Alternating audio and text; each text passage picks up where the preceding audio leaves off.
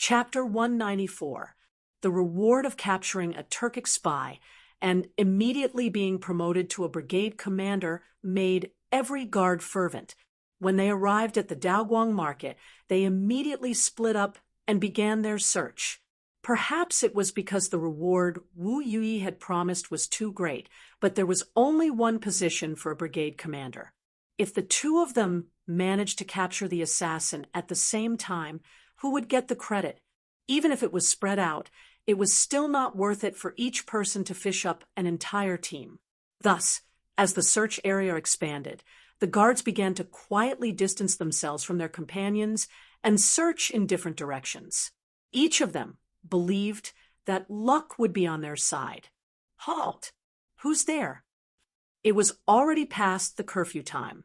Two patrolling officials carrying lanterns walked over from afar.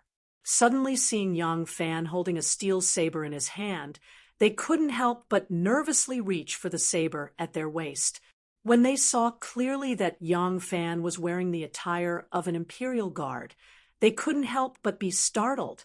Yang Fan waved his token at them, and the two cautiously approached. After identifying Yang Fan's token, they hurriedly bowed and left. Strange. What happened today? I encountered 3 Imperial Army guards on the way here. What's so strange about running into Imperial Army guards? Lucier and the other 2 even ran into people from the internal guards. Something big must have happened. Be careful when patrolling. The 2 patrolling officials quietly whispered in each other's ears as they left. Yang Fan's brow furrowed as he stood on the street.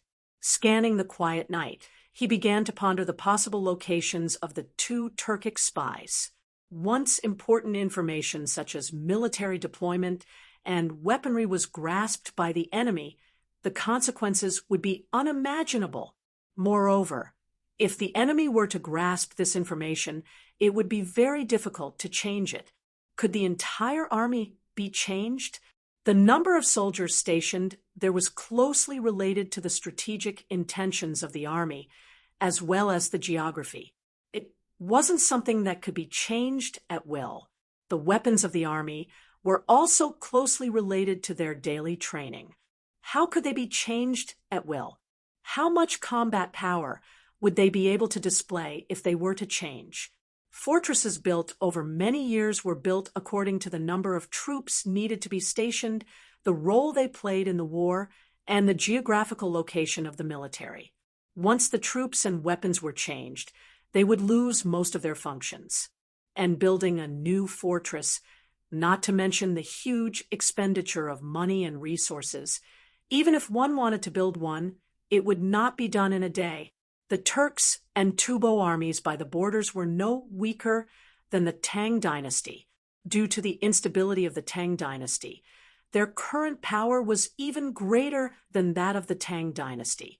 Under these circumstances, if this intelligence really fell into the hands of the Turks and allowed them to know the Tang dynasty's military deployment in Longyu like the back of their hands, the results could be easily imagined. Thus, Yang Fan did everything he could to find the 2 Turkic spies. In particular, once he caught 2 spies, he would be promoted to the rank of brigade marshal. This temptation was equally significant to Yang Fan. He stood at the end of the street and thought hard, where can these 2 spies escape to? In a granary in Song City, Duo walked around Chunir with a lantern in her hand. She was so anxious that her face was covered in sweat. She cried, "Madam, how are you? What should we do?" Chun Nier lay on the ground. Her face was covered in beads of sweat. She rubbed her bulging belly and said in pain, "I can't do it anymore. I'm afraid I'm about to give birth." Song City was located in the northeast corner of the imperial city.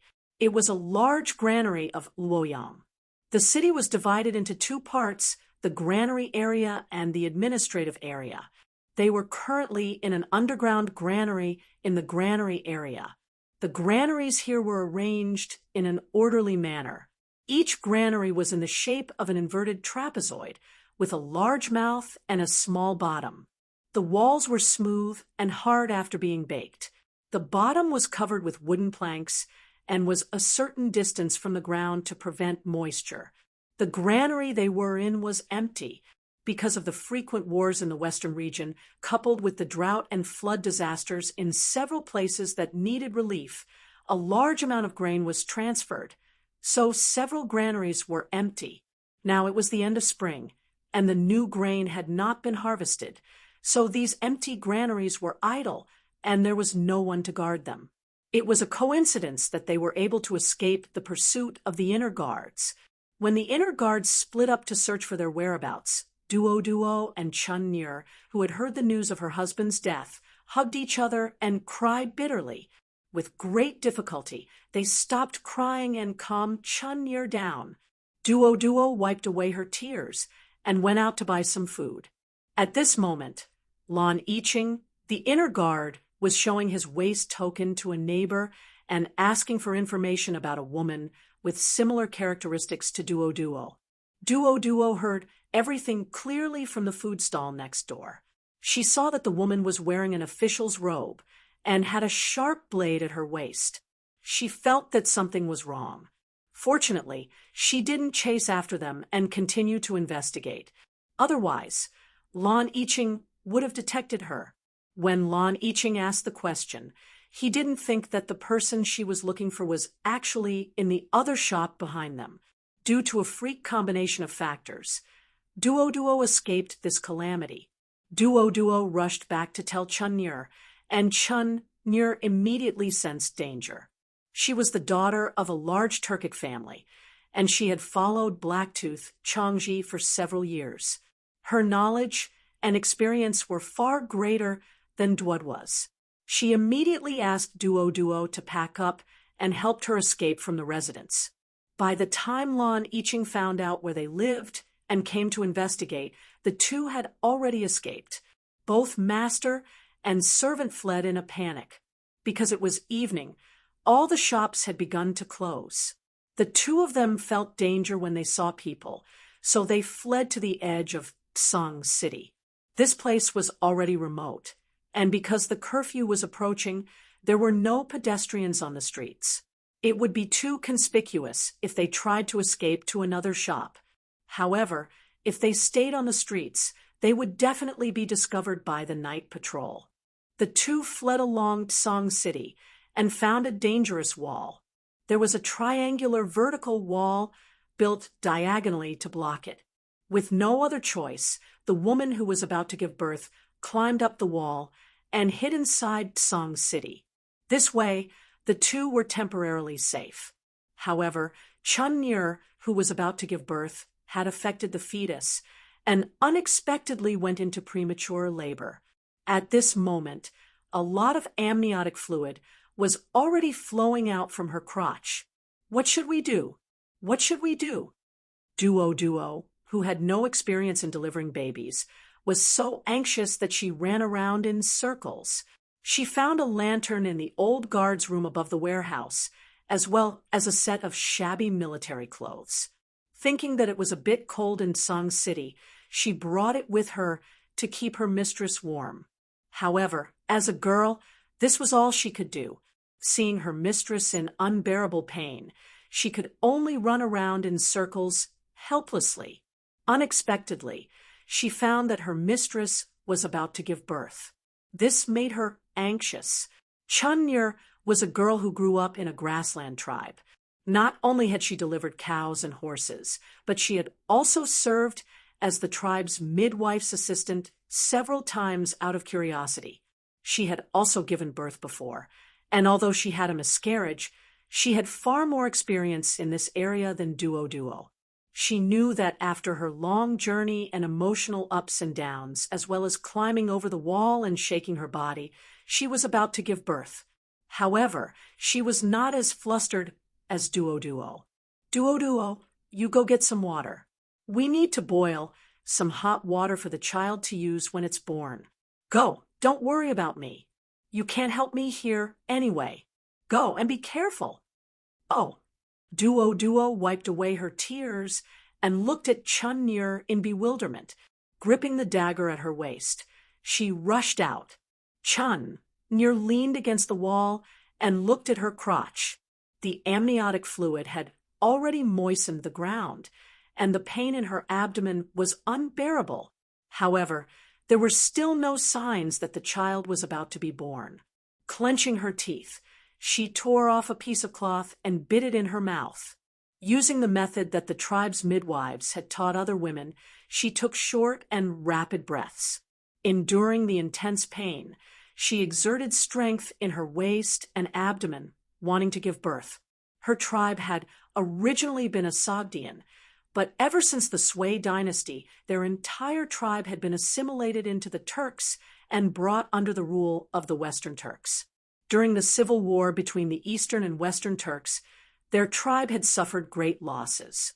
In the chaos of war, she had been separated from her people, drifting all the way to the Tang-ruled White Water Stream city. It was Blacktooth Changji who had taken her and given her a new life and doted on her. He had allowed her to end her wandering days, and he had given her the generous and warm embrace of a man. Although Blacktooth Changji was an old man in his 60s and was much older than her, he was an eagle of the grasslands, a true hero who galloped on the battlefield and shook the western regions. The children of the grasslands worshipped heroes the most. She loved her husband and revered him even more, seeing him as the heavens. If possible, she would not hesitate to sacrifice her own life, as long as she could protect him. Now, her husband had been wronged and had died with hatred in his heart. All she wanted now was to clear her husband's name and avenge him. She also wanted to give birth to her husband's flesh and blood. She could not let anything happen to this child, but she could not give birth. Chunyer pounded the ground in pain, enduring the tearing pain. Duo had not returned yet, and the silent cellar was empty. Only her heavy breathing and the occasional moan could be heard. The light only illuminated the area 3 feet in front of her, and everything else was hidden in darkness. She had a feeling that she had been abandoned by the whole world, and she was the only one left here. No, she wasn't alone. She still had a child that was connected to her by blood. However, she clearly felt that the child was falling hard and should be born soon, but she still couldn't welcome the sudden feeling of relief and hear the child's cries. The amniotic fluid and blood had already flowed all over the ground. She sat in a pool of blood, sweating and tears in her eyes, struggling bitterly. Chun near struggled to sit up and reached her hand under her skirt. There was no one to help her, so she wanted to give birth to the child herself, so that her child could be safely born into this world. Her husband's death had already made her despair, and her child was now her only hope. She would rather die than let anything happen to her child. But when her trembling hand groped around her lower body, she could not help but let out a cry of despair. She felt one of her child's feet, a small foot that had already reached out of the opening of her uterus. The child was not born smoothly, but in this kind of environment, her child was not born smoothly. She remembered very clearly that the midwives in her clan had said that if the child was born in reverse, the biggest possibility was that both mother and child would die. The most experienced midwives would make their mothers suffer a great deal of pain. They would use every method they could think of to protect one of their mothers with a very small chance of success. However, the midwife was currently isolated and helpless. The amniotic fluid was almost gone. If this continued, the fetus would definitely die in the womb, and the child would suffocate. Duo. Chunyer cried out in despair. She was no longer afraid. She no longer worried that her voice would be heard by anyone, as long as she could see her child. Even if she had to hold him in her arms, listen to his heartbeat, look at his appearance, and then immediately die, she was willing to do so. Duo. The echo echoed in the empty granary. Duo had not returned yet. Chunyer's eyes were blurred with tears. She cried in despair, and her fingers suddenly touched the hilt of the knife at her waist. Chapter 195. Yang Fan cautiously searched a few streets and finally used his Imperial Army token to open the door of the Daozhong Lane.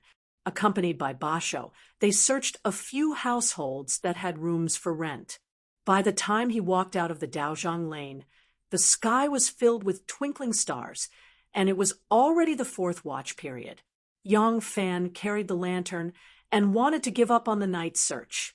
The two foreign women were indeed an obvious target, but Luoyang was simply too big.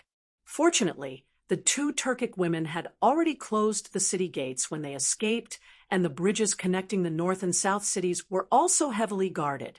It was unlikely that they had escaped to the south city. In this case, as long as they were still in the north city, the search area would be much smaller. It was impossible to disturb and interrogate every household at night, so it would be better to search tomorrow morning. But when he reached the main street, he suddenly noticed a vertical wall on the high palace wall opposite him. It was a dangerous wall. Due to the collapse of the ground, the top of the wall was leaning outwards. It would be too expensive to repair the entire wall, so a vertical wall was built to support the wall. Yang Fan knew that Song City was behind this wall, and he couldn't help but have a thought. After he came to Luoyang, he carried a blood feud with him, and his enemies were all from the bureaucracy. He had expected that the process of revenge would be difficult, and he had thought about where to hide if his identity was exposed. Song City was one of his considerations. Would the two Turkic women think of this? Yang Fan thought, and his eyes gradually narrowed. He walked to the wall and raised his head to look at the vertical wall. The base of the wall only reached his waist, and above it was a sloping wall that could be easily climbed. Yang Fan threw the lantern on the ground and stepped on it to extinguish it. He moved the saber to the position where it was easiest to pull out and leaped onto the wall, walking up step by step. After he was transferred into the 100 Cavalry, the weapon he was equipped with was the saber. There were 4 types of sabers in the Tang army. The ceremonial saber was mainly used in various ceremonies. Although it was gorgeous, it was inferior to the other 3 sabers in actual combat. The Mo saber was a heavy weapon, and its shape was somewhat similar to a horse-slaying sword. It was extremely sharp on the battlefield, but it was cumbersome to use in the palace. The remaining 2 types of sabers were the horizontal saber and the ambush saber. The ambush saber was shorter than the horizontal saber, and it was the only saber among the 4 that had a curved arc. It was light and nimble, and it was convenient for close combat. At the same time, once it pierced into a person's body, it could cause a second injury to the enemy when it was pulled out. Thus, the saber that the 100 cavalrymen usually carried was the ambush saber. After Chun Nir and Duo escaped into Tsang City, they did not run too far away. They were not familiar with this place. Moreover, when Duo slid down the wall to get Chun Nir down, Chun Nir paused for a moment. Her pregnancy was affected, so she could not run any further. They escaped into a nearby warehouse. When Duo rushed out to look for a water source, she was already frightened by the sight of Madame's lower body bleeding and in unbearable pain. In her haste, she did not close the door, so Yang Fan quickly noticed the cellar. Leading to the cellar was a narrow staircase. Yang Fan held his saber and stood at the side of the doorway. He looked inside and then tiptoed down. In the darkness, he walked down the stone steps step by step. When he reached the end, he faintly heard the cries of a baby in a dark night like this deep underground. In a place where one could not even see their fingers if they stretched out their hands, suddenly hearing the cries of a baby, even though Yang Fan had always been bold, he could not help but have goosebumps. He carefully poked his head out and glanced into the cellar. In the huge and spacious cellar, he saw a lamp. In the vast darkness, The lamp gave off a warm and quiet orange light. In the darkness, it formed a hazy ball of light that was no more than a few feet in radius. In the center of that ball of light lay a woman. Because it was too far away, even with Yang Fan's eyesight, he could not see clearly. He held his breath and gripped his saber tightly. He walked over step by step, getting closer and closer to that hazy ball of light. At this time, he saw it. He saw a woman. This woman was leaning against the wall, half-sitting. Her hair was disheveled, and her body, hands, and even face were covered in blood. She seemed to be holding something in her arms, and the baby's cries suddenly rang out again. The woman moved, as if she was stretching her arms, and then the baby's cries stopped again. Yang Fan stood in the darkness and did not take another step forward. He just quietly watched. It turned out that the endless darkness behind the woman was a wall. No wonder he could not see clearly when he was standing at the entrance. He saw that from the waist down, the woman's moon-white dress was completely dyed red. Under the weak light, the bloodstains were not that striking, but because of her pale face and the bloodstains all over her body, it was frightening to look at. Her intestines, Yang Fan shivered and did not dare to look any further. He quickly moved his gaze to her face. In her arms, he found that she was holding a baby, a naked, blood-stained baby. The baby was held in her arms and was vigorously sucking on it. The woman was looking down at her child, her face filled with sweetness and happiness. Her chest was bared, and her plump breasts looked strangely white and tender after being stained with blood. They shone with an enchanting luster under the orange light. But who would have the slightest vulgar thought when seeing such a holy scene in front of them? Yang Fan felt his heart stuck in his throat. He wanted to speak, but he did not have the courage to say a single word. He wanted to move forward, but his legs were weak, and he could not take a single step. He had started killing people since he was 13. He had killed bandits and rebels, and he had also killed officials of the imperial court. He had never imagined that he would become so weak at the sight of blood that he could not even hold a knife. As his eyes adapted to the darkness, he could clearly see that the woman's abdomen had been cut open. This newborn baby had been cut open by her and taken out, and she ignored the terrible state of her abdomen and held the newborn baby in her arms breastfeeding.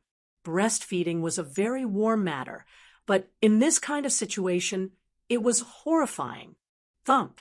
Yang Fan had never felt that the knife in his hand was so heavy. The saber was not considered heavy, but his hands were so weak that he could not hold it. The tip of the saber touched the floor, emitting a soft sound. Although this sound was soft, it was abnormally clear in this quiet warehouse where even the sound of a baby sucking could be heard. The woman suddenly held the baby in her arms tightly and stared with wide eyes. Looking at the darkness in front of her, she softly asked, "Who is it? Duo?" Her voice was not loud, as if she was afraid of scaring the child in her arms.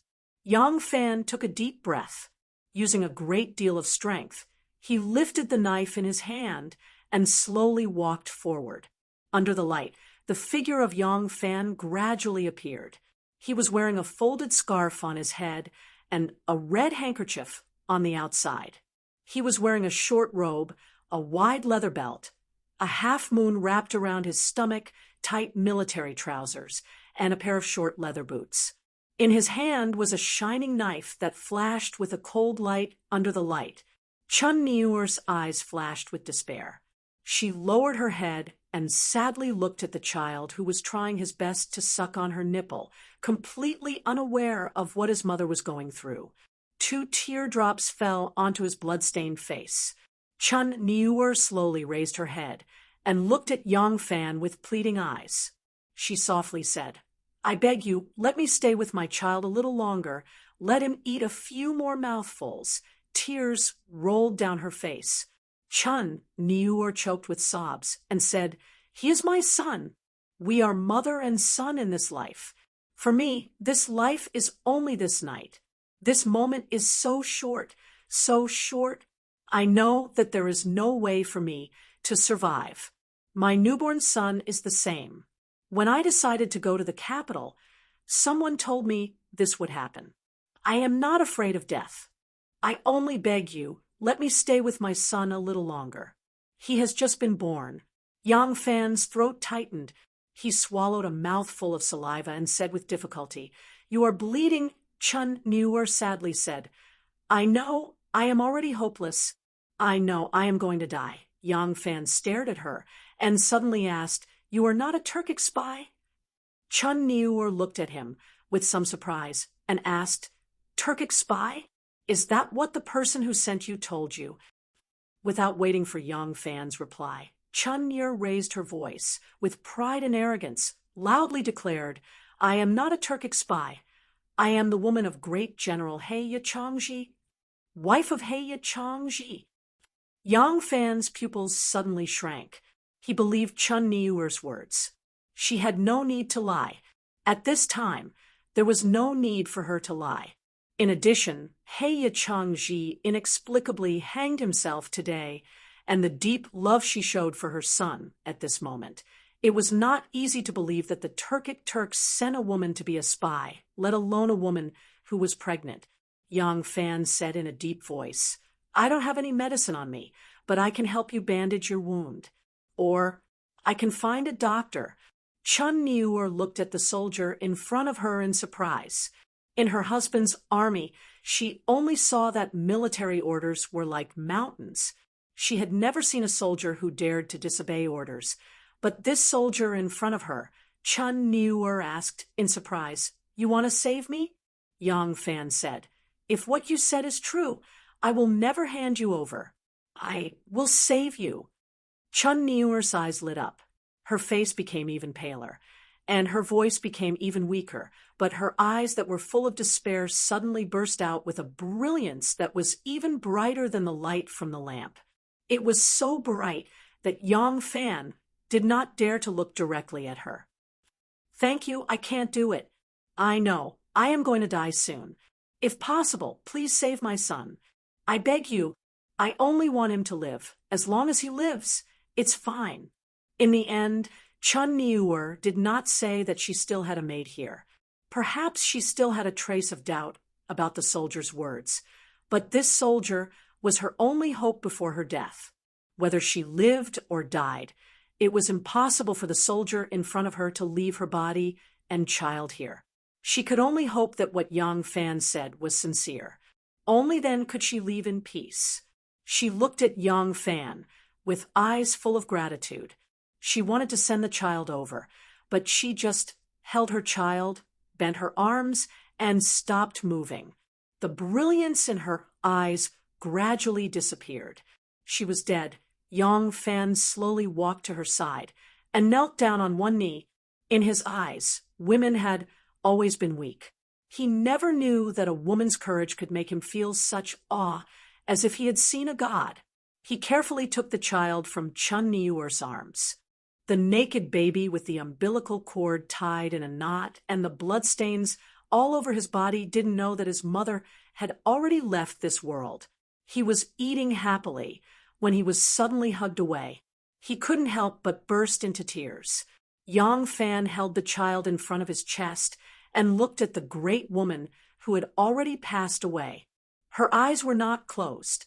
His voice was very soft, as if he was afraid of waking her up. He used a somewhat hoarse but unusually solemn voice to say, "Your son will live well, I swear." Chapter 196. "Madam, I got some water, madam." Yang Fan had just unwrapped himself and was about to put the baby in his arms when suddenly a girl's urgent cry came from behind. Yang Fan turned around and saw a girl with 3 braids flashing out of the dark night. "Madam." When Duo saw the scene in front of her, she suddenly froze. Her hand loosened, and the pot in her hand fell to the ground with a bang, shattering into pieces. Steam rose up, and the light shone on the steam, enveloping her as if she was hidden in a cloud of fog. Beast, I'll kill you. Dwoodwa's dull eyes slowly moved away from Chun Nir's bloody body and met Yongfan's eyes. Her eyes suddenly flashed a chilling light. She pulled out the dagger at her waist and gritted her teeth as she pounced on Yongfan. Bang! Dwoodwa's body tilted and fell heavily to the ground. She was suddenly hit in the back of the neck and fainted. Xie Xiaoman's figure flashed out like a ghost. Seeing the scene in front of her, she couldn't help but be startled. Xie Xiaoman searched for half the night. She had never thought that the government's Song City could be a hiding place. She only remembered that when she went to Yang Mingxing's house and asked him to help find the whereabouts of the assassin who assassinated Empress Wu, he had instructed Luoyang Commandant Tang Zong that Song City and some of the government's and used places could also be hiding places for criminals. Coincidentally, when Xie Xiaoman climbed into Song City, Duoduo happened to be rushing back to the cellar with hot water. Xie Xiaoman followed behind her and sneaked in. Seeing the scene in front of her, Xie Xiaoman was at a loss. Yongfan carefully put the child in his arms and said, "I found them here. This woman had just given birth. Perhaps it was a difficult birth, and there was no midwife to help her. She used a knife to cut open her stomach and took out her child. The cellar was very spacious." So Yongfan's voice was a little hollow, with a hint of coldness. Yongfan put the child in his arms and tried his best to arrange a position for him to lie down more comfortably. He continued, "I asked her. Before she died, she said that she was the woman of General He Zhichangji, and this child was the son of General He Zhichangji." Yongfan tightened his belt and slowly stood up with his saber in hand. He stared at Xie Xiaoman and said, "General Wu Yi probably told you the same reason as I did, right?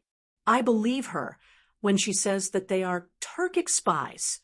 Xie Xiaoman came to her senses and asked Yongfan, "What do you want to do?" Yongfan stared at her for a long time before a helpless smile appeared on his lips.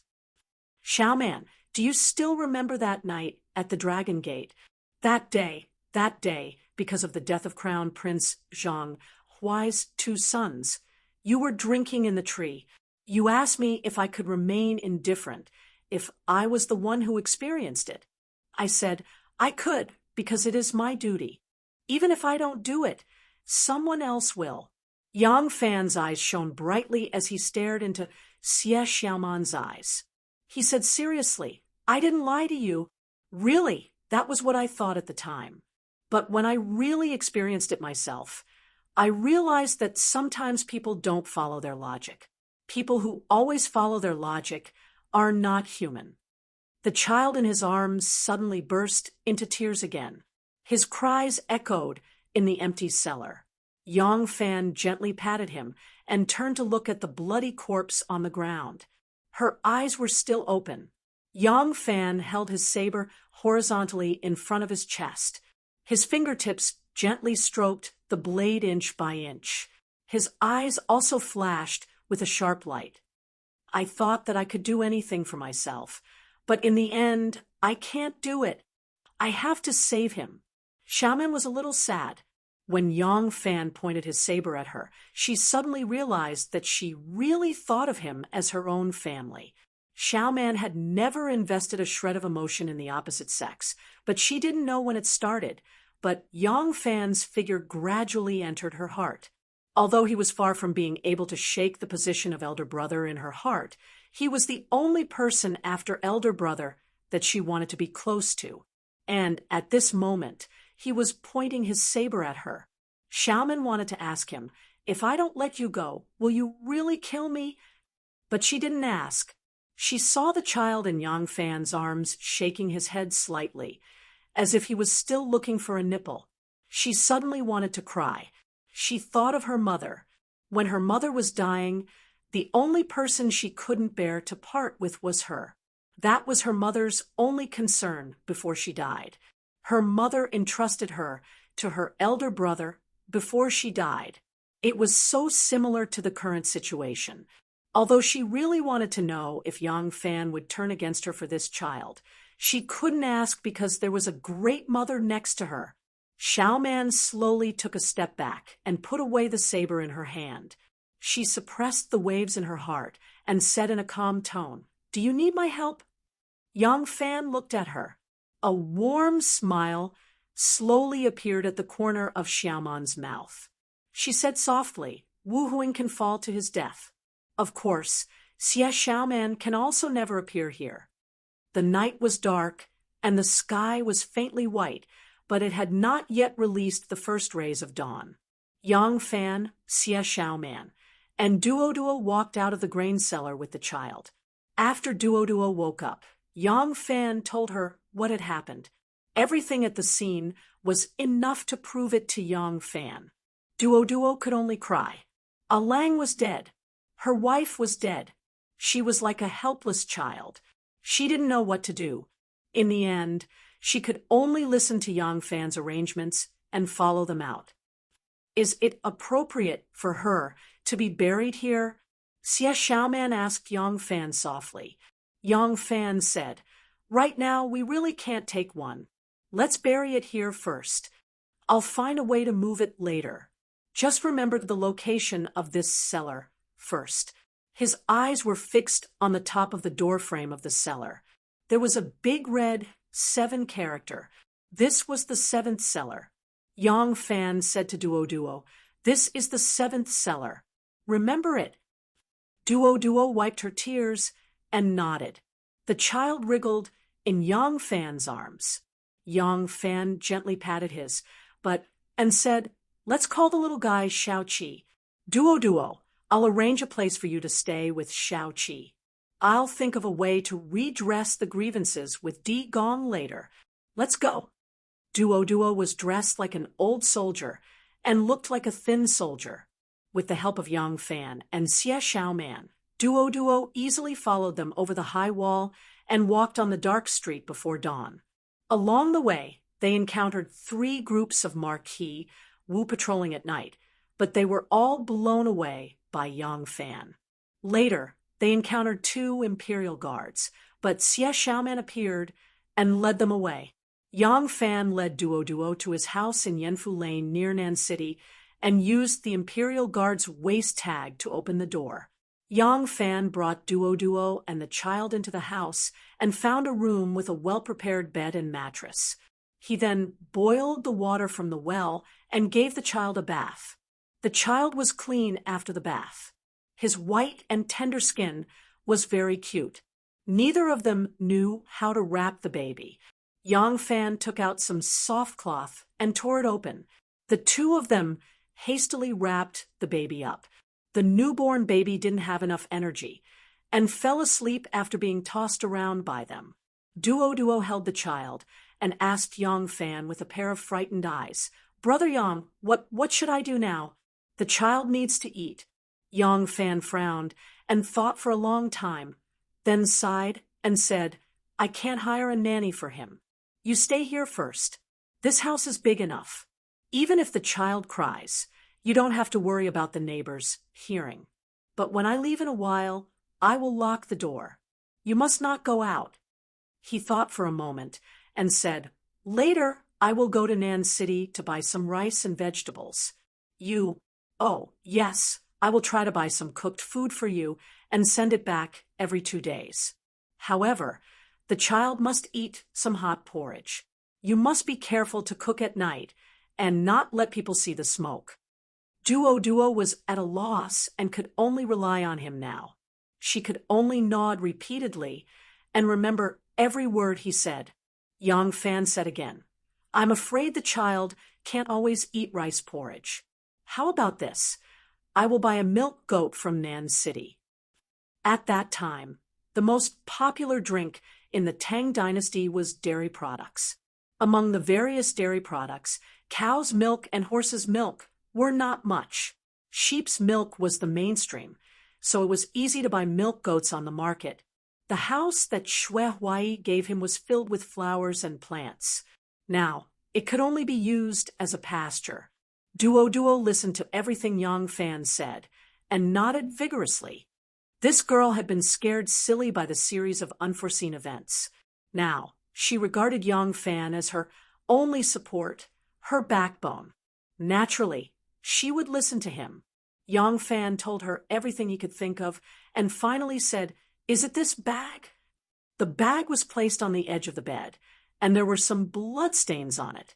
Duo nodded and couldn't help but cry again when she thought of her dead wife. Yang Fan took the bundle in his hand and said, "Good, I will take this with me.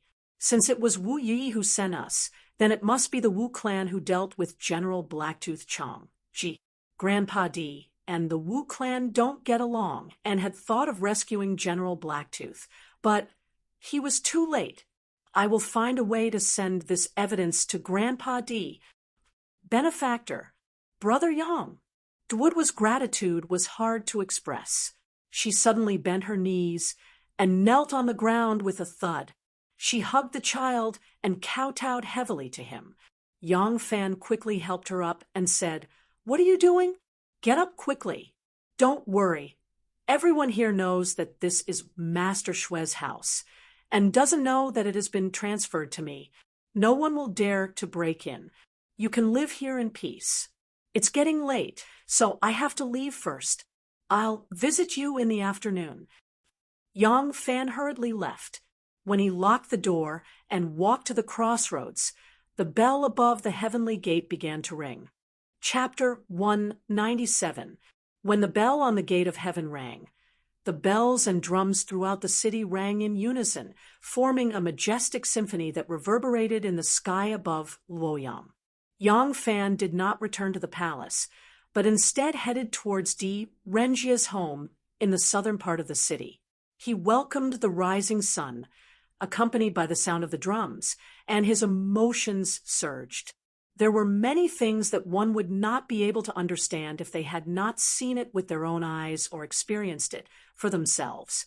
The scene from last night had deeply touched Yang Fan's heart. He wanted to do something for others, not because of himself, not because of his family, not because of his friends, only because of justice and conscience. He had thought that everything he had experienced had completely cooled his blood, and that everything that had nothing to do with him would not affect his feelings. Only at this moment did he realize that it was not the case.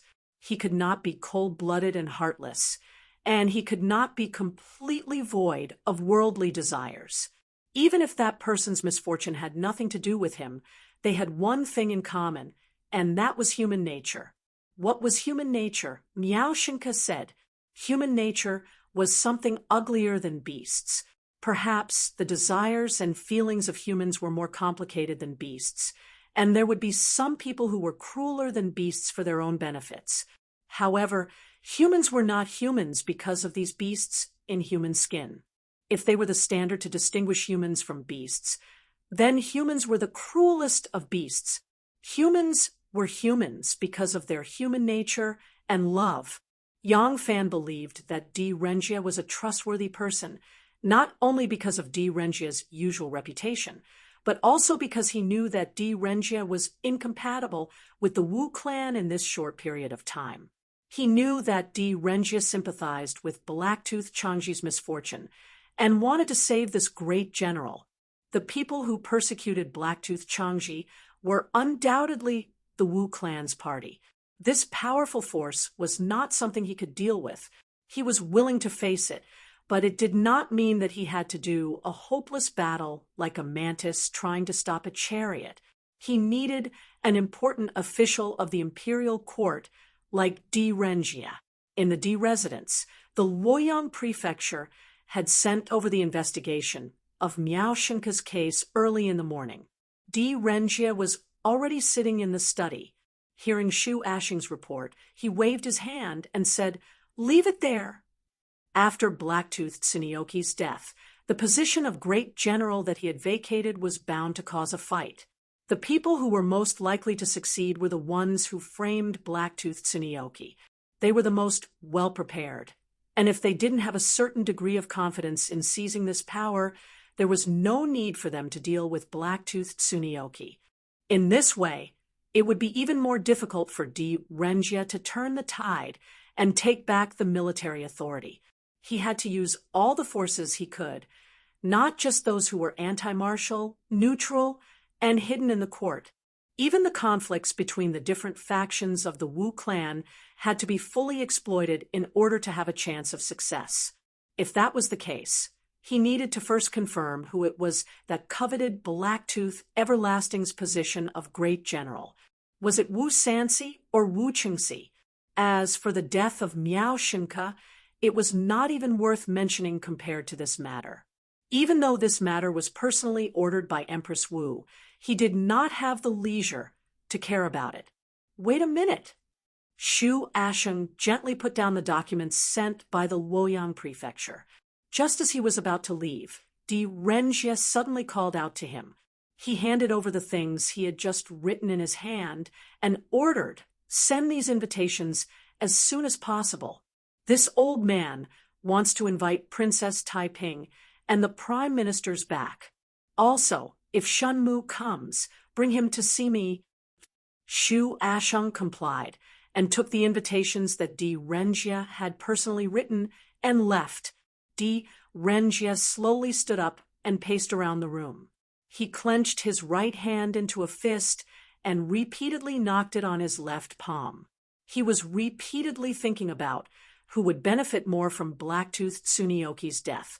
Although he only needed to wait patiently for the murderer to surface in order to fight for the military authority, it would be too late to act by then. Lang. Di Renjie was pulling his beard strand by strand in deep thought when Xu Asheng suddenly stepped into the door. Di Renjie's eyes lit up and he asked, "Is it Shenmu?" Xu Asheng said, "Lang, not Shenmu. It is Yang Fan who accompanied Lang to investigate the case yesterday. He said that he has a confidential matter to discuss with Lang." Di Renjie was startled and asked curiously, "Yang Fan? Why is he here so early in the morning? Quickly bring him to see me." Xu Asheng agreed and turned to leave. As he walked, he said, "Yes, this person is really strange. There's a door, but he didn't use it. He actually climbed over the wall. It made me think that a thief had broken in broad daylight. Wait." Di Renjie's eyes sharpened. "You said he climbed over the wall?" Xu Asheng said, "Yes." Di Renjie thought for a moment and asked, "Where is he?" "He's in the western courtyard." Xu Asheng replied, "He came from the woods outside the courtyard." If Shaoren did not go to the western courtyard to look for the gilded invitation, I would not have found him. I told him to wait there. I'll ask Lang if he wants to see him. Di Renjie's eyes slightly flashed. "I see. Don't bring him here. This old man will go see him. Does anyone else know that he broke into the residence?" Xu Asheng said, "No. This old man thought that with his status, there is no reason for him to be a thief. So I did not send anyone to watch." Di Renjie said, "Well done. Don't let others know about this matter. Let's go. Bring this old man to see him immediately." Di Renjie's legs have not yet recovered, but they are already 70 to 80% healed. It is not a big problem to walk without exerting too much strength. He let Xu Asheng lead him to the west courtyard. Chanwan was holding a bowl of hot cheese when she saw Di Renjie following Xu Asheng sneakily. She could not help but call out, "Lang, the cheese is here." Di Renjie waved his hand and put a finger to his lips to make a silent gesture. Then he slipped away with Xu Asheng. Chanwan was puzzled and said to herself, "This old man, what is he busy with now?" At this time, the residence's steward came and saw Chanwan standing there with a bowl in her hand. He said, "Miss Chanwan, Shenmu came to visit Lang. Is Lang in the study?" "He is here?" Chanwan's eyes lit up. She quickly said, "Invite him to the study. Lang will see him in a while." The steward responded with a smile and turned to leave. Chanwan looked at the hot cheese in her hand and wrinkled her nose. She said, "Strange old man, if you don't want a drink, then forget it.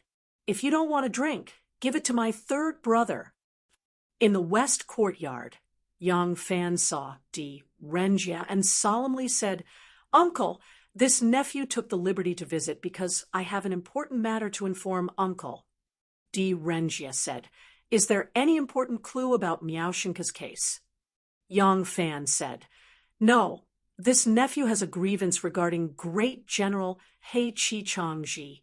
After thinking about it, the entire imperial court can only ask Uncle for help." Yang Fan did not say anything and directly took the bag. Di Renjia's eyes narrowed. He said, "This is—" Yang Fan said, "Uncle, please take a look first." Di Renjia took the bundle and opened it. Inside were many letters, official letters, and military documents. There were even some thick name lists. Di Renjia only flipped through a few things before his expression changed. "Nephew, where did you get these things from?" Yang Fan said, "Does Uncle think that these things can be used as evidence?" Di Renjia said, "What evidence?" Yang Fan said, "To clear Great General He Chi-chang-ji's name and find evidence of the mastermind behind the murder of the Great General." Di Renjia narrowed his old eyes and carefully looked at Yang Fan for a long time. He lightly waved his hand and said to Shu Asheng, "Asheng, go outside and keep watch. Don't let anyone come near." "Yes." Shu Asheng flashed outside. Di Renjia stared at Yang Fan and said in a deep voice, "What is your relationship with He Chi-chang-ji?" Yang Fan said, "We don't know each other." Di Renjia said, "You should know that He Chi-chang-ji was the current duke of the dynasty, a great general at the border. Even so, he died in such a dubious way. This bag is enough to take your life. Even if you die, you won't be able to cause any trouble. You are just a soldier. There is no need for you to stand up for others." Yang Fan said, "Someone has to stand up, don't you think so, Uncle Di?" Di Renjia stared at him for a long time. His eyes gradually revealed a gratified expression, and he lightly nodded. "I am not alone." Yang Fan naturally understood this sentence and couldn't help but be overjoyed. "Uncle, you agree to intervene?" Di Renjia said, "Since this old man knows about this, I will naturally intervene. But not now." Yang Fan was startled and slightly angered. "Why is that?" Di Renjia shook his head. "Child, it is not enough to be hot-blooded. You must pay attention to strategy. From this evidence, He Chi-chang-ji was framed by Wu Qingxi, Qiu Xinji, and Zhou Xing. If General He Chi-chang-ji is not dead, this old man will immediately bring this bag to the palace to see the Empress. The Empress will definitely pardon him and use a very dignified method to clear his name and give him justice. At the same time, it will also prove that the imperial court is clear." But Di Renjia stared at Yang Fan. "He Chi-chang-ji is dead. A duke, a great general who has been guarding the border for many years, has died inexplicably. If he is to be pardoned, someone must be responsible. Who will be responsible? A dead Blacktooth Chang-ji was useless, but those who framed Blacktooth Chang-ji were still of great use to the Empress. What do you think the result will be?" Yang Fan couldn't help but ask, "What will be the result?" Di Renjia said, "The result will be a stone sinking into the sea. This case will continue to be wrong, and the person who framed General He Chi-chang-ji may be summoned by the Empress to be scolded, but he will still be used." Yang Fan could only feel the veins on his forehead throbbing a few times. He gritted his teeth. "Then this case is just going to end like this?" Di Renjia lightly shook his head and slowly paced around the room. His eyes habitually narrowed. "Poison can sometimes kill people, and sometimes it can also save people. It all depends on when and where you use it. The same piece of evidence can sometimes lead to death, and sometimes it can let him off the hook." He stood still and slowly turned around to look at Yang Fan. He said in a low voice, "To let it play its proper role, we need the right time. If you believe this old man, then leave it here. This old man promises you that this evidence will appear when you can bring the villain to justice. Chapter 198. If Master D is still untrustworthy, then there will be no good people left in the court. Yang Fan bowed deeply and said, "My knowledge is shallow. I will follow your arrangements." Di Renjia nodded. Yang Fan was his son's good friend and had saved his life, so Di Renjia had always been close to him. Now that he knew that they were like-minded, he became even more friendly. He simply asked Yang Fan about how he obtained the evidence, and when he heard about the cesarean section, he couldn't help but be moved. After sighing, Di Renjia said, "Nephew has done very well and is very meticulous. Since that Miss Duo said that she asked the Yamen runners from the Ministry of Justice about my residence yesterday, and they could not catch me, it is inevitable that they would arrange people outside my house. You should sneak in through the forest and leave through the forest."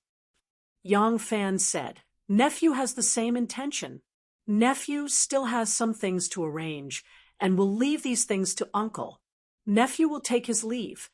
Di Renjia nodded in agreement and watched as Yang Fan left. He called out, "Ah, Shang." Shu Ashing answered and entered. Di Renjia said, "Keep this bag carefully." Shu Ashing walked over to organize the bag, and Di Renjia walked back to the study.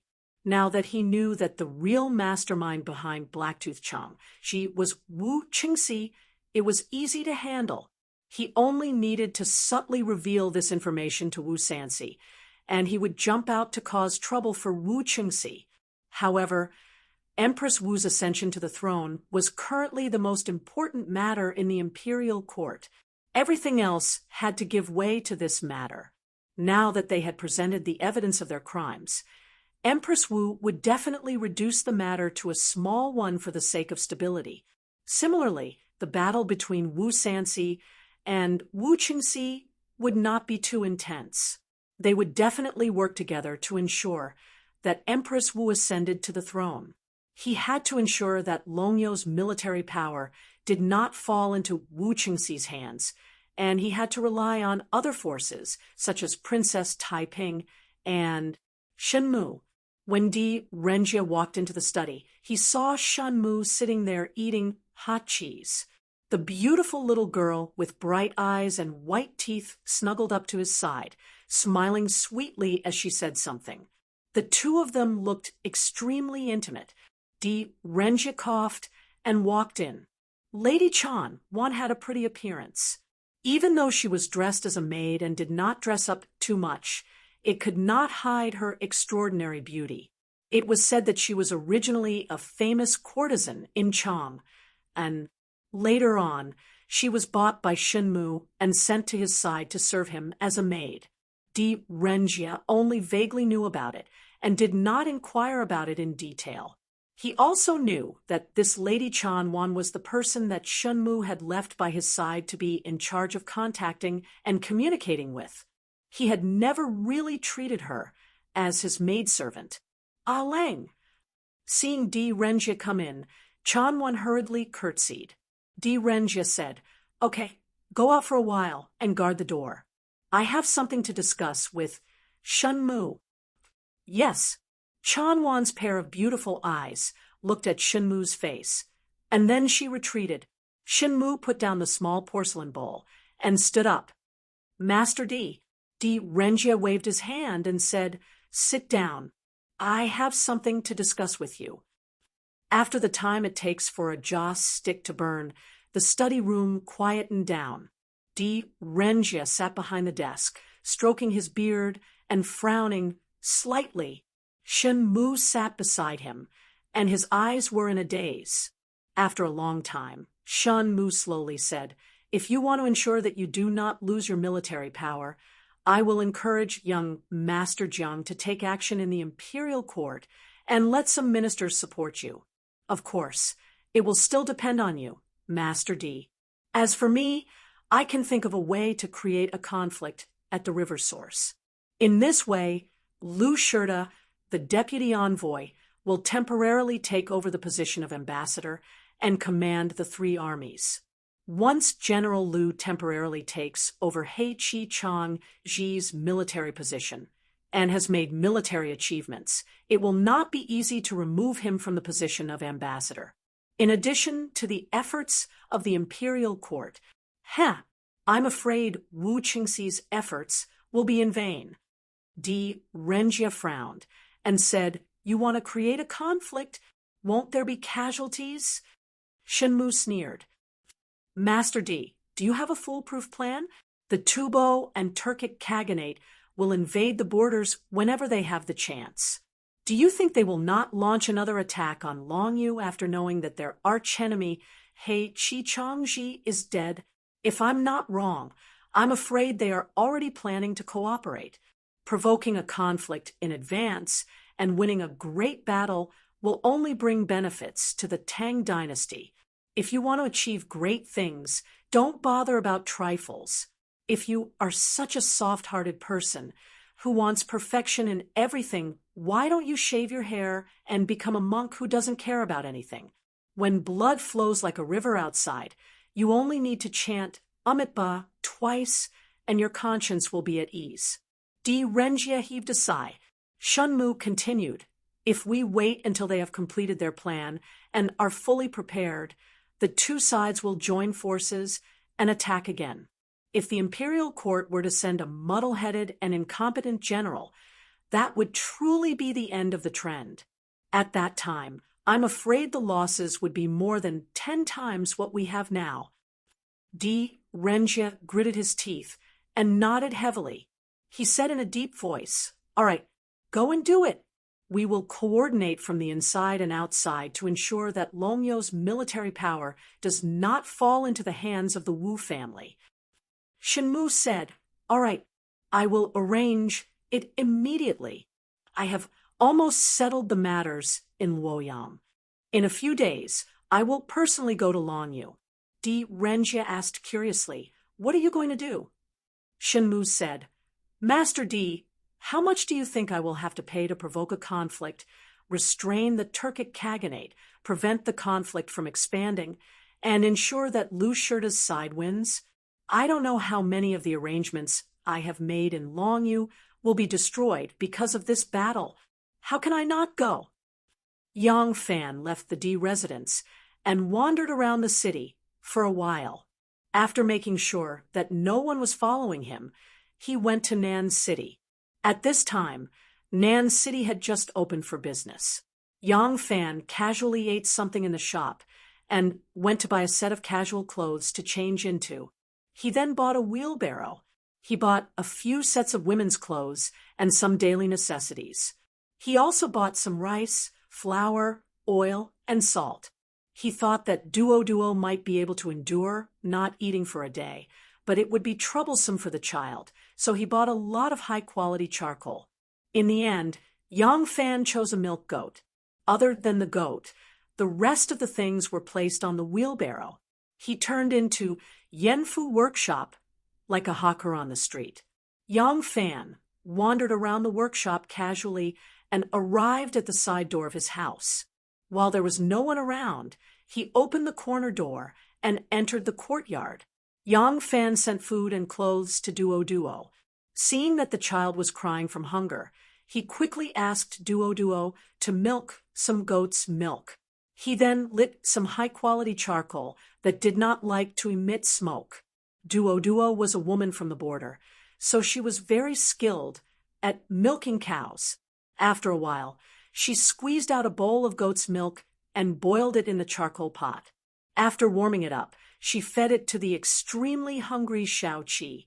The little guy finally had a mouthful of milk, so how could he be picky? He swallowed it in big mouthfuls and enjoyed it very much. The little guy was simple-minded and sensible. After eating his fill, he stopped crying and closed his eyes to sleep. Yang Fan looked at the relieved Duo and said to her, "All right, you should eat something too. You've been hungry for a long time." "Okay." Duo agreed, but she did not leave.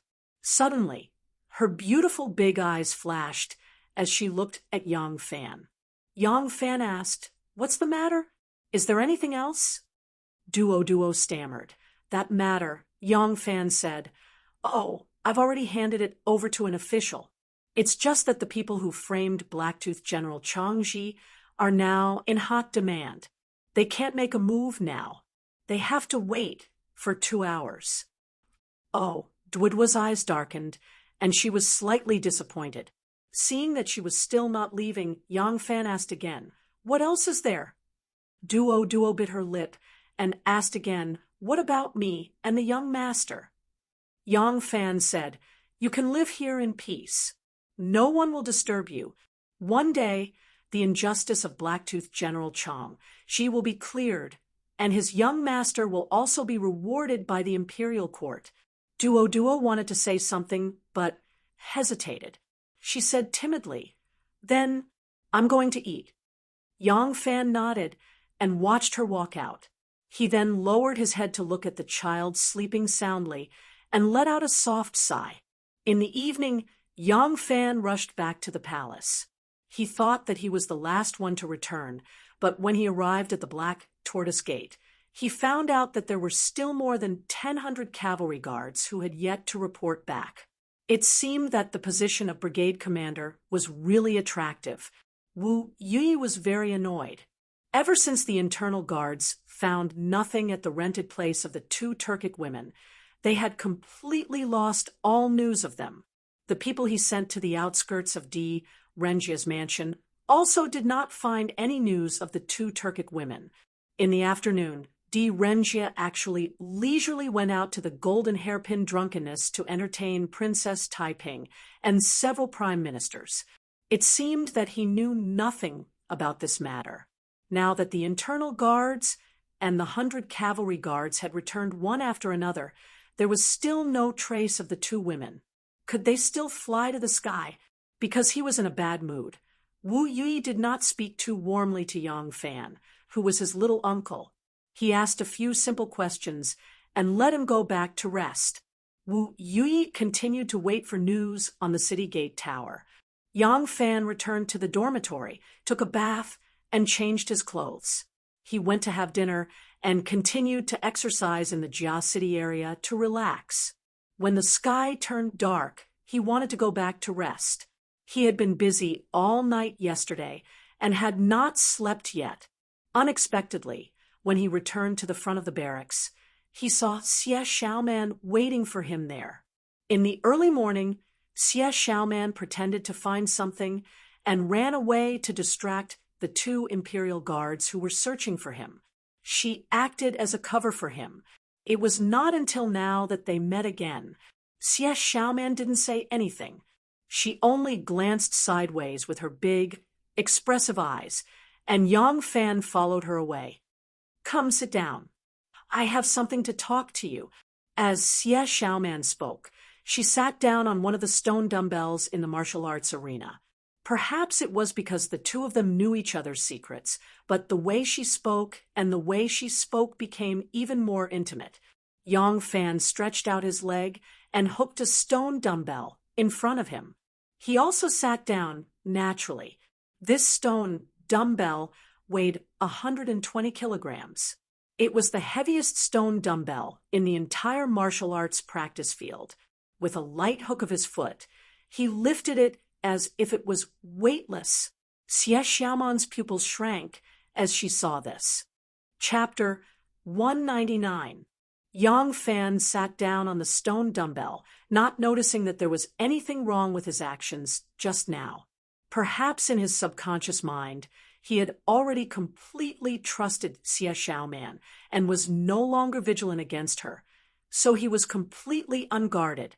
Xiaoman noticed Yang Fan's strength in lifting heavy things as if they were light, but she reevaluated his skills and didn't think too much about it. She had previously known that Yang Fan could win second place in the sumo wrestling competition with skills slightly inferior to Chu Kuanga's, so his martial arts and skills couldn't be too weak. Now, she just looked at him in a higher light. Her attention was actually on, how is that child? As soon as Yang Fan sat down, Xiaoman hurriedly gathered up the corners of her clothes, leaned forward, and asked excitedly. Yang Fan said, "That little guy is really good. After eating, he buries his head in a deep sleep. He doesn't cause any trouble at all." Xiao Man said, "He's so young, what can he eat? Won't he be hungry?" Yang Fan said, "Goat's milk. I can't hire a nanny for him. It's too unsafe. At night, Duo will also cook some rice porridge and make it mushy for him to eat. This little guy is very sturdy. He should be able to eat it." Xiao Man's big eyes suddenly flashed, and she asked again, "Does he have clothes to wear? Will he freeze?" Yang Fan said, "Clothes? I wrapped him up with some soft cloth. It's almost summer now. He shouldn't freeze." "Yes, that's true." Xiao Man tilted her head and thought about it, then asked faintly, "Will he miss his mother?" When she asked this, Xiao Man's eyes were sparkling, as if there was a layer of water flowing in them. Yang Fan was speechless for a long time, then said in frustration, "Right now, he probably doesn't know anything." Oh, Xiao Man also seemed to realize that her question was a little stupid. She smiled embarrassedly and fell silent. The moon gradually rose, and the two were still talking. During this time, Yang Fan had secretly yawned several times, but Buchi was in the mood to talk, so he had to accompany her. They first talked about the child who had lost his mother, what he ate, what he wore, whether Duo could take care of him, and what would happen to him in the future. Unconsciously, they talked about Wu Yuyi, who had sent them to kill Chun Nir. They talked about the Wu family. They talked a lot, but consciously avoided one topic, the child's mother. Xiao Man raised her face and looked at the moon that had just risen in the sky. She sighed faintly and said, "I walked around the city for half a day and didn't come back until noon. It wasn't because I thought it was still early, but because I didn't dare to come back. My face must have been very ugly. Whenever I think of that woman, my heart aches. Whenever I thought of her, I would think of my mother who loved me dearly. My heart would ache. When I came back, I had to pretend to be calm and smile when I saw my companions coming back. Who would know how uncomfortable my heart was? I only felt a little better after talking with you for so long." Yang Fan held back a yawn and said with tears in his eyes, "Who said it wasn't? When you smiled when you were young, you really smiled. You smiled because you were happy. When you grow up, there are very few times when you genuinely smile. Most of the time, it's just an expression that's faked." Xiao Man said resentfully, "I don't understand. Why are they so cruel? The Empress is already so old. She clearly has more power than the Emperor, but in order to wear a dragon robe and be called the Emperor, she can even kill her own children, even her own grandson. General Blacktooth Chong, she guards the border and has outstanding achievements. Is there any sign of rebellion? He's already 60 years old. How many years can he live? What kind of rebellion can there be? Crown Prince Li Hong, Crown Prince Li Xian, all because there are signs of rebellion. Even the imperial grandson, who's only a few years old, is because there are signs of rebellion. Why are there so many people who want to rebel?" Yang Fan said, "If you want to incriminate someone, you can always find a pretext. In the end, it's just a matter of desire. Those who don't have money want money, those who don't have power want power, and those who have power and money want to be famous for eternity. This is still a smart person who knows that immortality is impossible. Otherwise, it would be even more." Xiao Man said, "Yes, some people have black eyes and red hearts, but once their eyes are red, their hearts are black. Their power and wealth are much greater than ours.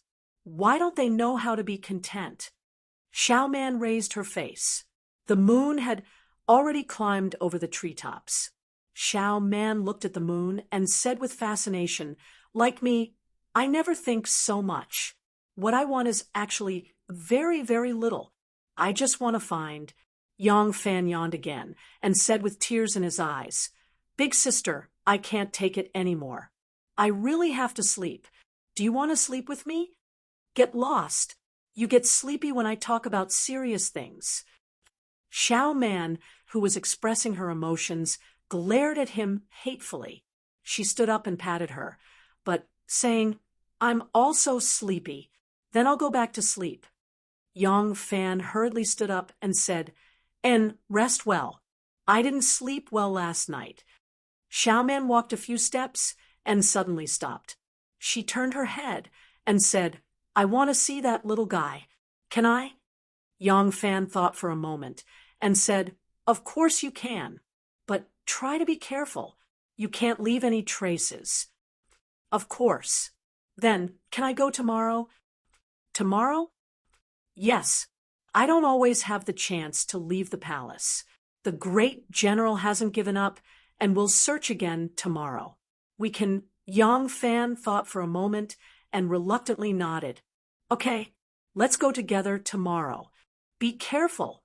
Early the next morning, when Yang Fan and Xiao Man appeared at the Black Tortoise Gate Tower, Wu Yuyi looked at them in surprise.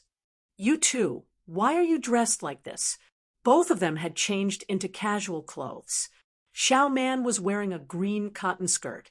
Her hair was combed into the double circle makeup of an unmarried girl. She had bright eyes and white teeth. She looked like a pretty little village girl. Yang Fan was also wearing a short cotton shirt. The two of them standing there looked like a pair of brother and sister. Yang Fan said, General, we searched so loudly yesterday and still couldn't find them. Maybe someone came to their aid. There are millions of people in Luoyang. It won't be easy to find them if they hide in a crowd. Xie, and I thought we should change into casual clothes. It will be easier to find their traces this way. The two of us walking together, a man and a woman, won't attract attention. Wu Yi nodded repeatedly and said with a face full of smiles, Good. Very good. This is a good idea. You are still the ones who think of ways to do things. He glared at the inner guards and the 100 cavalry soldiers and ordered, Look at you. You were seen from 8 zhang away. How can you not run away? Go back and change into casual clothes. 1 man and 1 woman will search together. Go quickly. All the guards responded in unison and retreated out of the room. Yang Fan took the chance to say, General, we will leave first. Okay, go. When the two of them also left, Wu Yi let out a long breath and said to Su Liang, The 100 cavalry is responsible for the safety of the Forbidden Palace. The inner guards are responsible for the Empress' personal guards. Sometimes they leave the palace to eliminate some unsuitable old fellows. They are all famous people with status. It will be easy to find them as long as they are skilled and clean. It is too difficult for them to do this kind of thing. They should all be transferred to the Luoyang Prefecture to learn how to investigate people and solve cases from the officials there. Su Liang smiled and said, General, please calm down. After all, this kind of thing only happens once in a few years.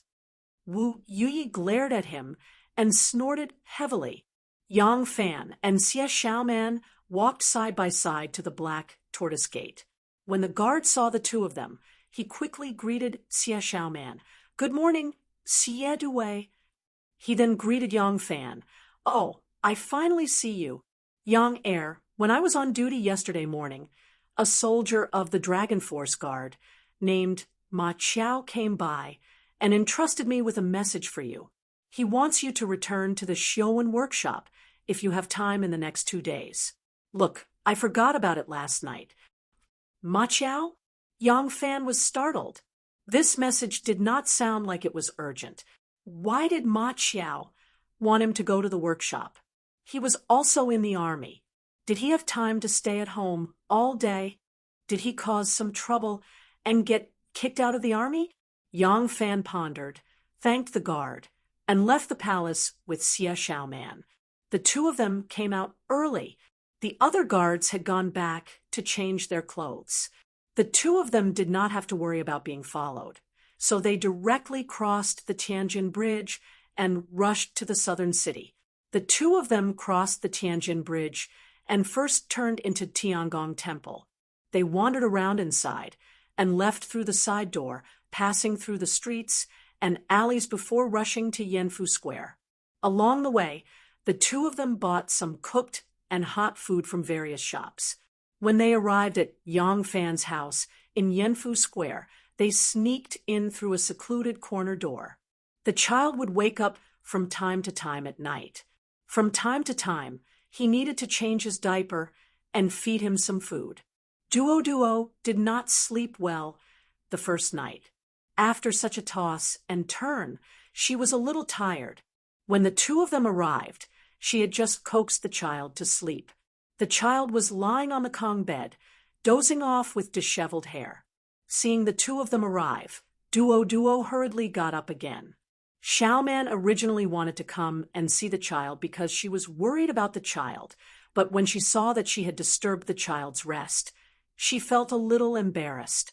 Yang Fan said to Duo, "Miss Duo, you're a girl. It's really hard for you to take care of this child, but your identity is special. There are people still looking for you, so you really have to be careful. You can't hire someone to help you." Duo's eyes were a little red and swollen from sleep. After hearing Yang Fan's words, she quickly said, "It's okay. It's just taking care of a child.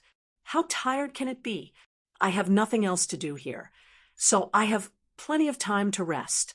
It's just because I didn't sleep the night before and woke up a few times last night that I'm a little tired. When the child falls asleep, I'll also catch up on my sleep." Yang Fan handed over the wontons and biscuits he had bought and said, "I just bought them. Go eat something while it's hot and wash up. We'll take care of the child first." Duo agreed gratefully and took the food to the outer room. Yang Fan and Xiaoman sat on the edge of the bed and bent down to look at Xiaoqi, who was sleeping sweetly in the swaddling clothes. The morning sun shone gently on them through the window lattice. The scene was like a pair of young parents watching their child attentively. It was extremely warm. Chapter 200. His fingers are so small, so thin. I don't even dare to touch them. I'm afraid they will break if I touch them.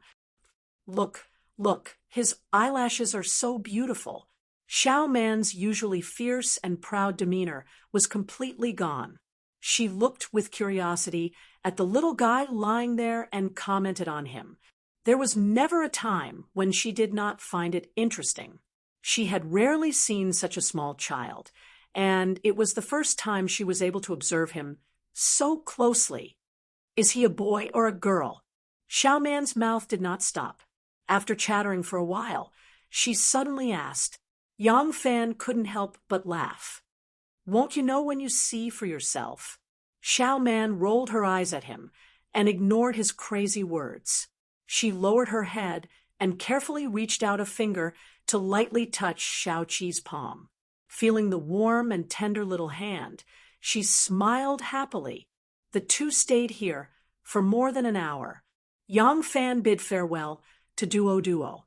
Xiaoman reluctantly followed Yang Fan out of the mansion through the corner door. She asked, "Where are we going now?" Yang Fan said, "We have to walk around. I'll take you to Xiaowen Workshop, to where I live." "Okay." Xiaoman happily agreed and followed Yang Fan to Xiaowen Workshop. The Xiaowen Workshop had passed its busiest time in the morning. The pace of life in the neighborhood had slowed down again. The bare-chested cook had just suppressed the fire and was slowly flipping through the baked bread in the pot. Jiaodong's master Meng folded 2 rolls of fine white cloth that had already turned yellow and gently covered the steamer to prevent the steam from escaping. After recognizing Yang Fan, they all greeted Yang Fan in pleasant surprise. Old Yuqi, who was baking the baked bread, threw down the bamboo tongs. As he wiped his hands on his apron, he came over with a smile. Curling his long beard, he laughed and said, "It is rare that Erlang has the time to visit the workshop. Who is this girl?" Old Yuchi looked at Xiao Man and nodded in satisfaction. Then he looked at Yang Fan, and his smile became slightly warm. Master Meng stood behind the stove and gave Yang Fan a thumbs up. Yang Fan smiled. He knew that their rich imagination was only limited to the matters between men and women. He couldn't explain anything to them in front of Xiao Man, so he just said, "Uncle, you go ahead with your work. I'm going to Brother Chiao's house to take a look. We'll talk when I come back." All right, all right, all right. You can go and do your work." Old man Yuchi opened his throat and let out a rough laugh. Of course. You two are good brothers. I knew you came back for Brother Chiao. Ha. Didn't you bring back a beautiful young lady? You don't want Brother Chiao to be the center of attention, do you? Yo, this who old man even knows how to brag. What did he say about focusing on the beauty in front? As Yang Fan walked, he greeted acquaintances along the way. Xiao Man followed him all the way, facing all kinds of speculations, sudden realization, and ambiguous gazes. She asked Yang Fan with some confusion. Yang Fan smiled and waved at a few acquaintances on the side of the road. He said calmly, "You don't have to pay attention to them. They often say some inexplicable things and do some inexplicable things. You just need to know that they are good people." When he passed by the second intersection of Cross Street, Yang Fan thought he would see Big Sister Noodles, who was wearing a little blue dress and working hard there. Who would have thought that when he reached the intersection, not only did he not see the beautiful figure busy at work, even the small shed had been torn down. Naturally, the panel under the shed and the stove were all gone. Yang Fan was stunned. Why didn't Sister Pasta open her stall? She even tore down her stall. Yang Fan's heart was full of doubts. He really wanted to immediately turn and go to Pasta's house, but after thinking about it, he decided to go to Ma Chiao's house first. If something really happened, he might be able to find out more about it. Yang Fan quickened his pace and rushed to Ma Chiao's house. He pushed open the gate and shouted, Annie, it's me, Yang Fan." "Xiao Fan?" With a cry of surprise, the door opened and Ma Chiao ran out of the house like a gust of wind. When he saw Yang Fan, he laughed heartily and rushed over to give him a bear hug. Yang Fan immediately felt at ease after being hugged. Looking at Ma Chiao's appearance, it was unlikely that something had happened. It was also unlikely that something had happened to Pasta's house. Otherwise, he wouldn't be smiling so happily when he saw him. Yang Fan patted him on the back and smiled. "Let go. You've only been in the army for a short period of time, but your strength has increased quite a bit. You're going to strangle me to death." Ma Chiao laughed heartily and let go. When he saw Xiao Man, he was startled at first. Just as he was about to tease her with some flowery words, he suddenly recognized Xie Duwei from the palace. He couldn't help but jump in fright. He said in surprise, "Xiao Fan, why did you bring Xie Duwei here?" "You," Yang Fan said, "Xie Duwei and I disguised ourselves to go out of the palace on an errand. I heard that you were looking for me, so I came along. Quickly invite Xie Duwei into the house to sit." Oh, yes. Please come in. Ma Chiao walked into the house with a tentative expression. At the same time, he shouted, "Auntie, there's a guest." "Who's here?" Ma's mother came out of the house with a happy face. When she saw Yang Fan, she smiled. "It's Xiao Fan. I haven't seen you for a long time. Ma Chiao, this brat, what kind of distinguished guest is this? Isn't he just with his own family? Ma's mother suddenly saw Xiao Man standing behind Yang Fan, and her voice suddenly stopped. She looked at Xiao Man up and down, and quickly walked over. She pulled her hand and carefully looked at it. She clicked her tongue and praised, "Oh, whose daughter is this? So beautiful, you guys are." Ma Chiao squeezed through the door and said, "Annie, why are you asking?" Quickly invite them into the house. Come on in, and sit down." As he spoke, he pushed his mother away and let them into the house. When Ma's mother saw that Yang Fan had brought back such a beautiful girl, she was interrupted by her son. She couldn't help but poke him hard on the forehead and said in a low voice, "You're so troublesome. You're poor all day long. Look at Xiao Fan. I said that a dog that bites doesn't bark. Look at her ability. She brought back a beautiful girl quietly." Xiao Man's hearing was very good. She clearly heard Ma's mother's deliberately lowered voice. She vaguely guessed why so many people had a strange look in their eyes along the way. She also guessed what Ma's mother had misunderstood. She couldn't help but feel a little uncomfortable. When she entered the house, she said embarrassedly, "Annie, what are you talking about?" Yang Fan said, "You see, I've already said that they often say some inexplicable things and do some inexplicable things. You just need to know that they are good people. Don't worry so much." After a while, Ma Chiao came in with a big dustpan and said with a smile, come on, have some dates and walnuts." Yang Fan moved his body and let him put the big dustpan between him and Xiao Man. He asked, "Brother Chiao, why did you send me a letter to come back? Also, why did Sister Ning's stall close?" Ma Chiao suddenly became a little shy. He coughed twice and said, "Oh, you mean this? Ahem. That. You can listen to my mother later." It was the first time that Yang Fan had seen him show such an expression. He couldn't help but be surprised and said, "You also have times when you are embarrassed? Tell me, what is it?" Before Yang Fan could grab him, Ma Chiao had already slipped out and shouted, Mother, Xiao Fan is calling you." Yang Fan couldn't help but laugh. "What's wrong with this kid?"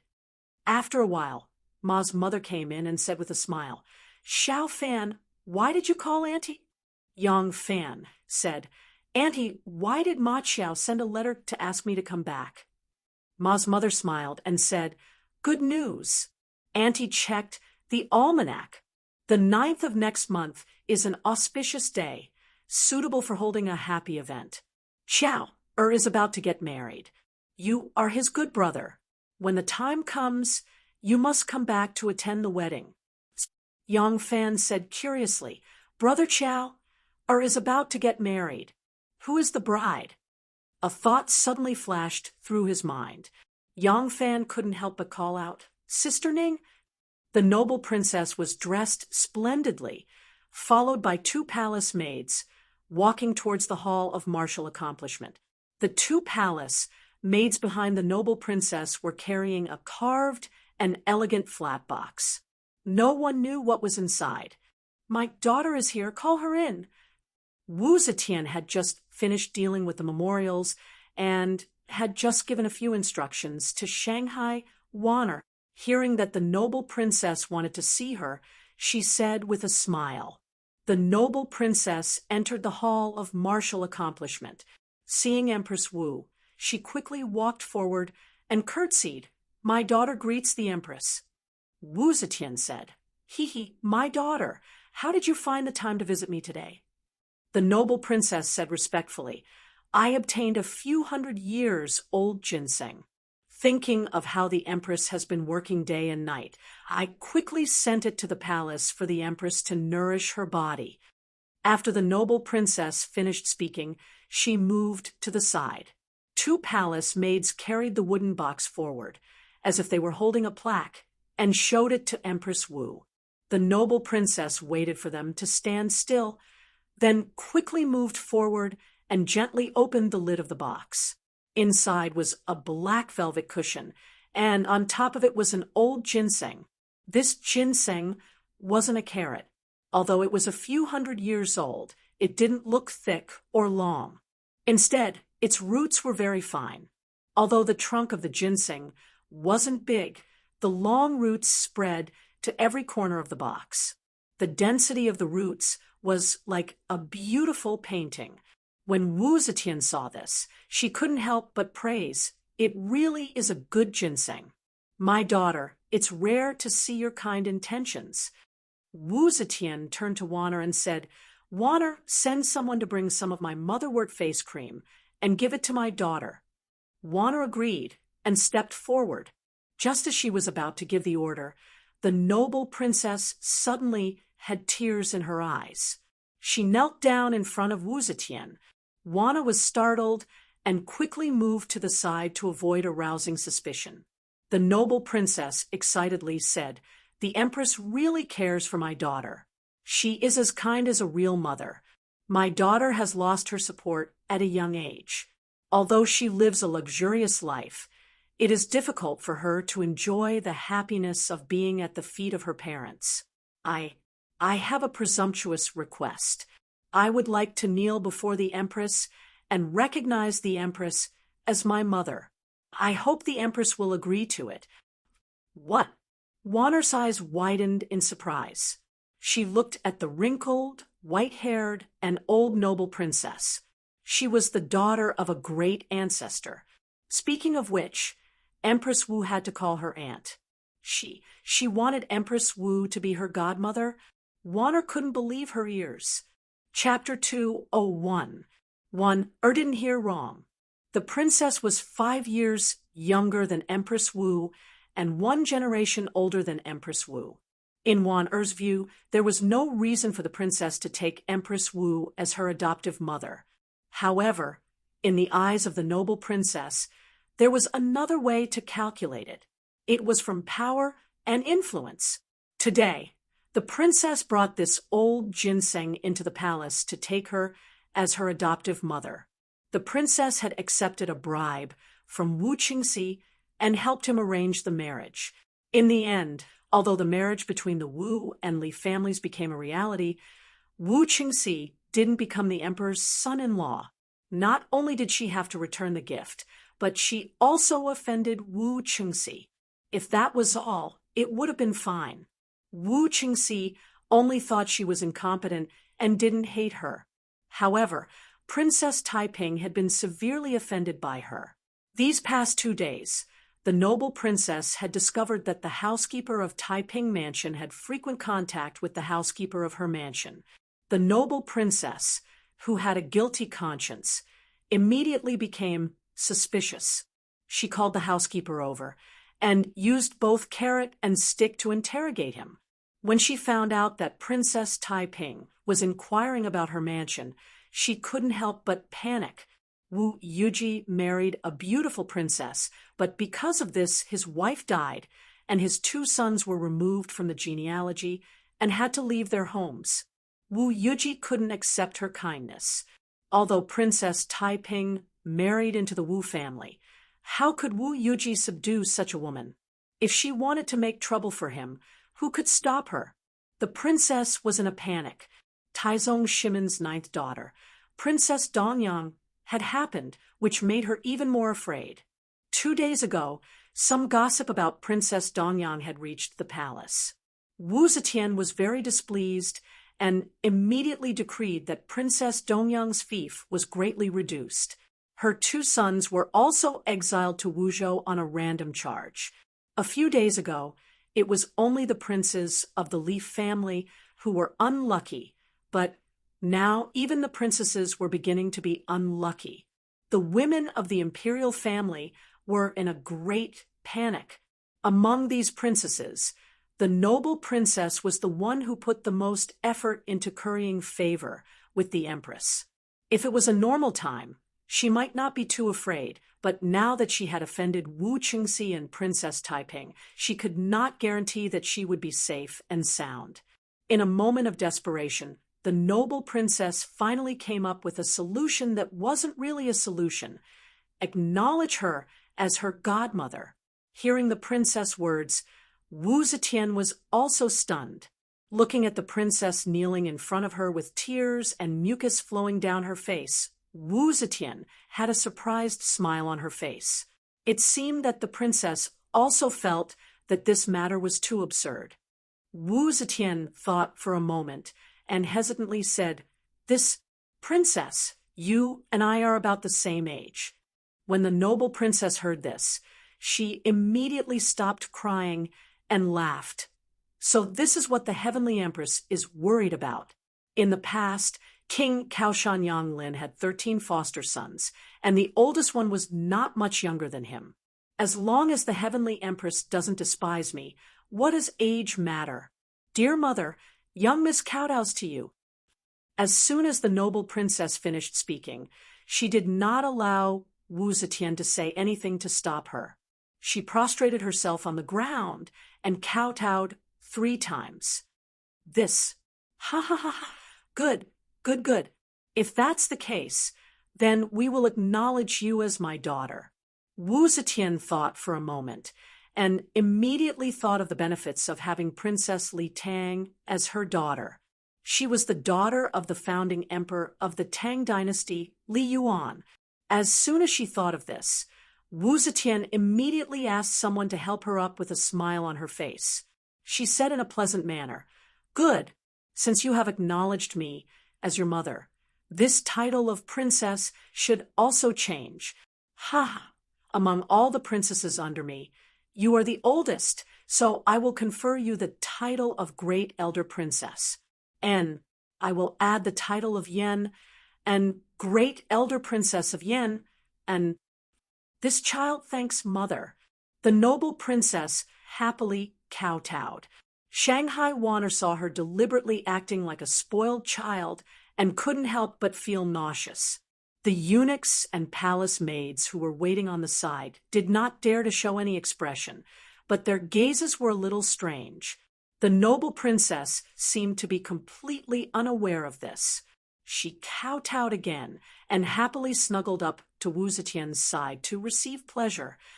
Wu Zetian smiled and said, "Mother has something that I want you to do.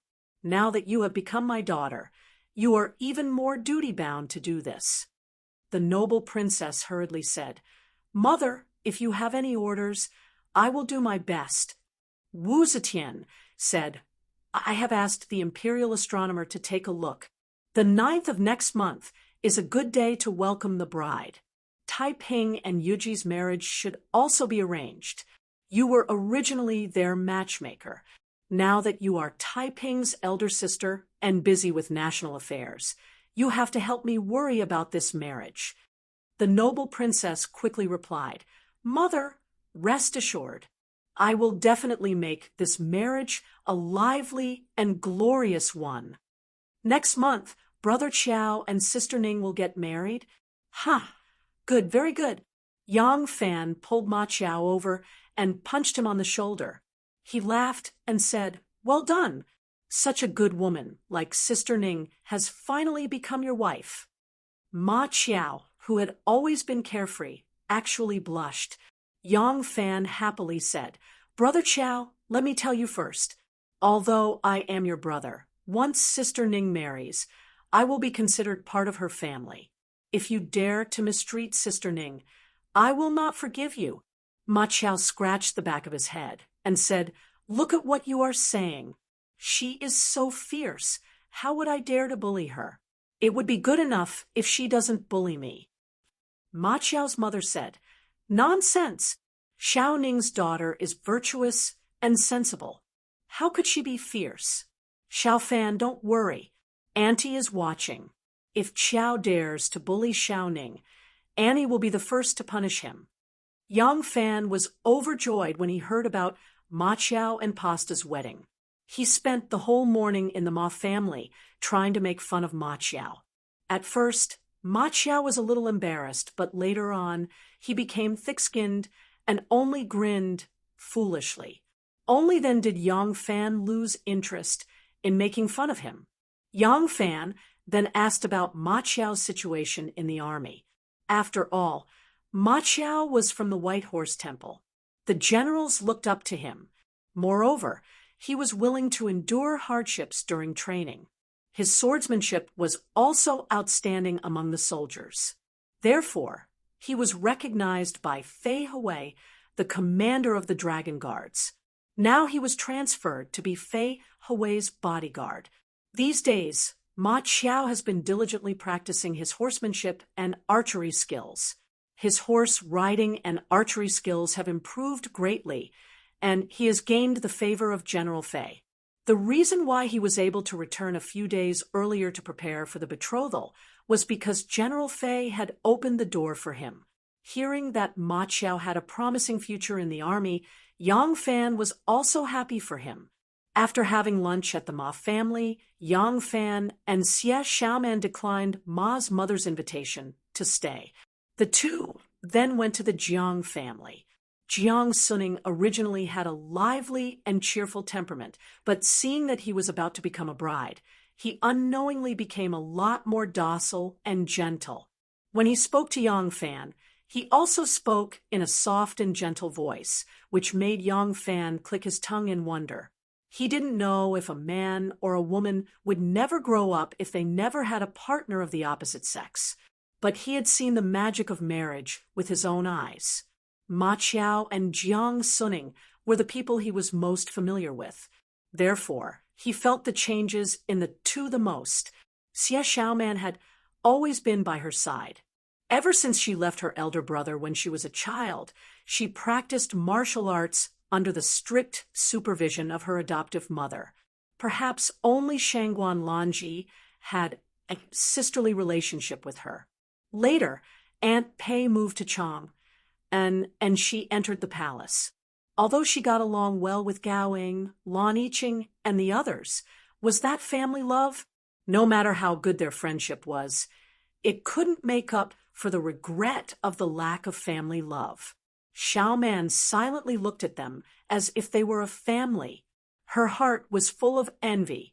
By the time they left the Showan workshop, there was already a touch of twilight on the horizon. When they walked on the Tianjin Bridge, the sun had already brushed against the side of the mountain. Looking at the golden river flowing east under the twilight, Xie Xiaoman took a deep look in the direction of the distant Yanfu workshop. She said to Yang Fan, "That little guy is hiding in your house. He's safe for the time being, but what about him in the future?" Yang Fan said, "Let's take it one step at a time.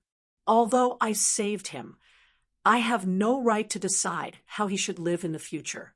In 2 days, I'll go again and ask Duo if there are any relatives of the Black-Teeth Changji or that madam."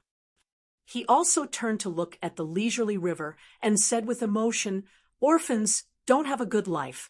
Even if there's someone to adopt them, it's still two different things to be together with blood relatives." When Xie Xiaoman heard this, she nodded vigorously. She was the one who understood Yang Fan's words the most. Yang Fan looked back at her with a smile and said, You always like to worry for others. Now you don't worry for me, but worry for that little guy. Don't worry. Since I've promised that madam, I'll definitely do it properly from beginning to end." As the two talked, they walked all the way to the Black Tortoise Gate. After entering the gate, before they could completely walk out, a figure suddenly appeared in the sunset. Because the person was looking at them with his back to the sun, the two could not see the person's appearance clearly. They only saw the silhouette of a military uniform. The shiny copper blade at his waist reflected a golden brilliance in the sunset.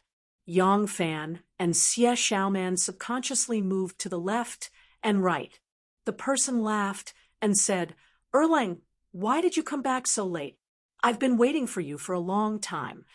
Yang Fan and Xie Xiaoman were hiding the person that Wu Yui was searching for. When they saw a general suddenly appear at the gate, they inevitably became a little vigilant. Fortunately, the person spoke at the right time. Yang Fan and Xie Xiaoman were very quick-witted people. When they heard the voice, their hands that were originally touching the hilt of the blade naturally dropped down. Yang Fan went up to greet him and said, "This is, Brother D." The person standing at the gate was the Fengchen Guard's General D. Guangyuan. Yang Fan's reaction just now was not big, so it did not arouse D. Guangyuan's vigilance. D. Guangyuan said with a smile, "In 2 days, my father will be holding a family banquet. He specifically told me to invite you, my young friend, to attend." Yang Fan hurriedly said, "This kind of thing, second brother, You can just send someone to inform me. Why did you trouble second brother to wait here? Di Guangyuan said with a smile, How can a son dare not run the errand of Lord Father? I had no choice but to obediently come and invite you. Yang Fan humbly thanked him. Second brother is too polite. When is the specific time set? Di Guangyuan said, In 3 days at noon. Yang Fan said, All right, in 3 days, Yang Fan will definitely attend the banquet on time. In a house facing the wall in the backyard of Di Renjia's residence, the third son of the Di family, Di Guangzhao, was wearing a moon-white shirt. He pushed open the back window and looked outside. Suddenly, a head popped out from the top of the wall and looked around. Then, he quickly climbed up to the top of the wall and brought the ladder in. Then, he climbed down the ladder and ran to the bottom of the wall while carrying the ladder. Di Guangzhao asked impatiently, How is it? Did you find out? That person was a manservant who served Di Guangzhao. He put down the ladder and wiped the sweat off his forehead. Third Lang Jun, I have found out. The time is set to be in 3 days. All right. Di Guangzhao's fist met with his palm. Bam. He said fiercely, In 3 days, I will be there on time. I want to let Lord Father see which of his 3 sons is the most promising. Chapter 202. The Di family banquet was held in the pine and bamboo forest at the back of the house.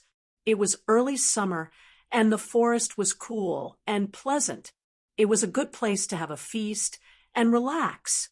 There was a small pavilion in the pine and bamboo forest, but because there were many people attending the banquet, the pavilion could only accommodate 3 to 5 people. So the banquet was moved outside the pavilion.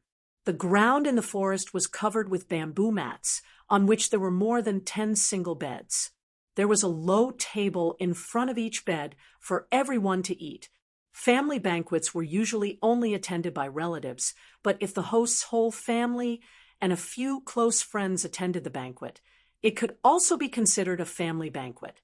Di Renjia's wife had passed away many years ago and had 2 concubines.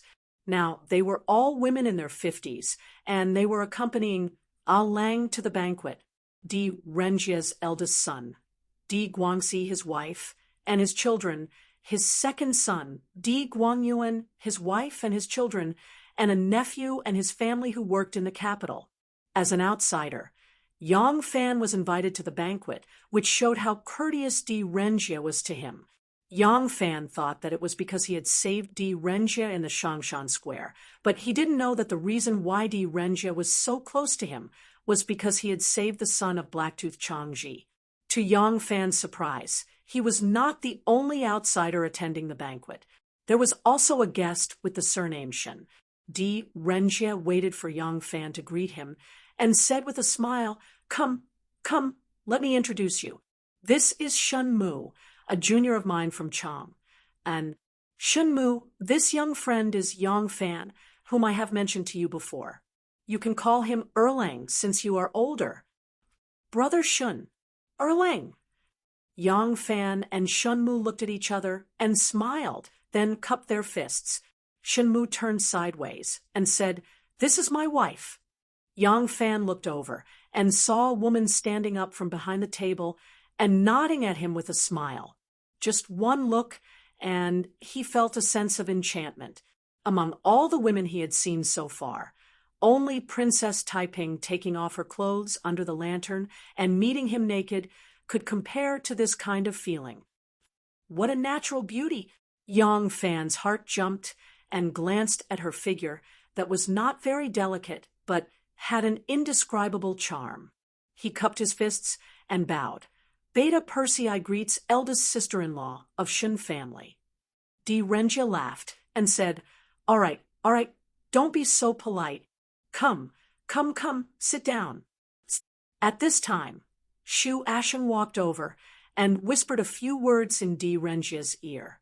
Di Renjia's face flashed a trace of anger as he coldly snorted, That unfilial son! Forget it if he doesn't want to come. Just ignore him. Shen Mu asked with a smile, What is troubling you, Master D? D. Renjia didn't hide it, and snorted, Isn't it because of my third son, Guangzhou? That unfilial son has always run amok, and it really angers me. A few days ago when we came back from Jiangnan, the old man taught him a good lesson. Today, he unexpectedly said that his hip injury has not healed and he cannot attend the banquet. No need to pay attention to him. Let's drink wine. In the backyard, Di Guangzhou was still wearing the loose moon-white clothes as he walked around the house. Suddenly, the door opened and his servant, Qin Yuan, flashed in from the outside. Di Guangzhou quickly asked, How is it? Qin Yuan panted and said, It's fine. After I saw a housekeeper's shoes reply, a Lang ordered to start the banquet. He won't force Sen Langjun to attend. Humph, I said, I don't want to go, and he ignored me. Father is really biased. Di Guangzhou angrily complained for a while, but suddenly his anger turned to joy. This is also good, in case he finds out. Hurry up and help me change. It's already past noon. We better not be late. Qin Yuan quickly fetched a robe and helped Di Guangzhou put on his clothes. Di Guangzhou opened the back window and looked out. He was about to walk up to the window. Ouch! Di Guangzhou snorted and said, The old man hit me so hard that my butt still hurts. Move the table over here. Qin Yuan quickly pushed the table under the window. Di Guangzhou stepped on the table and climbed up the window. He carefully flipped out of the window. Qin Yuan also climbed over and carried the ladder to the wall. After setting up the ladder, Di Guangzhou climbed up the ladder. After Di Guangzhou climbed up, Qin Yuan looked around and hurriedly climbed up using both her hands and feet.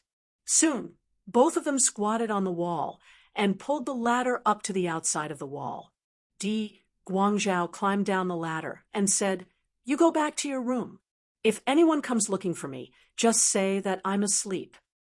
Don't worry, Sen Langjun. Qin Yuan agreed and looked at Di Guangzhou running away. She then pulled the ladder back. In the bamboo forest, there was a joyous song and laughter. Although the Di family did not have any singers and dancers, they hired a few from the Zhu Jiaofang to play and sing, which greatly enhanced the atmosphere of the banquet.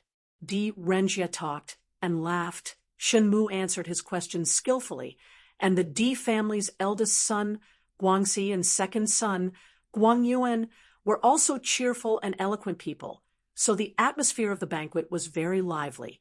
On the side of the women, Di Renjia's 2 wives and 2 daughters-in-law, as well as Shenmu's women, were also talking and laughing.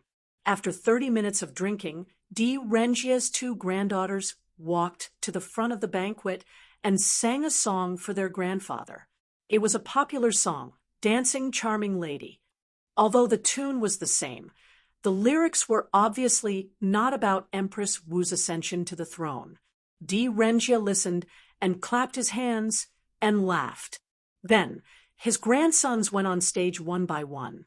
Those who could sing and those who could dance pushed the atmosphere of the banquet to a climax. Grandpa dance, Grandpa dance. Seeing that their grandpa was happy, the little guys came up and pulled him up. Ha ha ha, good, good, good. I will dance with you. Di Renjia laughed heartily and stood up to leave the banquet.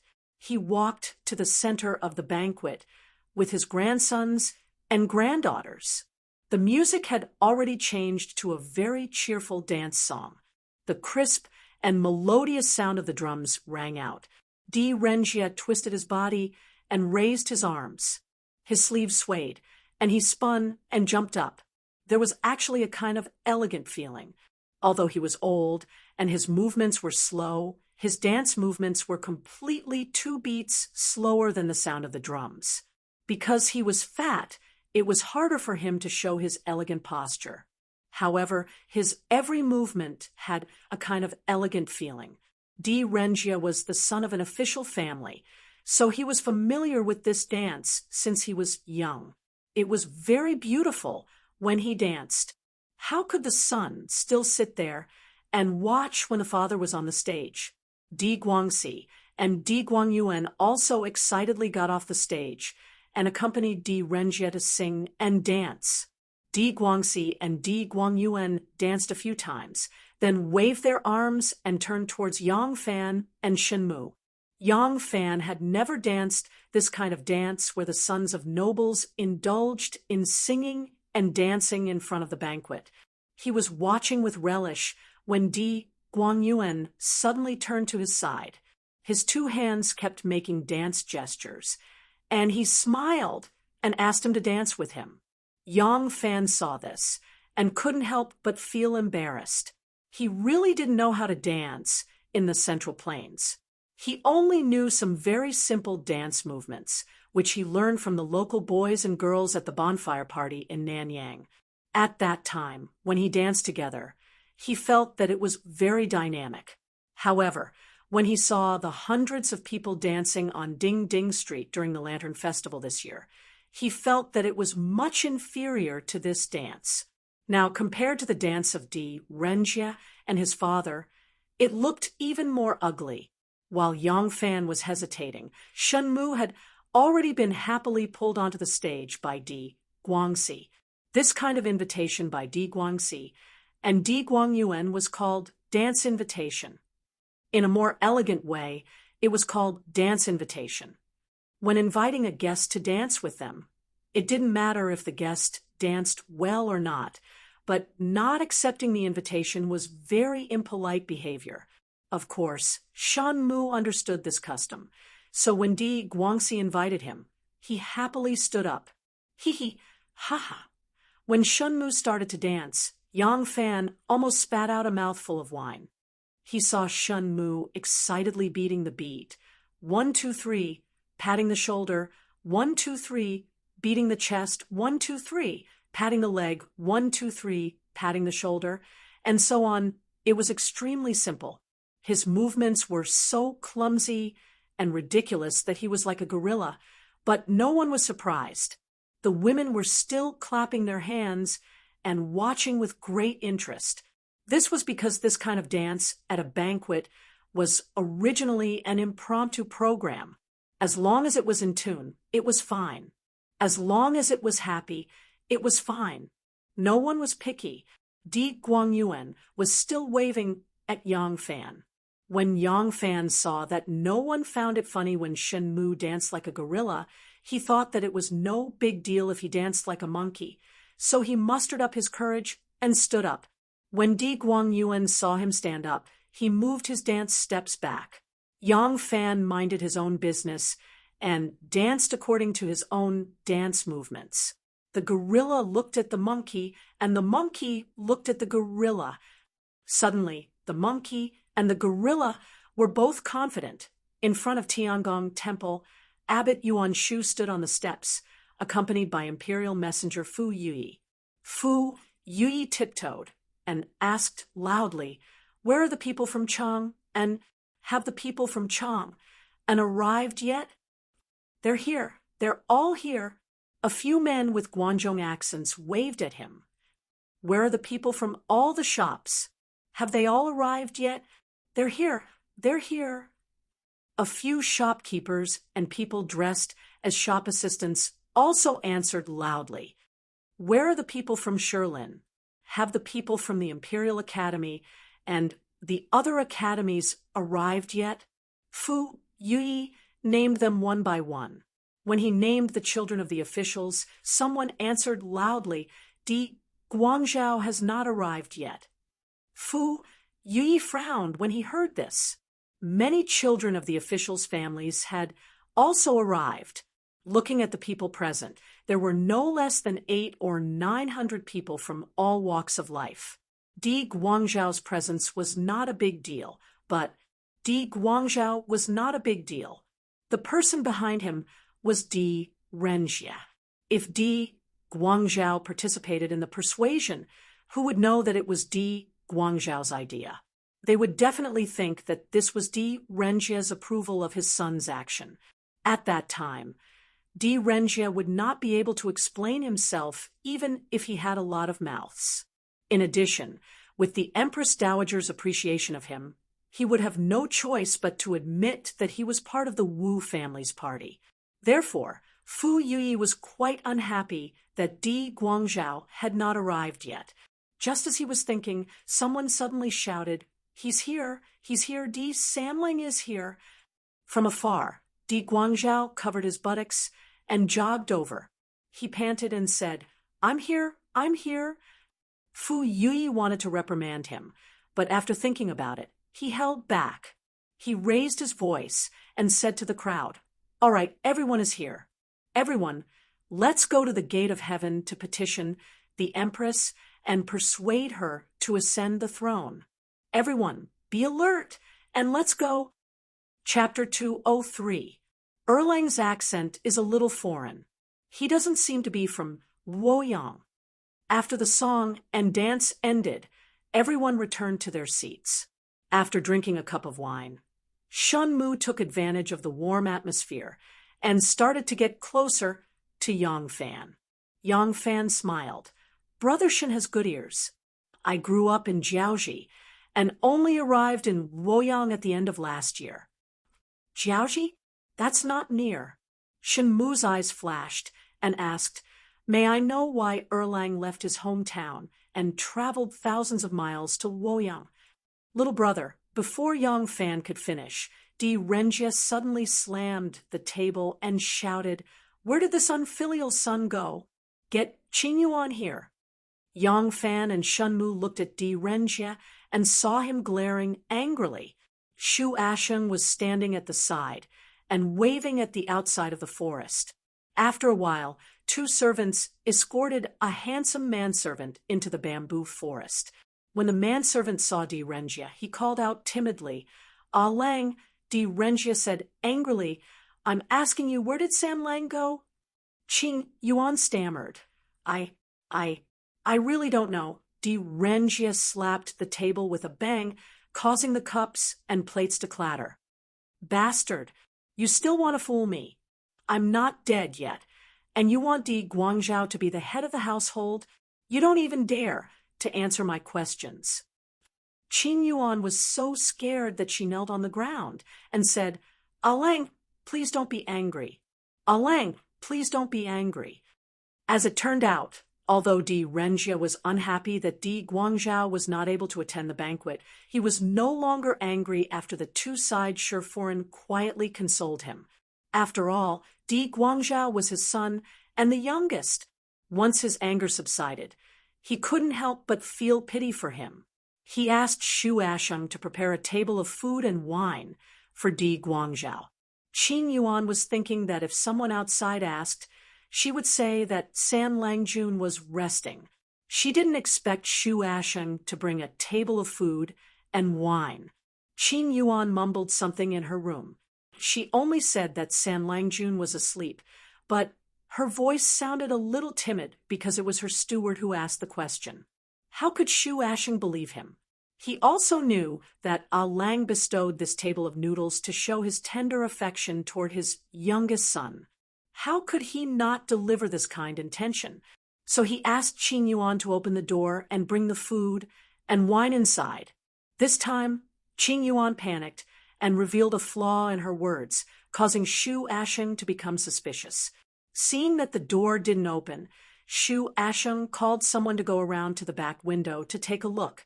The window was unlatched, and when they pushed the window open, it was the bedroom, but there was no sign of Di Guangzhou. Shu Asheng knew that Di Guangzhou wasn't in, so he ordered Qing Yuan to open the door. This time, Qing Yuan didn't dare to resist, and could only obediently open the door. Shu Asheng rushed into the room, but he could not find San Langjun. He hurried back to report to Di Renjie. When Qing Yuan saw that her Ah Lang was furious, she didn't dare to keep quiet. So she obediently told him the truth. Di Renjie originally thought that his third son couldn't bear the loneliness after being quiet for 2 days, so he slipped out to indulge in debauchery again. When he heard from Qing Yuan that there was a gathering of people to persuade Di Guangzhou, and that he was unwilling to be left out, he ran over to join in. Di Renjia trembled for a while. Then he shouted in pain, "This old man's reputation is going to be ruined by this unfilial son." Di Renjia was so angry that he started coughing. Di Guangxi and Di Guangyuan quickly went to support him. Di Guangxi patted his father's back and comforted him. "Father, don't be angry." He then turned to Qing Yuan and shouted, "Good dog, tell me quickly, when will they persuade him to enter?" When Qing Yuan saw that Ah Lang was so angry, she didn't dare to protect her young master anymore. She hurriedly replied, "Not yet. I heard that they agreed to go to the gate of heaven to persuade him to enter at this time." Di Guangyuan looked up at the sky and said to Di Renjia, "Father, please calm down. Maybe there's still time. I'll go bring him back." Yang Fan said, "Brother Guangyuan, I'll go with you." Di Guangyuan said, "Good. Let's go now." Di Renjia coughed a few times. His face was red as he waved his hand and said, "You guys go quickly. You must catch this unfilial son, and don't let him participate in the persuasion." The Di family raised a few good horses. Yang Fan and Di Guangyuan each rode a horse and left the Di residence in a hurry. They galloped straight to the north of the city. The two of them galloped all the way and past the Tianjin Bridge. From afar, they could see thousands of people swarming towards the gate of heaven. There were less than 1,000 people petitioning today, but there were more than 3,000 to 4,000 people who heard the news and came to see what was going on. Such a large number of people swarmed towards the gate of heaven. The guards of the gate of heaven did not know what was going on. They hurriedly sent out a warning for reinforcements. The guards of the palace unsheathed their swords and loaded their arrows, putting on a serious posture. Di Guangyuan was shocked and said, "There are so many people, all kinds of people, good people and snakes mixed together. Where are we going to find the third brother?" Yang Fan said, "The third young master is the son of Master Di. I'm afraid they value the third young master's identity. If that's the case, the third young master should be a leading figure." Di Guangyuan was startled by his words and said, "That's right. Let's go." The two of them galloped their horses and chased ahead. If they continued forward, they would be close to the palace. Without the permission of the empress, horses were not allowed to gallop here. When the imperial guards heard the news and saw that there were people galloping over, they immediately raised their spears and formed a forest of spears. In the middle, a leader held his saber and shouted, "Stop! Whoever dares to gallop in the palace must be tired of living." Yang Fan and Di Guangyuan both came from the banquet and were dressed in casual clothes. Di Guangyuan took out his fish talisman and hurriedly flashed it and shouted, "General Di Guangyuan of the Imperial Guards is here. Who dares to stop me?" The leader of the guards did not give him any face. He rolled his eyes and coldly scolded, "This is the palace. General, do you have the permission of the Empress to ride horses in the palace?" Yang Fan took out his 100 riding fish talisman and flashed it at him and shouted, "Get out of the way." When the leader saw the two words, 100 riding fish talisman, he hurriedly turned sideways and waved his hand. More than 10 of his subordinates put away their spears with a schwa sound and made way. The two of them lifted the reins and rushed out. "There he is." The two of them chased to the front and indeed saw Di Guangzhou. Di Guangzhou was walking in the group of people behind Imperial Messenger Fu Yui. A few days ago, he had been taught a lesson by his father, and his buttocks were injured. The way he walked was very weird, so he was more conspicuous. Yang Fan and Fu Yui were riding on their horses and looked down from above. They saw him at a glance. Di Guangyuan gritted his teeth and was about to turn his horse to the front. Yang Fan had an idea and hurriedly stopped him, saying, "Brother Di, please wait. If you and I rush forward like this, everyone will notice us. No one will pay attention to us now, but when people talk about the situation here and ask about San Longjuan's identity, we will inevitably embarrass Master D. You and I will get down from our horses and blend into the crowd. We will quietly kidnap San Langjun. Di Guangyuan was confused because of his concern. After being reminded by Yang Fan, he realized that it was indeed not advisable to directly stop his horse to the front. He hurriedly agreed and got down from his horse. The two of them were dressed in casual clothes. These commoners who came clamoring were from all walks of life. Other than the leaders, Fu Yuyi and Monk Yuan Shu, most of them did not know the identities of the other people. They did not know what Yang Fan and Di Guangyuan were here for. The two of them blended into the crowd and hurried forward. At this moment, the group of people who were trying to persuade them to enter the Zetian gate. The guards at the gate used their shields and knives to set up a huge shield wall. A junior colonel stood in front of them with a knife in his hand. He shouted with a murderous aura, "Stop! If you take another step, you will be killed."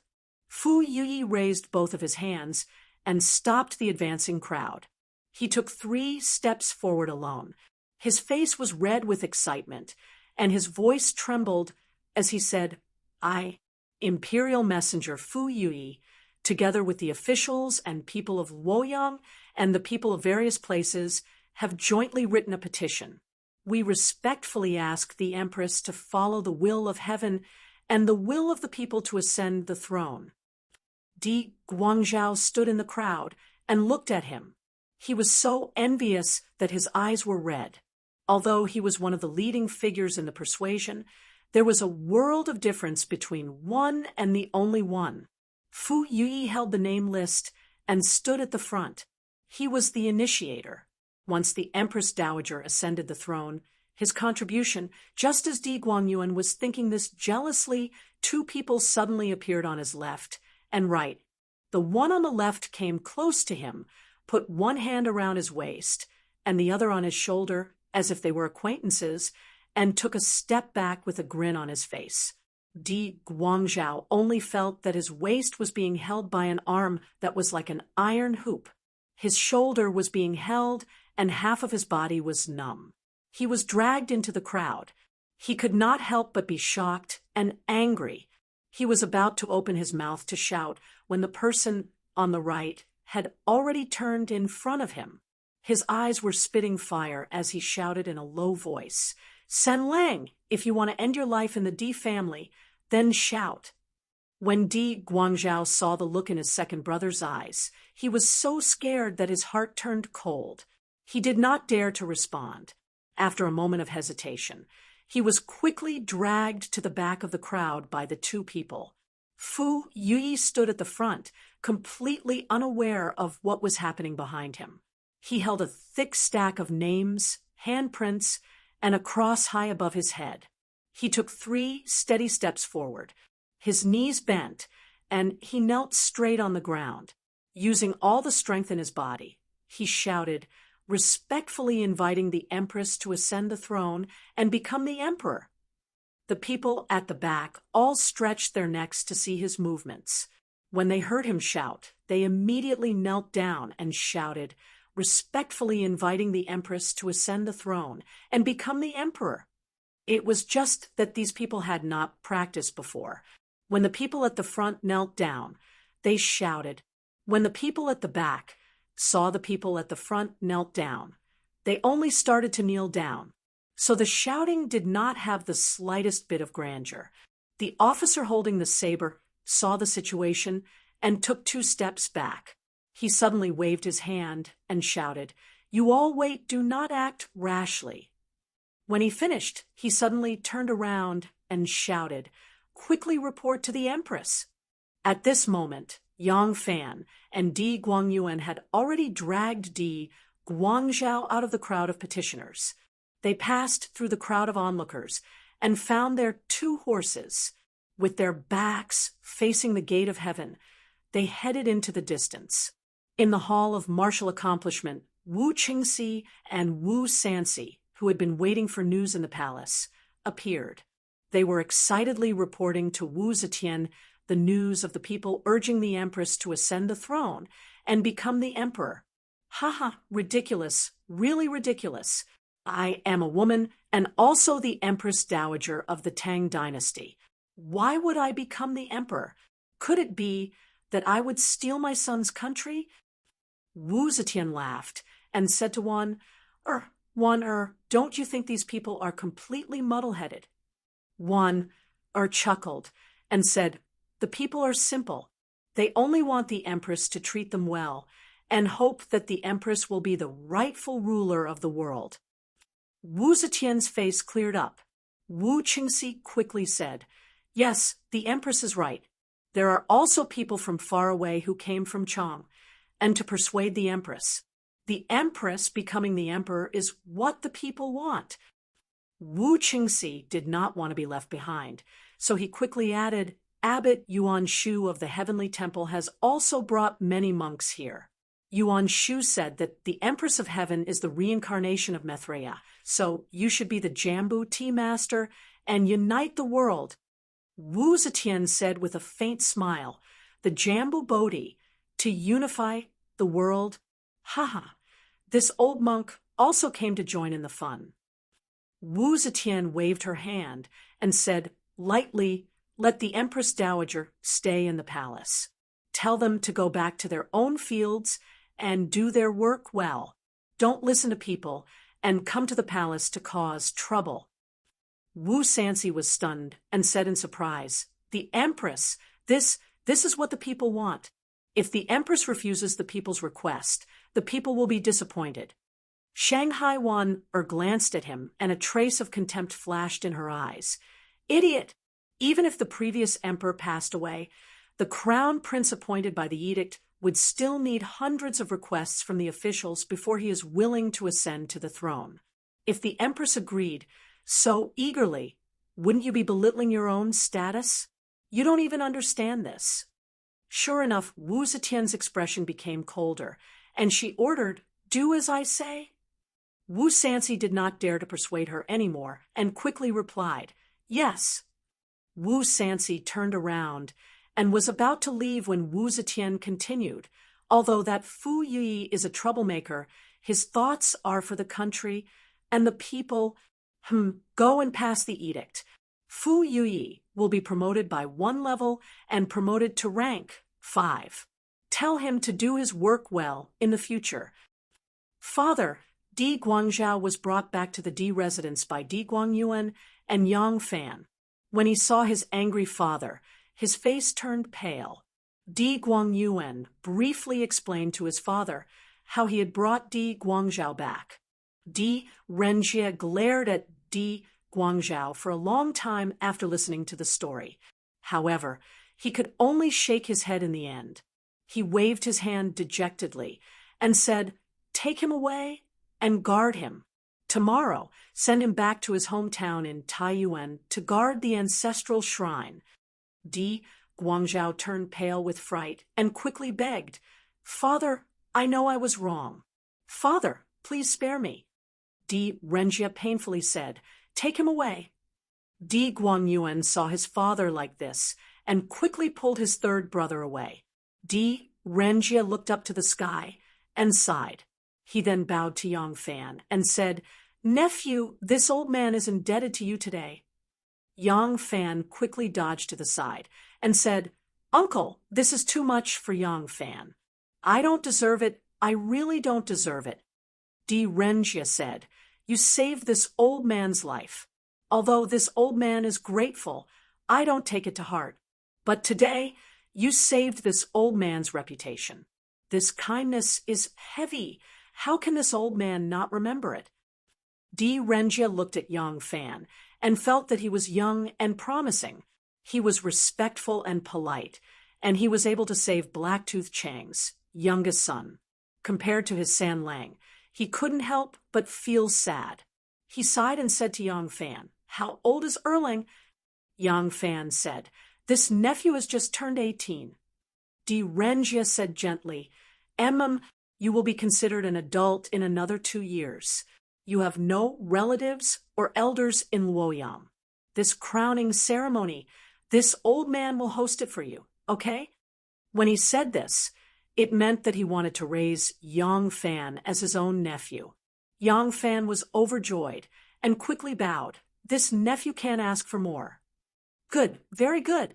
Di Renjia laughed and said, then this old man will have to think of a courtesy name for you. He paced a few steps and thought about it while stroking his beard. Suddenly, he turned around and said to Yang Fan, Yuan, big, Feng, noble. This old man will give you a courtesy name, Yuan Feng. What do you think? Chapter 204. Thank you, Uncle, for bestowing this name. From Yang Fan's point of view, the name bestowed by Di Renjia was indeed not bad. It was much better than his master Zhang Ku's playful Xingqi name. There was no reason for him to reject it. A strange expression flashed across Shenmu's face as he stood at the side. He then smiled and said, Congratulations to Grandmaster Di for thinking so highly of Erlang. Shenmu is also Grandmaster Di's junior.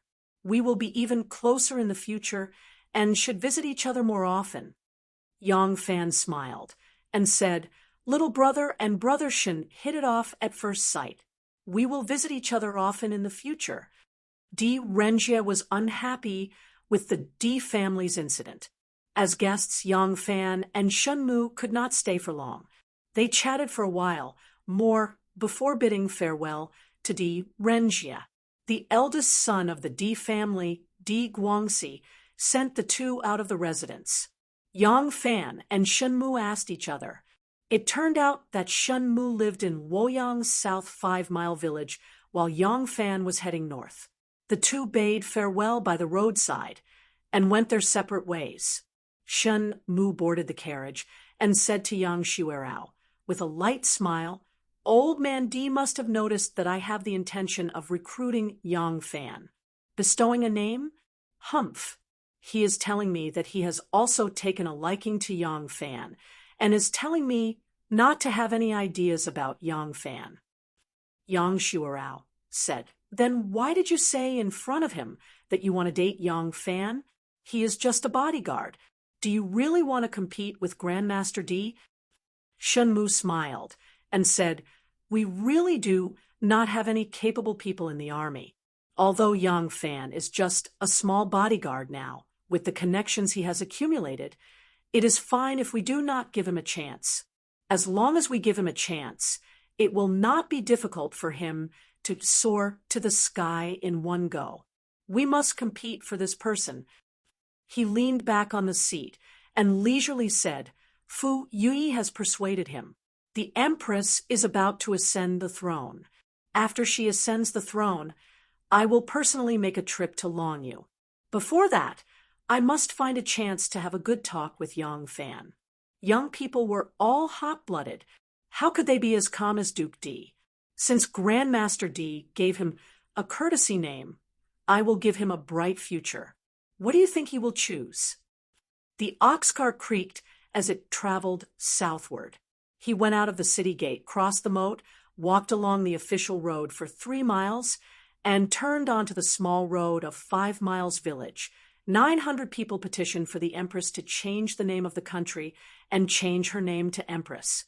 This piece of news had been known by everyone, but they had only dared to discuss it in private and did not dare to publicly comment on it. For a moment, the voices of discussion about the Empress' ascension were in an uproar. Even though Wu Zetian had left the petition unread, the imperial censor Fu Yui was immediately promoted from lower 6th rank to upper 5th rank. This signal could not be more obvious. From that day onwards, a large number of petitions from the people were sent to the Hall of Martial Accomplishment every day, asking for the Empress to ascend to the throne and become the Empress. Following that, the monks also began to petition and held a large number of Dharma meetings to spread the news to the believers. Not long after, the Taoists could not hold it in any longer. Seeing that the Taoists might be further suppressed, many Taoist disciples also abandoned the surname Li Tang royal family and joined the ranks of those who wanted to persuade the empress to ascend. In the end, some of the Li Tang royal family members did not dare to not express their stance. Under the lead of the princess, some of the Li Tang royal family members also used the name of Li Tang's royal family members to request the empress to ascend to the throne. However, Wu Zetian, who was in the center of this storm, did not move at all. Some of the important court officials had not expressed their stance. The rulers of the 4 barbarian states had not expressed their stance, and the current Emperor Li Dan had not expressed his stance. Therefore, she continued to wait very patiently. Time passed very quickly. Very soon, it was the day of Princess Taiping's wedding. When the news spread, it did not cause too much of a stir in the court. The flower of Luoyang, the princess of the Tang dynasty, Princess Taiping's remarriage. This kind of news was originally the focus of the common people, but now it was full of rumors that the empress was the reincarnation of Maitreya and that the world would soon be surnamed Wu. The princess of the Tang dynasty marrying a member of the Wu family only helped to spread this news. Yang Fan also heard the news of Princess Taiping's marriage. Only then did he know that the date of her marriage was the same day as Ma Qiao's. Hearing this news and thinking of Princess Taiping's attitude towards this marriage, Yang Fan could not help but secretly sigh. He did not have a bad impression of Princess Taiping, but he was even more clear that it was impossible for him to have any relationship with this princess. It was even more impossible for him to have an affair with this princess out of sympathy, to make him the man behind Taiping, to be a plaything for Taiping when she was lonely. How could a good man disdain to do that? As for making Taiping his woman, that was pure wishful thinking. Taiping was a member of the royal family, and that kind of arrogance was deep in her bones. One was like water and could see her husband as the sky, but Taiping could never become one. Even though she liked him, it was impossible for her to treat him as an equal and be a gentle wife. Moreover, what ability did he have to stop Wu Zetian from marrying his daughter? It was as difficult as ascending to heaven for him to marry one, let alone a princess. Even if he was qualified to marry the princess, so what? Wu Yuji was more qualified than him, but what happened to Wu Yuji? The news of this prince consort Wu Yuji, whom everyone thought was lucky but was actually extremely unfortunate, had already spread among the common people. His wife, who had become estranged from him, was poisoned to death because the princess wanted to marry a man of lower status. His 2 sons were removed from the family tree, changed to his surname, and fled to a foreign land. Even his youngest daughter, because she was afraid that Princess Taiping would be an eyesore and inexplicably have a sudden death, had quickly found a family to marry away. Wu Yuji was a high-ranking and powerful internal guard general, the nephew of Empress Wu, and was about to become a member of the imperial family. But he still ended up like this kind of prince consort who killed his wife and children, other than those who were blinded by greed and had lost all conscience. Who would be willing to do it? That kiss on Yuan Yi was like a traceless spring dream.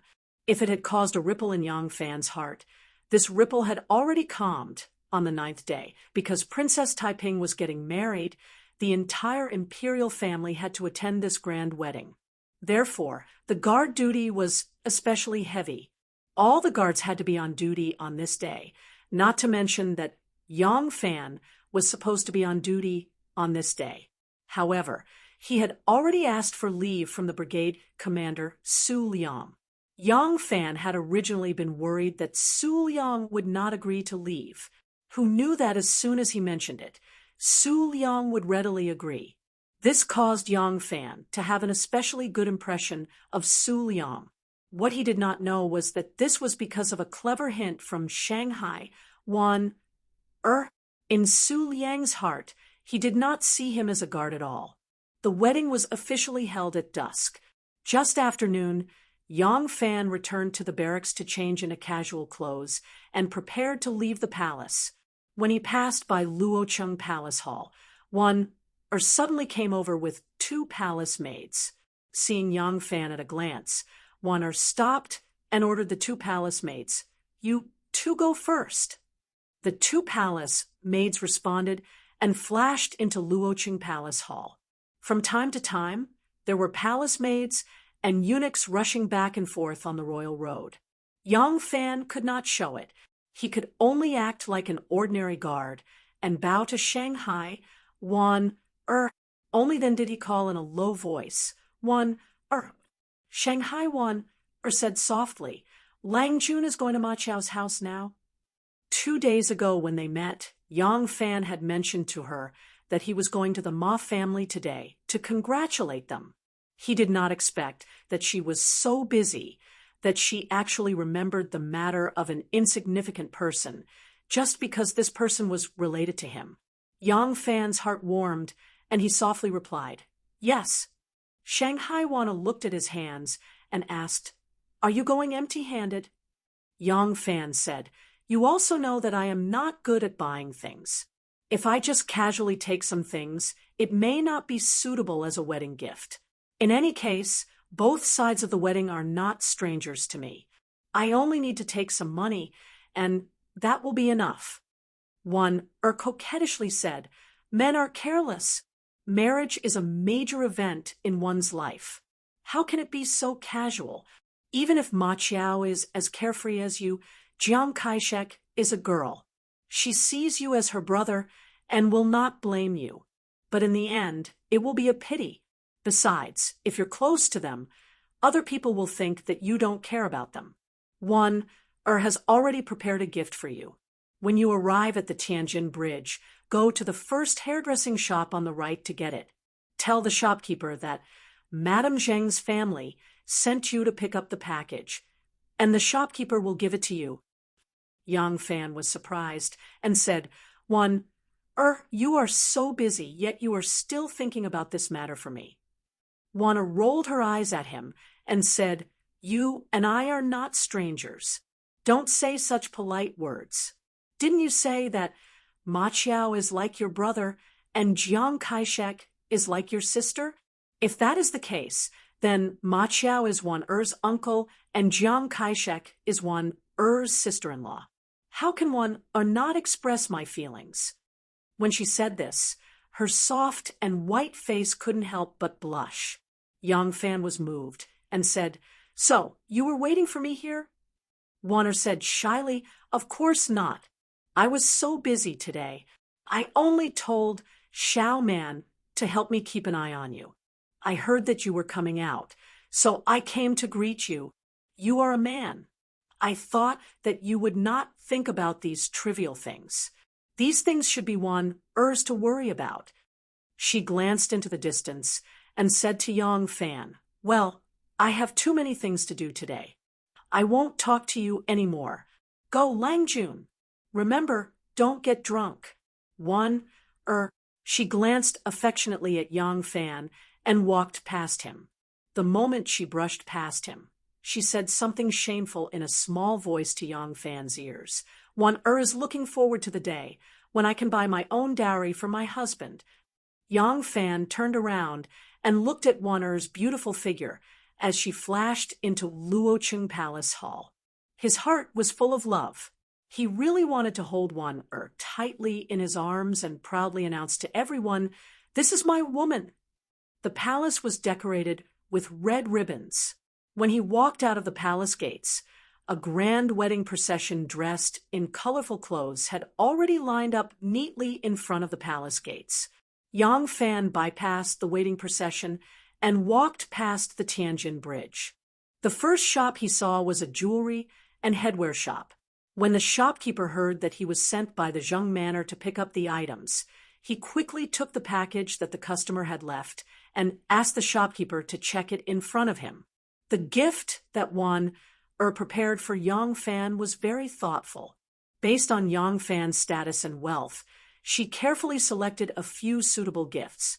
Of course, The gifts that she chose were also suitable for the status of the two parties. If she gave them a set of gold wine utensils, they would have no use for it other than to exchange it for money. The gifts that Juan prepared were very thoughtful. Headwear, silk and satin, men and women's robes, and so on. Shoes that symbolized infidelity, mirrors that symbolized broken marriages, fans that symbolized unhappiness, and so on would never be given. Yang Fan did not understand these customs. If he really had to buy them himself, he might have bought some inauspicious things to send. Yang Fan tidied it up and folded it into a bundle and put it on his shoulder. When he passed by Princess Taiping's Shangshan Square, he saw that the square's gate was already hung with a red silk banner. The gate was wide open and was guarded by soldiers, not allowing unauthorized people to enter or leave. The Tang dynasty only had the princess's mansion, not the prince consort's mansion. Princess Wu Yu and Princess Shang were going to live in the princess's mansion. He only needed to empty his hands and move to the princess's mansion. Yang Fan carried the package and looked deeply at the square door. He puffed out his chest and walked toward the Xiaowen Square. Chapter 205. When Yang Fan arrived at Ma Qiao's house, it was just past midnight. The Ma family's house was already full of people inside and outside. In addition to the neighbors, the Ma family's large group of relatives and friends had all arrived. Some were from the city, some were from the countryside, and some were bringing the old and the young. It was a magnificent sight. The Ma family's small courtyard couldn't hold so many people, let alone the house.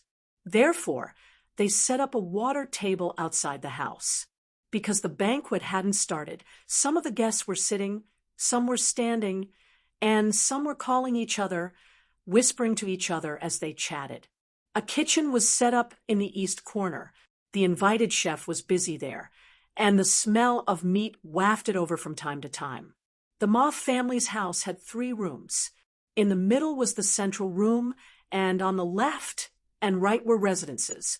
Originally, the east room was the largest, and it had always been occupied by Ma's mother. Now, it had been vacated and cleaned up. The walls had been repainted, and it was used as a new house. Ma's mother moved to the west room. Although Ma Qiao was filial and didn't want his mother to suffer in the slightest, he couldn't change his mother's mind on this point. Moreover, as a bride, it wouldn't be good for her to suffer in the small room, so he obeyed his mother's wishes.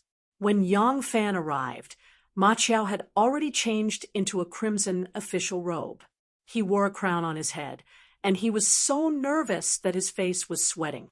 The crimson official robe was originally the court robe of the 4th to 6th rank imperial court officials, but the imperial court made an exception.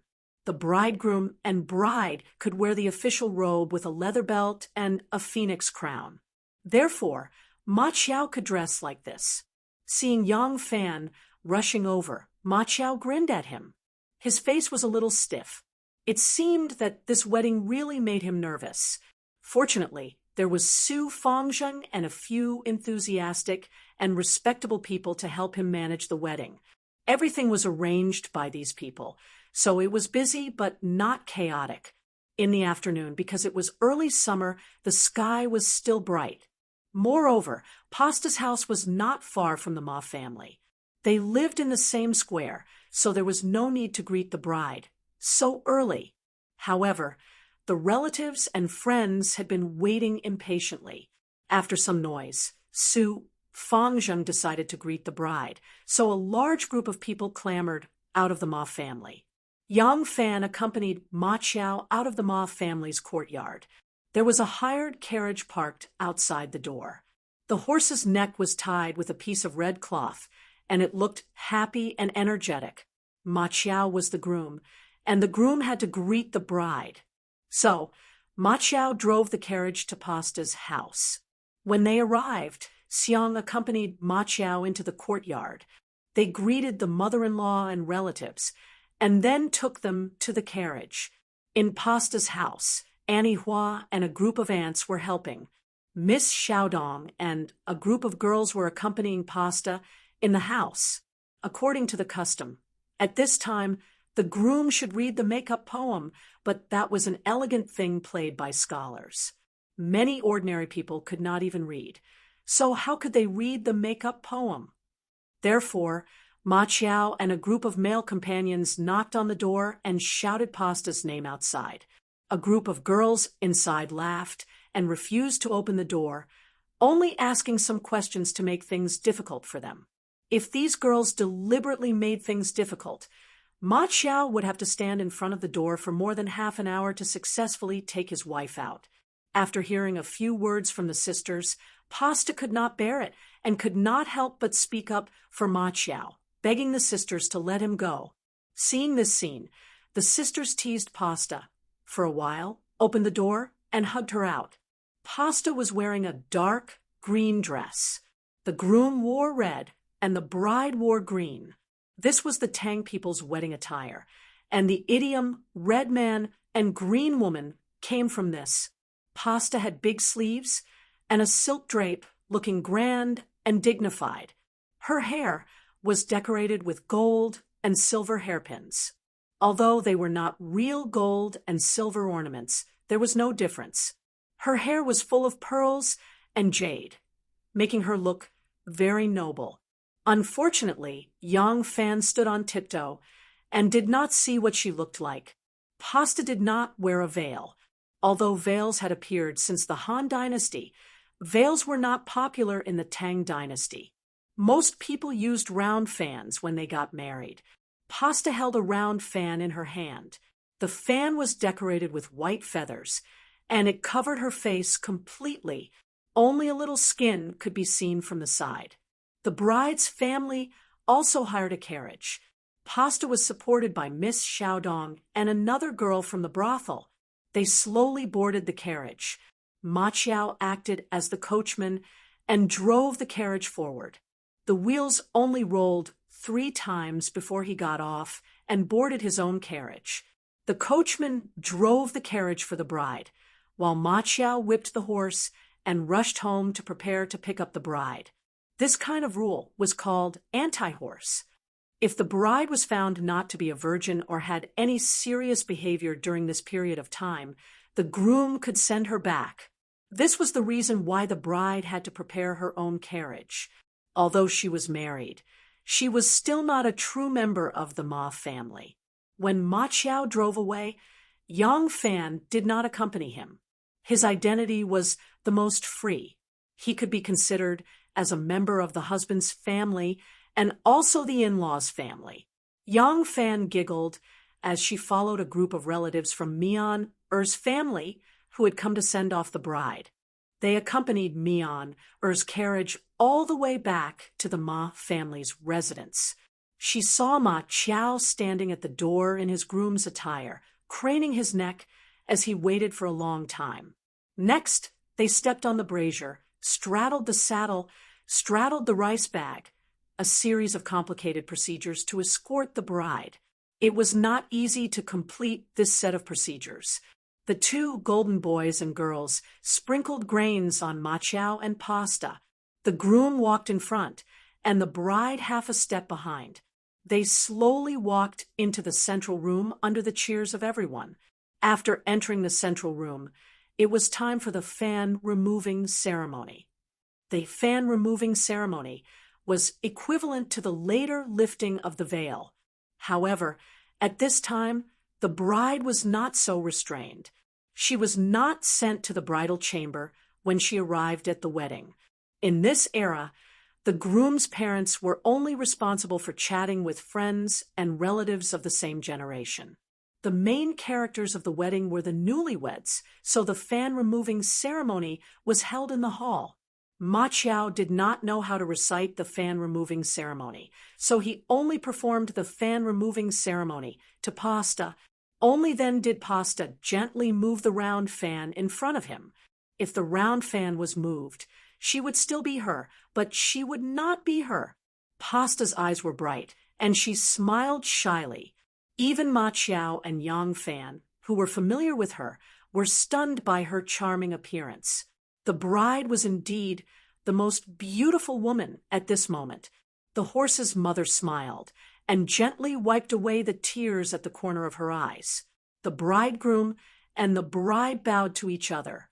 At this time, there was no ceremony of bowing to each other, and there was no need to bow to heaven or earth.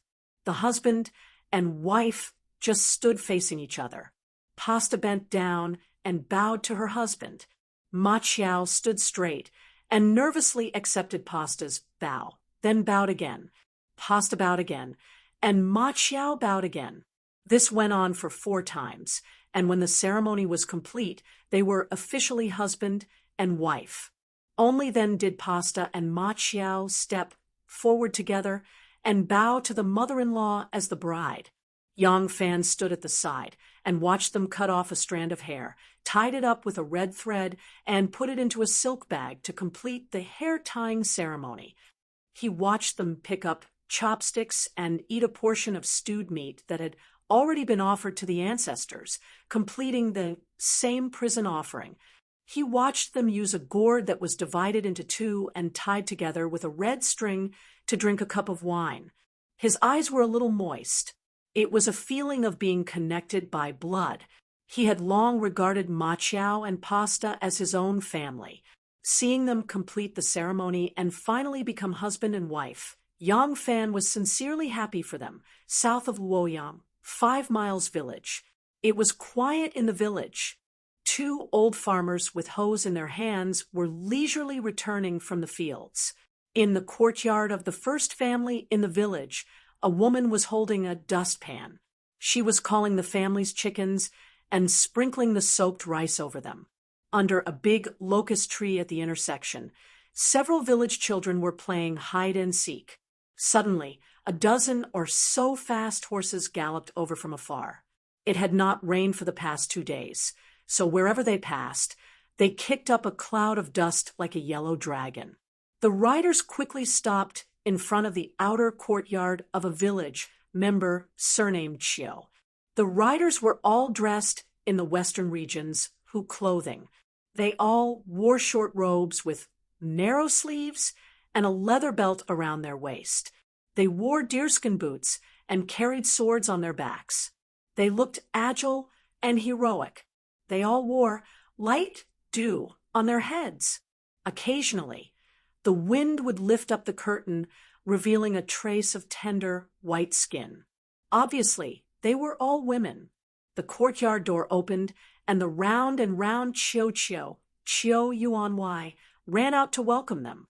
As soon as his short and fat legs crossed the threshold, he cupped his hands in greeting. Ha ha ha, 7th young lady is here. I am sorry for not going out to meet you. Forgive me, forgive me.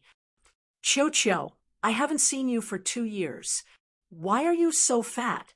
With a clear and pleasant voice, a girl used a horsewhip to lift up the dew, revealing a face that was both happy and angry. Her eyes were clear and limpid, and her jade-like smile made her look bright and beautiful. She was charming, but also had the candid and pureness of a Northwestern woman. Her expression, posture, and every movement had the graceful bearing of a daughter of a wealthy family. It made people's eyes light up at first sight. Qiu Yuanwei's smiling face stiffened. He quickly smiled and said, 7th young lady, you must be joking.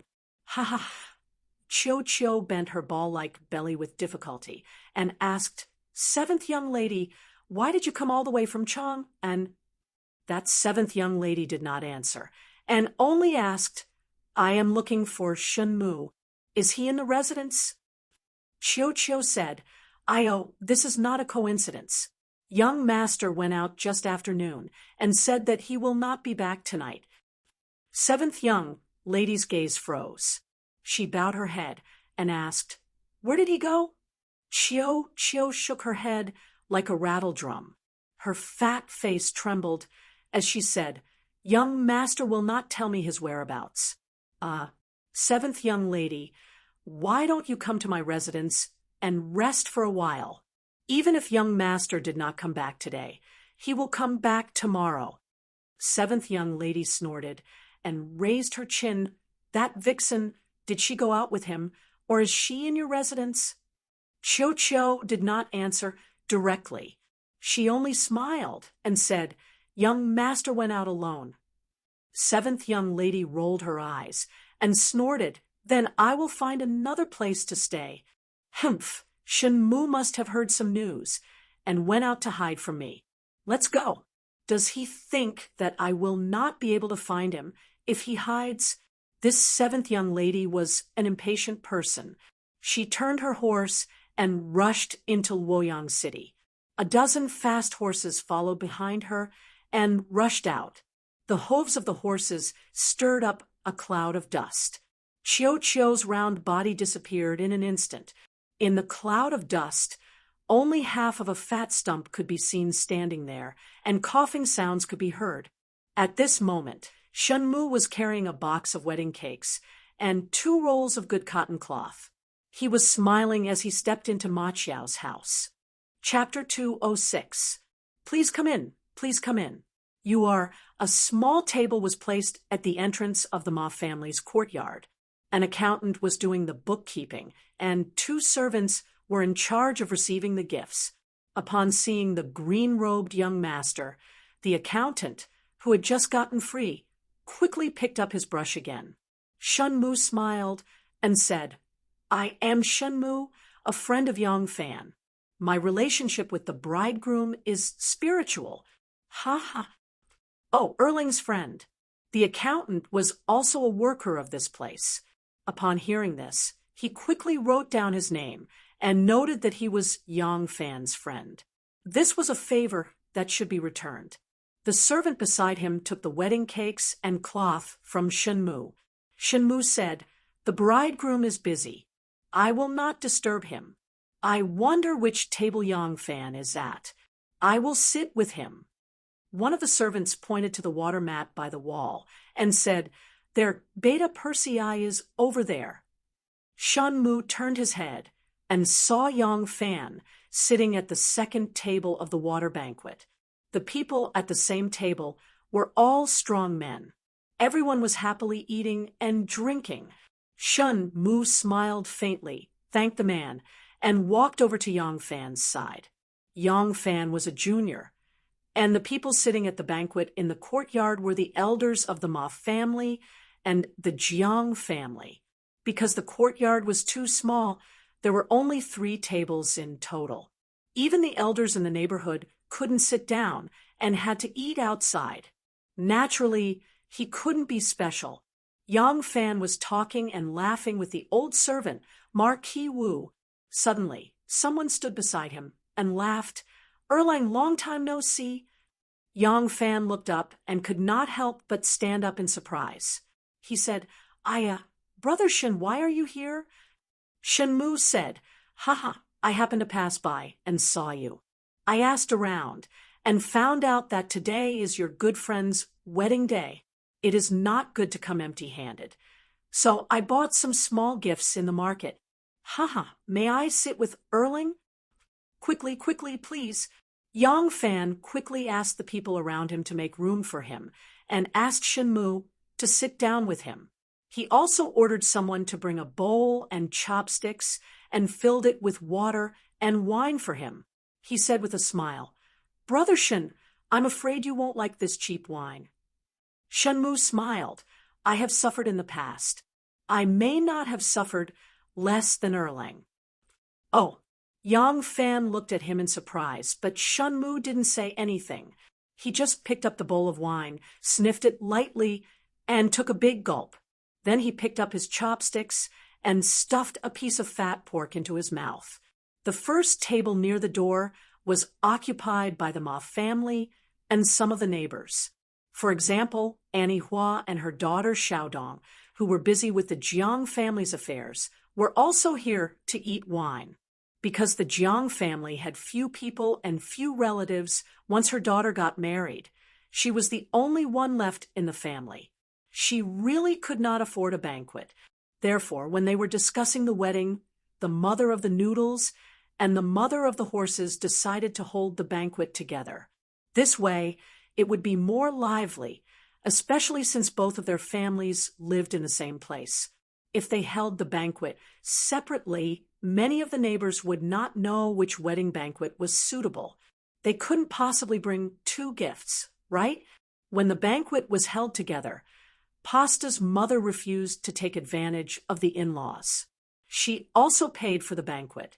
This was also an expedient measure for poor families to make the banquet as grand as possible without burdening themselves too much. Most of the relatives of the Moth family at this table came from the countryside. Because it was rare for them to come to the city, they brought their wives and children along. They strolled around Luoyang in the morning and rushed over in the afternoon for the banquet, filling the table among the simple and honest villagers. Even if they were illiterate, their conduct would make even the well-educated and well-mannered people in the city feel ashamed of their inferiority.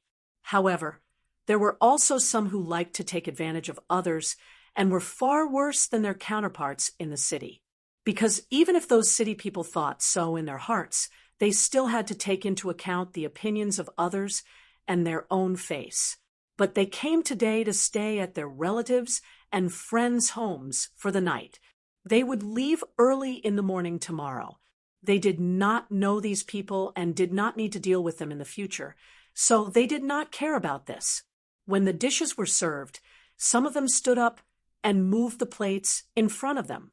A large group of women and children, like a group of sparrows crying piteously for food, swept away the dishes like a whirlwind sweeping away the clouds.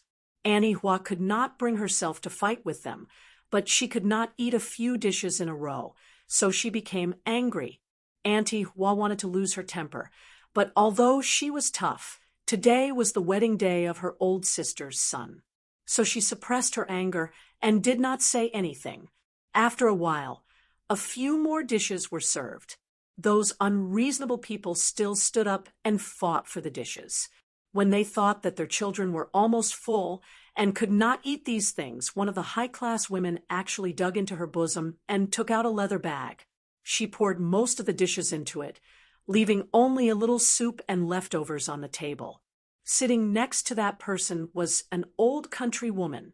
Because they were relatives, they were familiar with each other. Seeing the old woman like this, she couldn't bear to look at her and whispered a few words to her. The old woman curled her lips in disapproval and said, "Hey, Fifth Annie, if you want to eat, I'll leave some for you. Why do you care about other people's business?" Auntie Hua slowly raised her eyebrows. Although Miss Xiaodong's eyesight was not good, she could already sense that her mother was a little angry. She quickly pulled on her mother's sleeve and whispered, "Mother, this is Chiao Guer's big day." Hearing this, Auntie Hua suppressed her anger and let out a long sigh. Come on. Make way. Be careful of the oil." A plate of stewed meat with juices dripping from it was brought to the table. Just as it touched the table, the woman with the leather bag stood up again. She brought the plate of stewed meat to her side and acted as if she was going to pour it into the leather bag. Auntie Hua was seething with anger. She could not hold it in any longer. She slammed her chopsticks on the table and cursed, "You shameless slave. Did you come to the city to be a beggar? Not only did you snatch food like a reincarnated ghost, but you also want to take it as well. Do you think I'm a clay or wooden statue of a female bodhisattva in the temple that doesn't have the slightest bit of anger?" She dropped her chopsticks, hitting the table and hitting the peasant woman's forehead.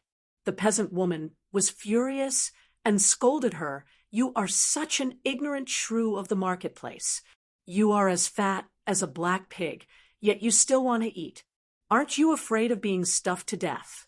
Are you rushing to Tu Er's house to sell it for a good price? Stinky slave, stinky shameless beggar." Annie Hua picked up an empty plate with a little grease left at the bottom and threw it at her. At the same time, she kept on cursing. The woman did not want to be outdone. She could not bear to throw away the plate of food that was still in her hand. She picked up an empty plate from the side and threw it back at Auntie Hua. Auntie Hua could not restrain her anger. She jumped up and threw herself at the woman. The two women immediately began to wrestle with each other. For a moment, some dodged to the side, and some tried to stop them. There was also the crying child. On the other side, Yang Fan and Shunmu were talking and laughing. Shunmu said, "Will Erlang return to the palace in a while? Or, oh, I won't go back tonight. When the banquet is over, I'm afraid the palace will be locked. I'll find a place to stay for the night and return to the palace tomorrow." Shunmu happily said, "That's good. I don't want to leave the city tonight either. There's a place called Drunken Spring House in the Xiaowun workshop. Why don't you and I go there and get drunk all night and have a good chat?" Yang Fan could faintly sense that Shunmu seemed to be close to him, but he could not guess what Shunmu's purpose was. Hearing him say this, he also put on a cheerful expression and said, "Okay. Then tonight, Yang Fan will listen to Brother Shun's arrangements." Just as the two of them were talking to this point, they heard an incessant noise coming from the side. Yang Fan raised his head and saw Auntie Hua was like a ferocious tiger. One hand was grabbing a village woman's hair bun. The other hand was continuously slapping the woman's face. The woman's head was like a rattle drum. That woman could not lift her head up. She raised her hands in the air and clawed wildly, scratching Auntie Hua's face. Yang Fan was startled and said, "What's going on?" He quickly jumped up and tried to stop the fight. Ma Chiao and Pasta were in the courtyard toasting when they suddenly heard the noise outside. They quickly rushed out. "Mother, mother, don't fight." "Ayo." Miss Xiaodong hurriedly tried to stop the fight. As soon as Auntie Hua and the woman started fighting, many of the woman's relatives rushed forward. Some were trying to stop the fight. Some were helping. Auntie Hua also had some relatives and old friends in the town. Seeing the situation, she did not want to be outdone and immediately rushed forward to help. At this moment, it had already turned into a group fight. When Miss Xiaodong came forward, her vision became blurry. She did not see clearly whether the person who was grabbing her mother was her mother or not. She was flung away by that person's arm. Miss Xiaodong dizzily fell out and almost fell on the table. Yang Fan, who had just caught up, immediately supported her and asked with concern, "Miss Xiaodong, are you all right?" Hearing this, Xiaodong was delighted and happily said, "Erlang, is that you?" Before her voice died away, Yang Fan had already let go of her and rushed into the crowd to stop the fight. Miss Xiaodong's body was empty. Her heart was also empty. Unconsciously, she felt a sense of disappointment and frustration. Yang Fan saw that everyone was fighting like a pot of porridge. He could not help but feel angry and anxious. He rushed forward and separated the two sides. With his ability, it would not be difficult for him to forcibly stop the fight.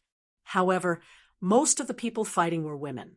When Yang Fan rushed forward, he saw that a 70-year-old, white-haired woman from the countryside had also bravely joined the fight. Facing such a group of people, what could he do even if he had a body of skill? Yang Fan expended a lot of energy. Just as he pulled one pair away, the other pair would entangle them again. He could not pull them apart at all. Seeing that their own women were being bullied, the men also quickly took action. When Ma Chiao and Pasta hurried out of the courtyard, there were countless people surging in the small alley. They were in full swing fighting. The tables and banquets were all knocked over and squeaked under their feet. Both of them could not help but be stunned at this moment. In a house rented by an assistant minister, Miss Chi was holding a horsewhip and standing in front of young Master Jiang. Young Master Jiang's brows were tightly knitted. With an annoyed expression, he said, "Chi-Chi, why did you come all the way here from Chang?" And Miss Chi said confidently, "To find Shenmu. Do you think that I want to talk nonsense with you? Where is Shenmu? Hand him over, and I will not bother you. Young Master Jiang said painfully, he has hands and legs. What does it have to do with me, where he wants to go? Who are you looking for? Miss Chi said, is he not under your jurisdiction? Don't you dare say that you do not know his whereabouts. If you do not tell me, I will not leave today. Young Master Jiang touched his forehead and helplessly waved his hand. Ah, Nu, bring Chi-Chi to find Shenmu. Go quickly. Chapter 207. Lady Chi-Chi was from the Longxi Li clan, and her full name was Li Lingquan. The Li clan had many origins and was now divided into two main branches, one from Longxi and the other from Zhao County. The Li clan from Zhao County dominated Hebei, and together with Wang, Cui, Lu, and Zheng, they were known as the five main surnames in the Central Plains. The Longxi Li clan was originally inferior to the Zhao County Li clan in terms of reputation and strength, but the founding emperor of the Tang dynasty, Li Yuan, claimed that his ancestor was the emperor who founded Xiliang Li Ji. Therefore, he decreed that Longxi Li County would be the Li County, and thus Longxi Li County would surpass the Zhao County Li County and become the Li County. From then on, all the Li clan in the world would use Longxi Hall as the county name. Of course, although the Tang dynasty emperor claimed to be from the Longxi Li clan, it did not mean that the Longxi Li clan was the royal family. The Longxi Li clan had many origins. Some originated from the Yellow Emperor, Gongsun Xianyuan, some were originally from the Li clan in Shidi, and some were from the Li clan who changed their surname. Although the Li Tang clan claimed to be from the Longxi Li clan, they were the royal family, and from the beginning, they were a separate existence from the Longxi Li clan. The Longxi Li clan had a prestigious and powerful elder who was recognized as the clan leader and managed the affairs of the entire Li clan. The current leader of the Longxi Li clan was Lady Chi-Chi's biological grandfather. This old man from Longxi was very fertile. In his lifetime, he had 17 sons, and 4 of them died young, leaving 13 Langjuns. These people also inherited their father's genes, and all of them were very fertile.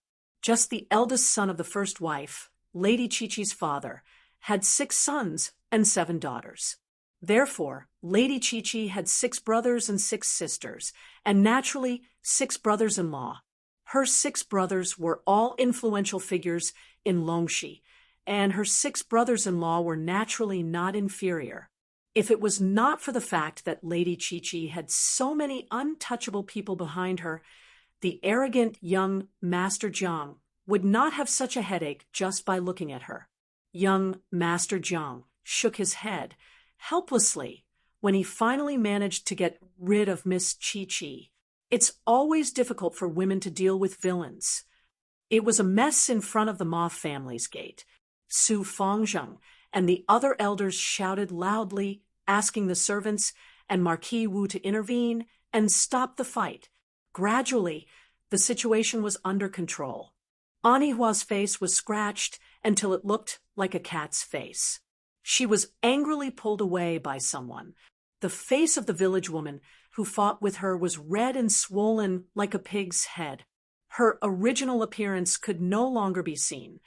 As the noise gradually died down, she was still valiantly talking to her man, a country bumpkin named Qizhong. You coward! A man on the other side of the Kong bed is being bullied in his own home. Once he goes out, he can't even fart.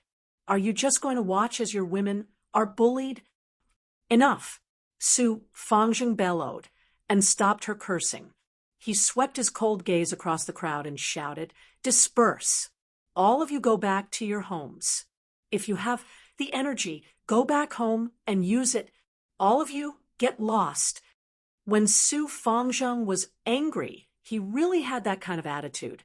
The wedding banquet could no longer be held in this situation. Everyone left one after another.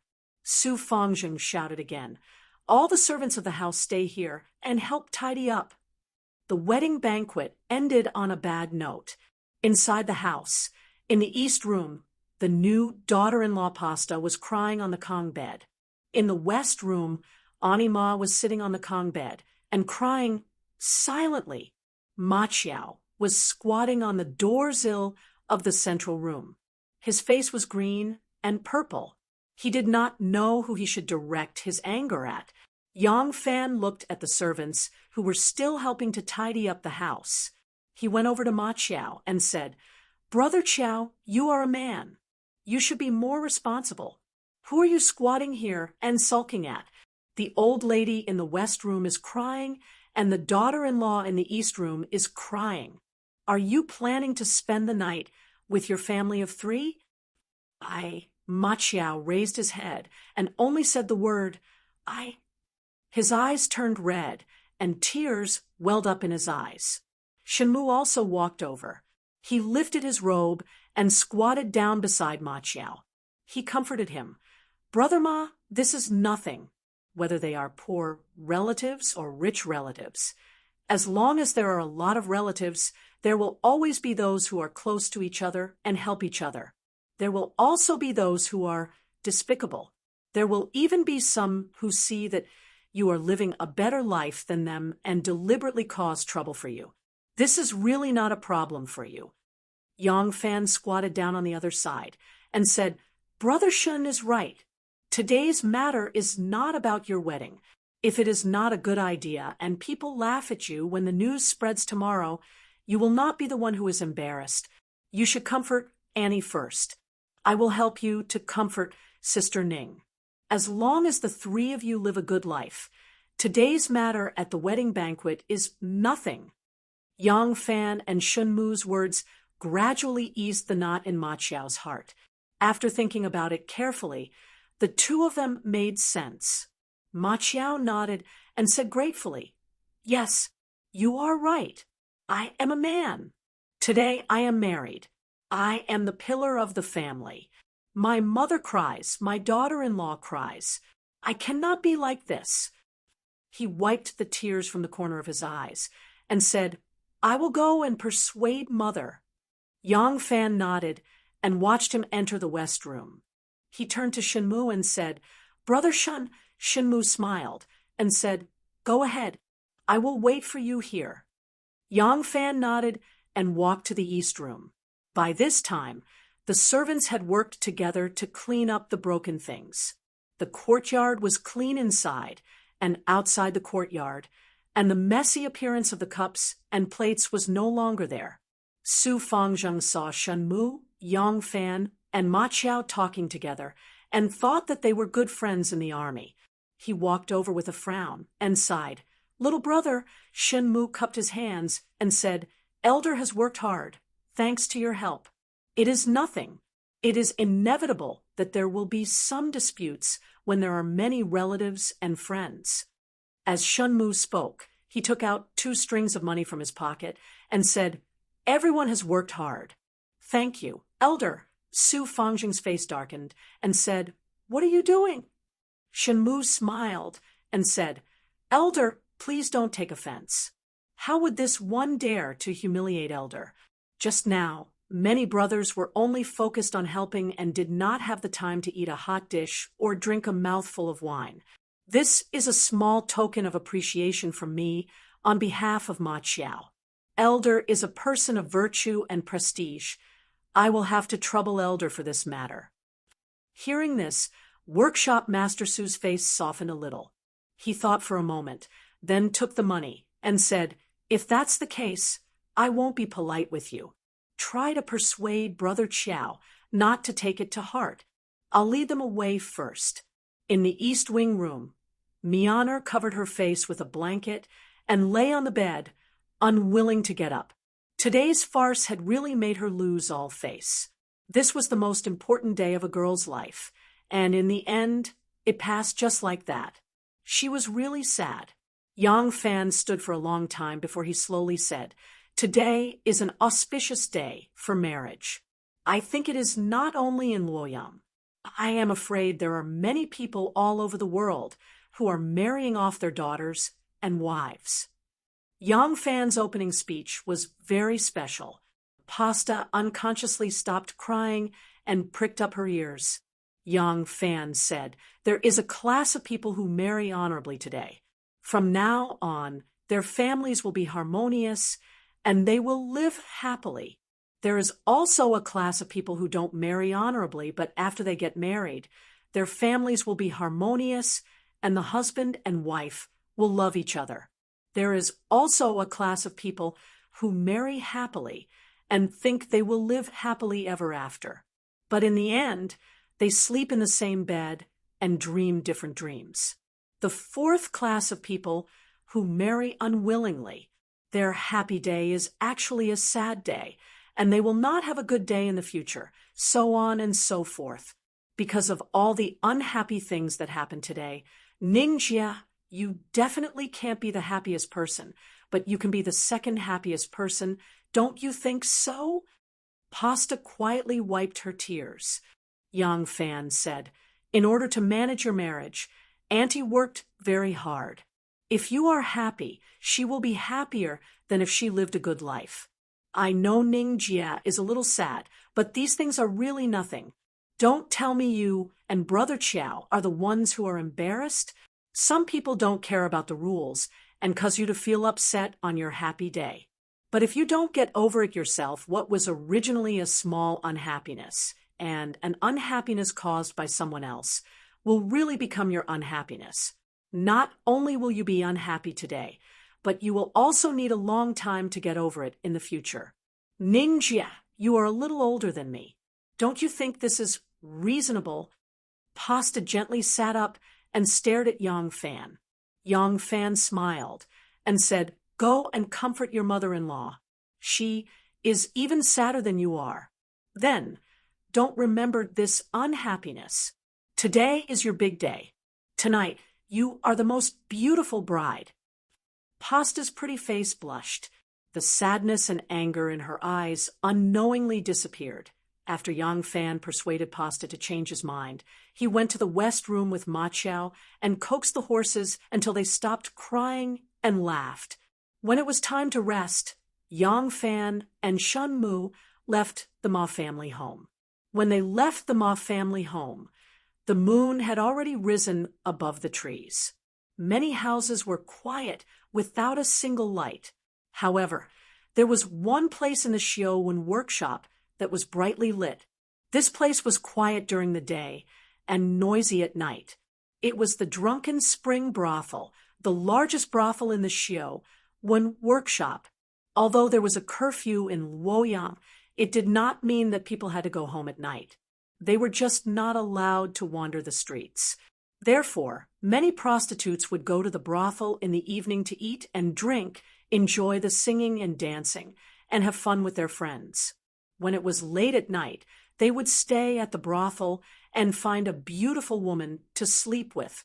At this time, the Drunken Spring Brothel was the time when the prostitutes were having fun.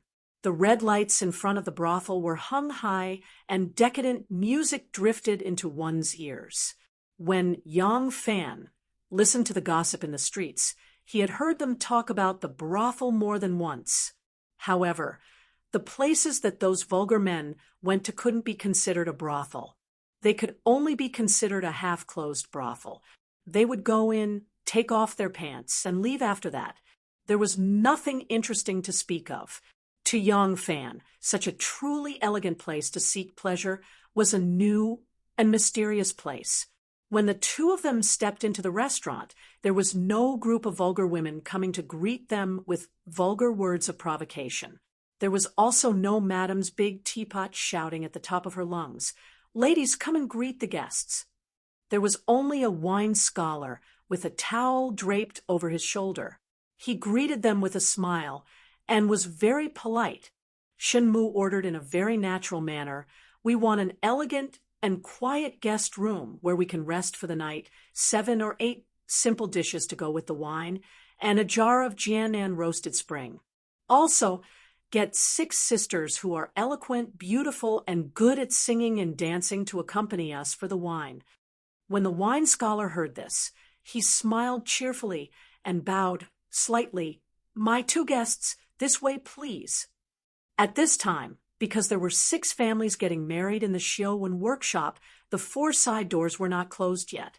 One of the servants guarding the north door yawned and was just about to close the door, hang the lock, and return to the sentry room to rest when a group of heroic young ladies suddenly walked in. The 2 in the middle were Tin Ano and 7th young lady. Chapter 208. The room was very quiet. The music was elegant, the dishes were light, and the wine was very rich. As for the beauty, she had cicada-like hair and moth eyebrows. Her body was graceful, and her fragrance assailed the nostrils. She gently and leisurely sat beside him and spoke softly and slowly. If one did not drink, they would be intoxicated. This could indeed be considered a man's home of gentleness. Shenmu was very good at talking. He talked to Yang Fan about his interesting stories in the market, the reason why he entered White Horse Temple, and how he joined the Imperial Army. He listened attentively and would even interject a few words when necessary, which made Yang Fan even more interested to continue talking. When Yang Fan talked about becoming 100 cavalry, he smiled and asked, "What about you, Brother Shen? What do you do for a living now?" Shenmu said, "I seldom come to Luoyang. This time, I was invited by a friend and will return to Chang, and very soon. In Longyu, I have a few leather goods shops, silk businesses, and a few horse farms. Hee, I have indeed earned some money. However, it is not as impressive as you in the officialdom." Yang Fan said, "I dare not. Actually, I am only a junior colonel in the Imperial Army. As for officialdom, I really cannot be considered." Shenmu smiled and said, "Those who are able to enter the 100 Cavalry Brigade can be released to any Imperial Army unit, and they can be promoted to an official. In my opinion, Erlang, you are still too honest.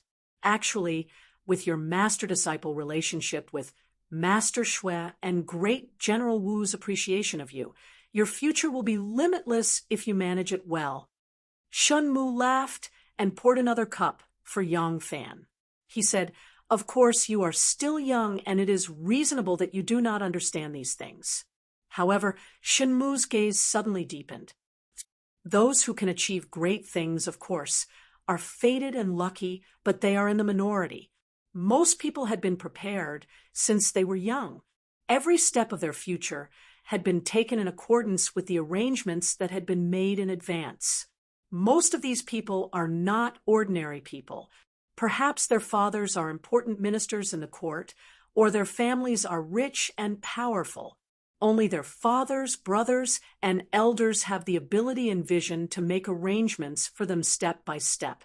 Those young generals who fought with Erlang on the same field, as you are all like this." He looked deeply at Yang Fan and said, "Erlang already has luck. It's just that you don't know how to make use of this treasure mountain. You need someone who is familiar with worldly affairs and human relationships to give you pointers and help you plan. You also need a certain amount of wealth for you to manage these connections of yours. In this way, even though Erlang is only a small colonel among 100 horsemen today, it's not impossible for you to become a great general among 10,000 horsemen in the future." Yang Fan's eyes flickered slightly. He raised his cup to greet him, took a sip of wine, and said, "Brother Shen's priceless advice has benefited Yang Fan greatly. It's just that what Brother Shen said is easy to say, but it's difficult to do it." Shenmu was only trying to get closer to him today. Naturally, he would not reveal his true intentions immediately. He laughed and said, "It's not easy to say, but it's also not difficult to say. Actually, what's lacking is still an opportunity. I do business in Longyu and know many influential people. There's no lack of experts among them. I will help you find one." Yang Fan said, "I really don't know how to repay Brother Shen's love and care." Shenmu said seriously, Erlang, you're treating me like an outsider. Speaking of which, Shenmu, also started from a humble background. There's no other reason why I can achieve what I have today. It's because I value brotherhood. I can make friends with the heroes of the world. I and Erlang are like-minded. If Erlang has any request, as long as I can do it, I won't even frown, even if I have to climb a mountain of swords or plunge into a sea of flames. After saying these impassioned words, Shenmu's expression relaxed. He laughed and said, You see, we're just talking. Aren't we neglecting such beauties? Come, let's drink. As he said this, he stretched out his arm and embraced the slender waist of a beauty serving wine. He chuckled and said, Drink with me from a leather cup. The beauty smiled sweetly at him and lowered her head to take a sip of wine. She pouted her bright red lips and moved closer to his. A lady in green, who was sitting beside Yang Fan, also took a sip of wine. She imitated Yang Fan and moved closer to him. Ladies loved handsome men. This young Lang Jun beside her was very charming. This beauty's heart was already itching for him. Usually, she hated it when guests touched her. Today, she could not wait for him to tease her. However, these two guests chatted briefly. With their experience, they knew that they were not here purely for fun. The two of them only cared about drinking and chatting. They could only serve food and wine at the side, and did not dare to disturb them. Now that the discussion between the two of them had finally come to an end, of course she wanted to be intimate with this handsome young man. Just at this time, the bead curtain was lifted with a schwa sound. Two beautiful young ladies stood outside the bead curtain. Two pairs of beautiful eyes swept inside. Shenmu raised his eyelids as if he did not see the people outside. He quickly pushed away the beauty, who was about to jump into his arms.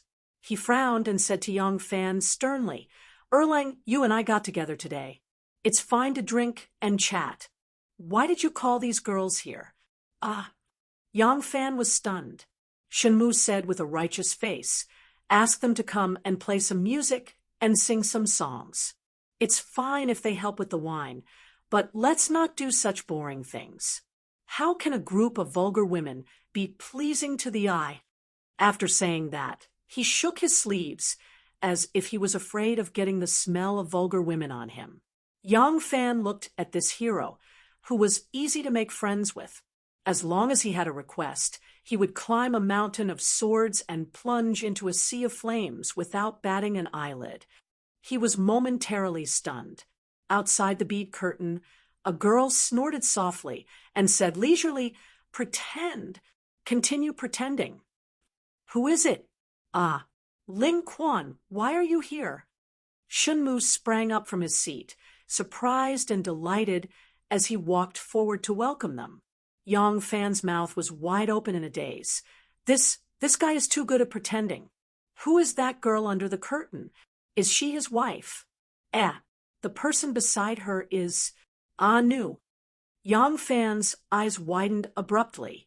He looked at the pretty woman who was looking at him with a strange expression under the curtain, and then looked at the charming waitress who was pouting and trying to get close to him.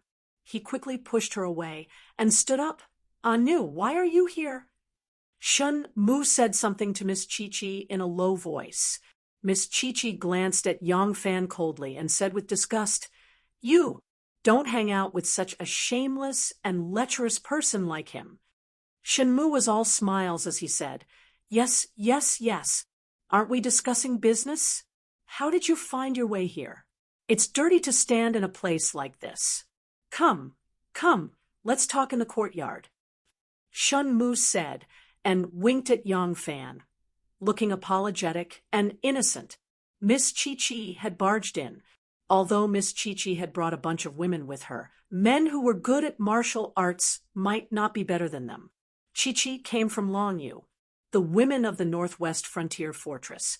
Regardless of whether it was the Hu or Han, were all good at riding and archery. Their martial arts were also good, and there were very few weak women. As the saying goes, riding a horse with a skirt is like turning a canopy. Pulling left and shooting right must be stacked. If women are already like this, how can men meet again? This was used to describe the martial spirit of the Northwest region. With these people barging into the drunken spring inn, how can the thugs stop them? It was unknown what relationship Shunmu had with Miss Chi-Chi. After he coaxed Miss Chi-Chi out, the few waitresses saw that the situation was not good and left as well. Only Yang Fan and Tin Ano were left in the room. Yang Fan smiled cheerfully. "Ah Nu, come in and sit." Ah Nu glanced at the seat beside him and said with a straight face, "What kind of identity is it for me to come in and sit?" Yang Fan thought about it and felt that it was inappropriate. He quickly stood up and walked to the curtain and explained shyly, "You've misunderstood. I'm just sitting here drinking and chatting." Tin Ano's face turned cold. "You want me to drink wine with my mouth and chat with my tongue?" Yang Fan cried out in grievance, "No way. Actually, Shunmu asked the waitress to have a leather cup with him, and the waitress beside me followed suit. But I didn't drink." Tin Ano glared at him and said, "That's because I'm here." Yang Fan said, "If you didn't come, I wouldn't have drunk it. Don't you trust me?" Tin Ano's tone was a little soft, but he wrinkled his nose and said, "Unhappily, what does it have to do with me, whether you drink or not? I'm not related to you, so why are you explaining to me?" When this sentence was said, both of them felt a little uncomfortable. That, Yang Fan coughed and said embarrassedly, "Today is the big day of Brother Chiao, Er's marriage. I'm going to the wedding, but because it's too late to return to the palace, I wanted to find a place to stay for the night. But Shunmu brought me here for a drink. Cough. He's the one who called the waitresses." Tin Ano was able to find her way here because she already knew what was going on. When Yang Fan said this, she naturally believed him. She snorted coldly and warned him, "You better stop associating with such a shameless and lecherous person."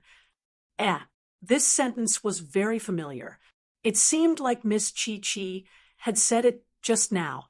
Women would indeed help those close to them, and not reason. Ma's mother's sadness was finally soothed by her son and daughter-in-law's kind words. She rested on the bed under their care, and the newlyweds then returned to their room. In the bridal chamber, the Chinese character, Happy, was pasted on the wall.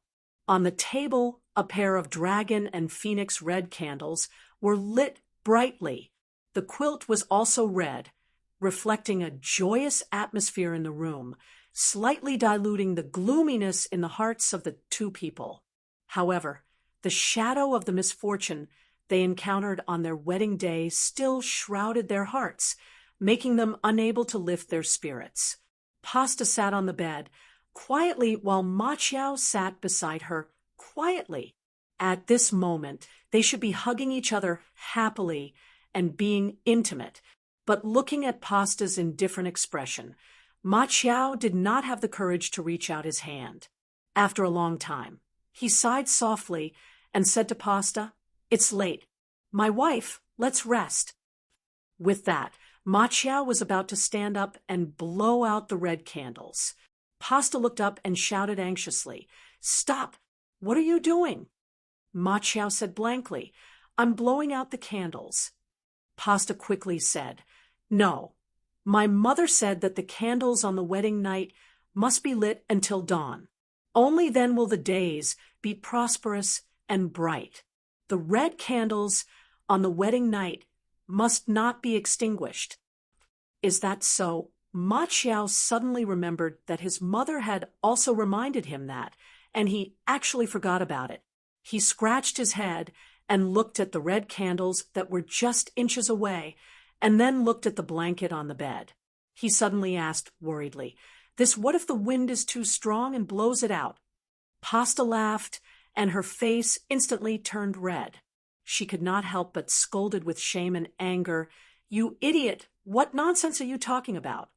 Ma Qiao saw that her face was bashful, and it was a charm that he had never seen before. He could not help but stare blankly. It was only for a moment before he could not help but say, "My wife, you are really beautiful. It is indeed better to have the candles lit." Pasta became even more bashful. Ma Qiao leaped forward with a gust of wind. The wind only shook the candles slightly, but it blew away the unhappiness in both of their hearts. Chapter 209. The song ended, and the guests dispersed. Princess Taiping sent off the last guest and stood in front of the hall, feeling physically and mentally exhausted. That year, when she got married for the first time, the royal family held a grand ceremony for her. Because the carriages of the bridal party were too big, they were unable to enter the square. Even the door of the square had to be torn down. On the night of the bridal party, countless guards lit torches and burnt the wood on the roadside. This marriage between Wu and Li had great political significance. The wedding was still grand, but because of the hasty preparation, the scale could not be compared to the previous one. However, to Taiping, this was too complicated to bear. In reality, the scale of her first wedding was just a story that other people took delight in talking about. What Taiping could never forget was the joy and longing she felt when she sat in the carriage to send the bride off, the nervousness and shyness she felt when she undressed in front of the prince consort, Xue Xiao, on the night of their wedding. As for today's wedding, she was only going through the wedding procedures meticulously. The empress personally came to preside over her daughter's wedding and only returned to the palace at dusk.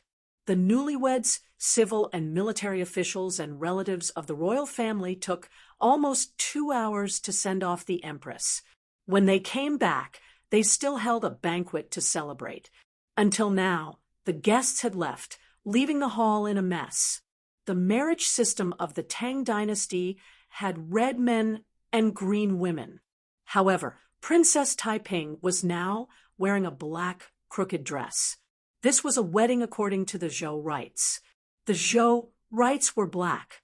Wu Zetian had long claimed that the ancestor of the Wu family was King Wu of Zhou. Her biological father, Wu Xiu, had the title of Duke of Zhou. Not long ago, Fu Yuyi led a group of people to ask the empress to change the name of the country to Zhou and call her the Emperor of Zhou. Today, Taiping's wedding changed the tradition of the Tang dynasty and held a grand Zhou wedding. Princess Taiping sneered in her heart. Her mother really did not let go of any opportunity. She was wearing a deep black silk robe with a red edge. She looked dignified and generous. Her knees were covered with jade pendants and other necessities. Her head was not covered with pearls and jade, but only a strange-looking jade ornament. It had the charm of the pre-Qin dynasty, the dark and heavy color of the clothes, and the simple decorations, although not as bright and festive as the dresses of the later generations, revealed a kind of solemnity and solemnity. However, when matched with her absolutely joyless expression, it gave off a feeling of lethargy. The steward, Li Yi, stood beside her with his hands slightly hanging down. Princess Taiping heaved a long sigh of relief and ordered, "Just a simple cleaning is enough. Tomorrow we will do a more thorough cleaning. Here."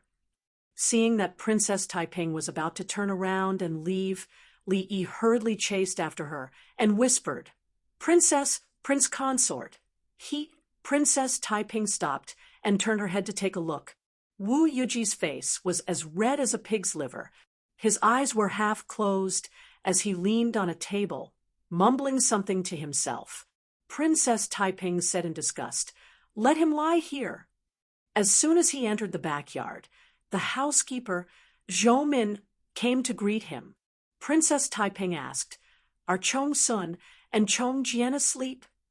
Taiping's 4 children were probably the happiest ones in today's wedding. They treated the wedding as a very lively game and spent the whole night in the crowd excitedly. However, before the guests left, they were already tired and were taken away from the front hall by the nanny. Zhoumin replied, "Yes, the young Lang Jun and his wife had both fallen asleep. Princess, do you want to take a bath? The water is ready." Princess Taiping said lightly, "Leave it first. I will go to the study to tidy up something." In the study, Princess Taiping moved the candle closer and quietly looked at the information she had collected. She thought carefully. He Qichang, she is dead. Longxi has one less general. There must be someone who covets this vacancy. However, the Empress Dowager is about to ascend the throne, so it is obviously not the right time to bring it up. Those people are waiting for an opportunity. This opportunity is likely to be when my mother officially ascends the throne. When the new emperor ascends the throne, the meritorious officials will be rewarded. At that time, it will be reasonable to give the military power to someone who has made great contributions to her ascension. Di Renjia's intention was to take back the military power and not let it fall into the hands of Wu Qingxi. At the moment, the most suitable candidate was Lu Shida. However, Princess Taiping's appetite was not limited to this. She wanted to integrate all the armed forces in Longyu. Above all the ambassadors in Longyu, there would be a military ambassador in Longyu to control the military and political power of the entire West Helong region. Officially, this could maximize the mobilization of the military forces in Heshi to resist the joint invasion of the Tubo and Turks and ensure the safety of Heshi. Privately, it could allow her to control and influence an important military force. And this undoubtedly required more detailed and deeper planning.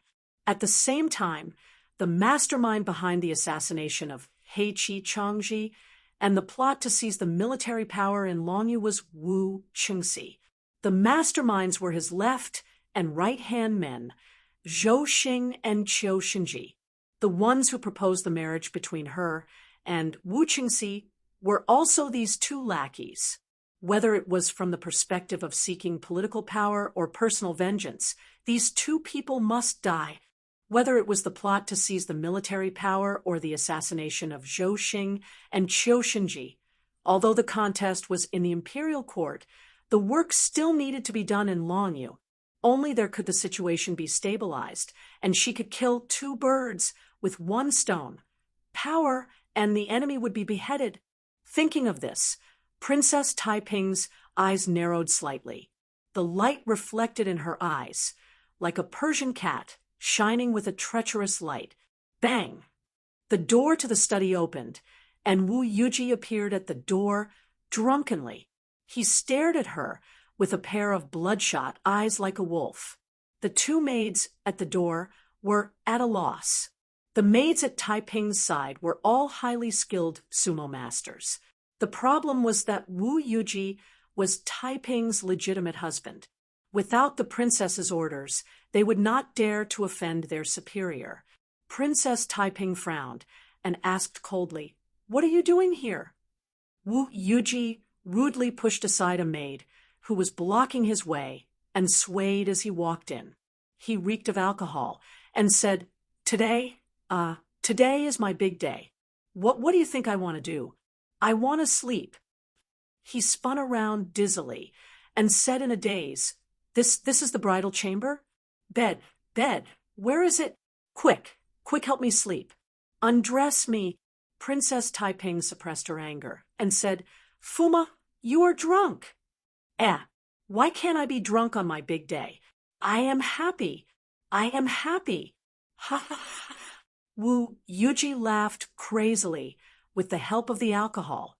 2 streams of hot tears rolled down his cheeks. He wiped his tears and burped.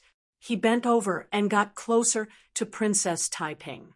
He squinted at her and asked in surprise, "Who are you? Why are you dressed so ugly? Look, you look like your husband just died." Ha ha, this is interesting. My wife just died too. Ha ha ha. Pa. Princess Taiping slammed her palm on the table and raised her eyebrows. She said in a threatening tone, Fuma is drunk. Little Xiao, Z, bring Fuma to the black-faced man to rest. The black-faced man was an elegant name for a pig. Princess Taiping's residence did not need to raise pigs for meat. However, there was a pigsty in her residence. At that time, donkeys, pigs, and geese could be kept as pets in rich families. The black-faced man in Taiping's residence was a pet pig raised by Princess Taiping's eldest son, Xuechong. Princess! Two burly maids at the door looked at her in shock. Princess Taiping glanced at them and sneered. What? You dare to disobey my orders? This servant does not dare. The two sturdy maids at the door looked at each other and walked over to pick up the unconscious Wu Yuji. Under the peach tree in Drunken Spring Brothel, Miss Chi-Chi was complaining to Shenmu about her grievances. Suddenly, tears rolled down her cheeks, and she sobbed, Why are you always so polite to me? Shenmu said helplessly, Is it wrong for me to be polite to you? Miss Chi-Chi sobbed, Do you know that the more polite you are to me, the sadder I am? Why are you always avoiding me? Shenmu said, How can there be such a thing? I am really busy. Chi-Chi wiped her tears and said, Excuses. They are all excuses. Am I Li Lingquan, inferior to a wine cellar like her? Shenmu's face darkened. Chi-Chi, you are not allowed to insult her. Chi-Chi gritted her teeth and said, I know that even though you have 5 surnames, you have been bullied by the main branch of the Li clan. You once said at the Proud Moon Brothel in Chang, and women of the 5 surnames are valued in the world, but I am the only one who is cast aside. Just because my surname is Li and I am from the main branch of the Li clan, you despise me, right? Shenmu's head started to hurt. He rubbed his forehead and replied weakly, No, yes, look at how insincere you are. I am in Chang, and you are hiding in Luoyang. Now that I am in Luoyang, where are you going to hide? Shenmu smiled bitterly. I will be going to Longxi soon to settle some matters at the White Water Stream. Chi-Chi exclaimed. As expected, you are going to avoid me again. Am I that annoying? Shenmu had a stupid look on his face. What I mean is, if you are willing, we can go together. Chi-Chi was stunned for a moment before jumping up and down in joy. Really? As expected, a man must keep his words. You are not allowed to go back on your words. Wah! Hearing Chi-Chi's savage laughter, Shenmu already started to regret. In the room, Tin Ano and Yang Fan were whispering, There is a reason why aristocratic families can survive for thousands of years and never fall no matter how the dynasty changes. Those who can be groomed as the heir of an aristocratic family are definitely not good-for-nothings or mediocre. Another reason is that they will spare no effort in grooming talents.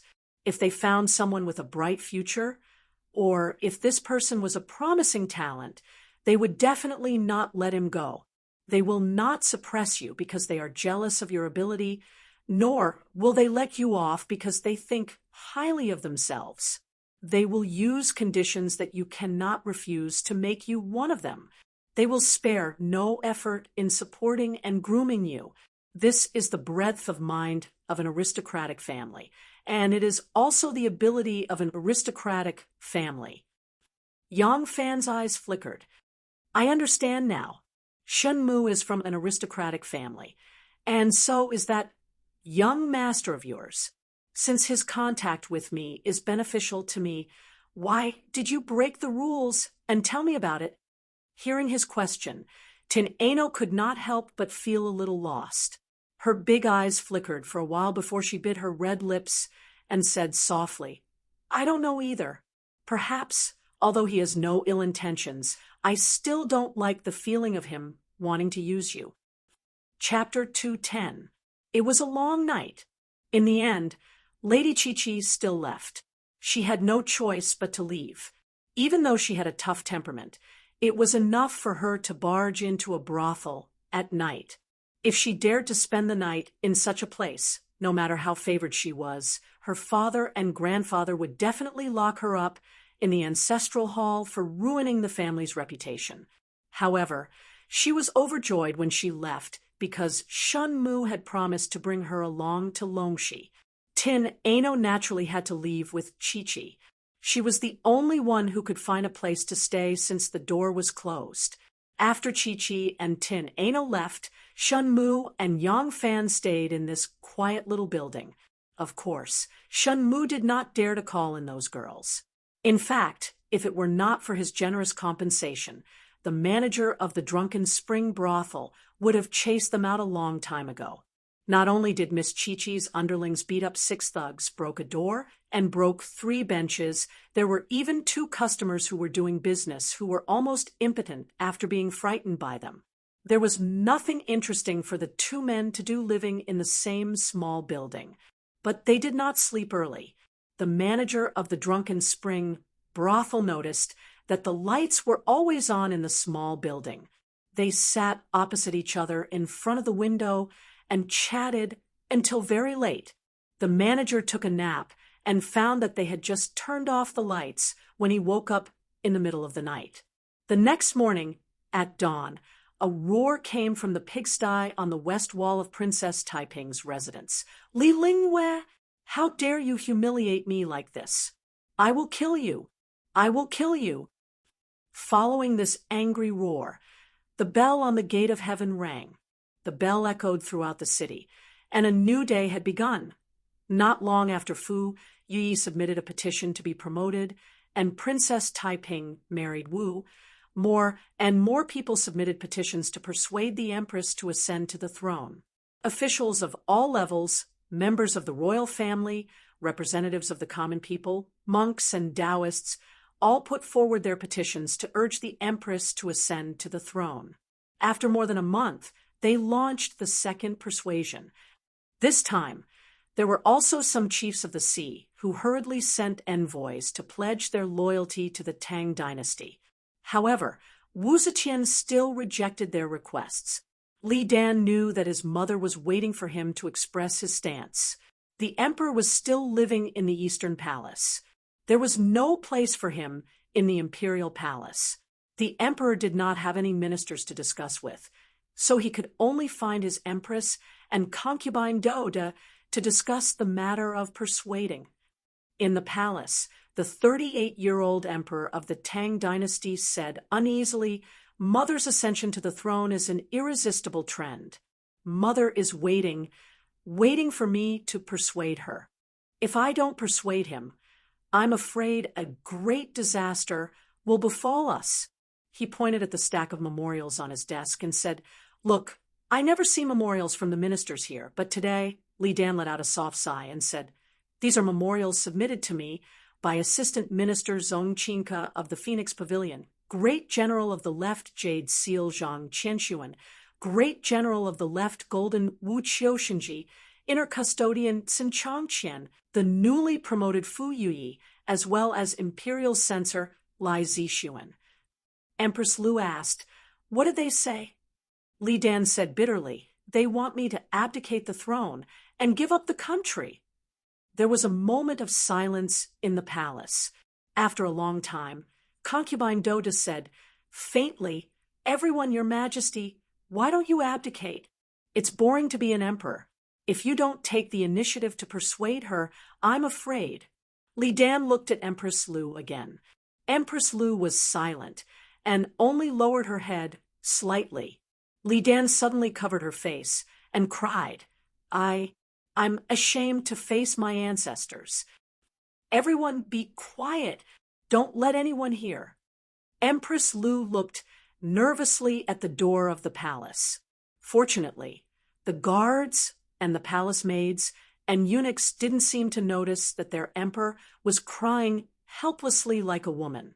Empress Lu turned her head to look outside and couldn't help but persuade with fear, "Everyone, the situation is like this. It's really not your fault. Your ancestors will forgive you. When the emperor leaves the court and returns to Wuching Hall. Everyone go to Mother and ask her to abdicate the throne and give up the country. Li Dan wiped her tears. Her eyes were red, and she said woodenly, Qiu Shinji said in his memorial that persuading me is a grand act. I should go to the Golden Hall and, in front of all the civil and military officials, abdicate the throne and give up the country to Mother in order to show my sincerity. Concubine Doda held her wrist and said, I'm afraid this is Mother's kind intention. Li Dan's eyes were dull, and she didn't say a word. Empress Lu thought for a moment and said sadly, Then everyone, let's go to the Golden Hall and persuade her. When she said this, her eyes also turned red. Yes, you should go to the Golden Hall. Li Dan turned around stiffly like a puppet and laughed. She said faintly, I've been an emperor for 8 years, and the number of times I've gone to the Golden Hall can be counted with one hand. Let's just let it be. The Empress arrives. One, greets the Empress. Shanghai Wan, who was sorting out the memorials in the Wuching Hall, heard the shout outside and hurried out of the hall to welcome her. Yes. Wu Zetian's expression was not the same as usual. She wasn't in high spirits, nor was she angry because she encountered something unpleasant. Her eyes seemed to be drifting, as if she was here, but her thoughts were elsewhere. Shanghai Wan glanced at Xiao Man, who was fanning herself behind Wu Zetian. Xiao Man naturally knew the reason, but she couldn't explain it to her with her eyes. She could only give her a hint to tell her that it wasn't a bad thing. Shanghai Wan felt relieved. Wu Zetian entered the Wuching Hall and sat behind the imperial desk. She didn't ask about the memorials as usual, nor did she take a sip of her favorite fermented rice. After a long time, she came back to her senses and glanced at Shanghai Wan. She said lightly, This morning, Dan suddenly barged in. Shanghai Wan said calmly, Oh, what was everyone talking about? Wu Zetian smiled and said with a strange expression, Dan said that he wants to abdicate the throne to the country and let me be the emperor. Shanghai Wan finally understood why Wu Zetian's expression was so strange today. She had painstakingly planned for so many years, and now she was finally wearing the imperial robe. Shanghai Wan took 3 steps back and bowed down. Wan congratulates the Empress. Ha! Wan, you are also a woman. Do you think I can be the emperor? Wan said to herself, The Empress has been planning for so many years. Those who thought you couldn't be the emperor have all been killed by you. Why are you still asking me now? Wan said, People born with extraordinary minds do extraordinary things. The Empress is an extraordinary person. Although she is a woman, why can't she be the emperor? I believe that when the Empress ascends the throne, the people of the world will rejoice. Wu Zetian was silent for a moment, then chuckled. She looked at the memorials in front of her, which were obviously many times more numerous than before. She asked, What are these memorials for? Wan said, Most of them are the civil and military officials and the people of the world who urged the Empress to accept. Wu Zetian grunted and waved her hand. She said, Leave them all here. I am a little tired and don't want to read anymore. The next morning, during Empress Wu's morning court, the emperor of the Tang dynasty, Li Dan, appeared in front of her carriage again. His shoulders were covered with dew. It was unknown how long he had been waiting there. Li Dan stopped the Empress and once again knelt down to beg his mother to accept the abdication. Empress Wu once again refused. This scene was witnessed by the countless palace maids, eunuchs, and imperial bodyguards. Naturally, the scribe recorded this matter in his daily notes. On the 3rd day, hundreds of officials entered the palace. When Empress Wu was about to attend court, she was shocked to find that the 12 robes that Li Dan wore when he ascended the throne were neatly stacked on the dragon desk. On top of the robes were 12 crowns. The emperor, Li Dan, was bareheaded and holding the abdication edict. He was one step ahead of all the other civil and military officials in the court, kneeling in the throne room. His words were sincere, and he begged his mother to accept his abdication. The officials were only slightly surprised, but they quickly reacted. They all knelt down and respectfully asked the empress to accept the abdication and ascend the throne. Wu Zetian sat steadily on the dragon throne in the midst of the tsunami-like cheers. Only when the cheers completely quieted down did she slowly stand up. Her expression was very solemn and dignified. Everyone held their breath. They suddenly realized that the day they knew would come was today. This is what the emperor means. Wu Zetian's melodious voice echoed in the Golden Palace. Everyone could hear that the usually calm empress's voice was faintly trembling today. This is what the officials mean. This is what the people of the world mean too. If I continue to reject the wishes of the emperor, the officials, and the people, it will be a great disrespect to Haotian. Therefore, at the request of the emperor, the officials, and the people of the world, I accept the mandate of heaven and accept the abdication. Long live! Long live! Long live!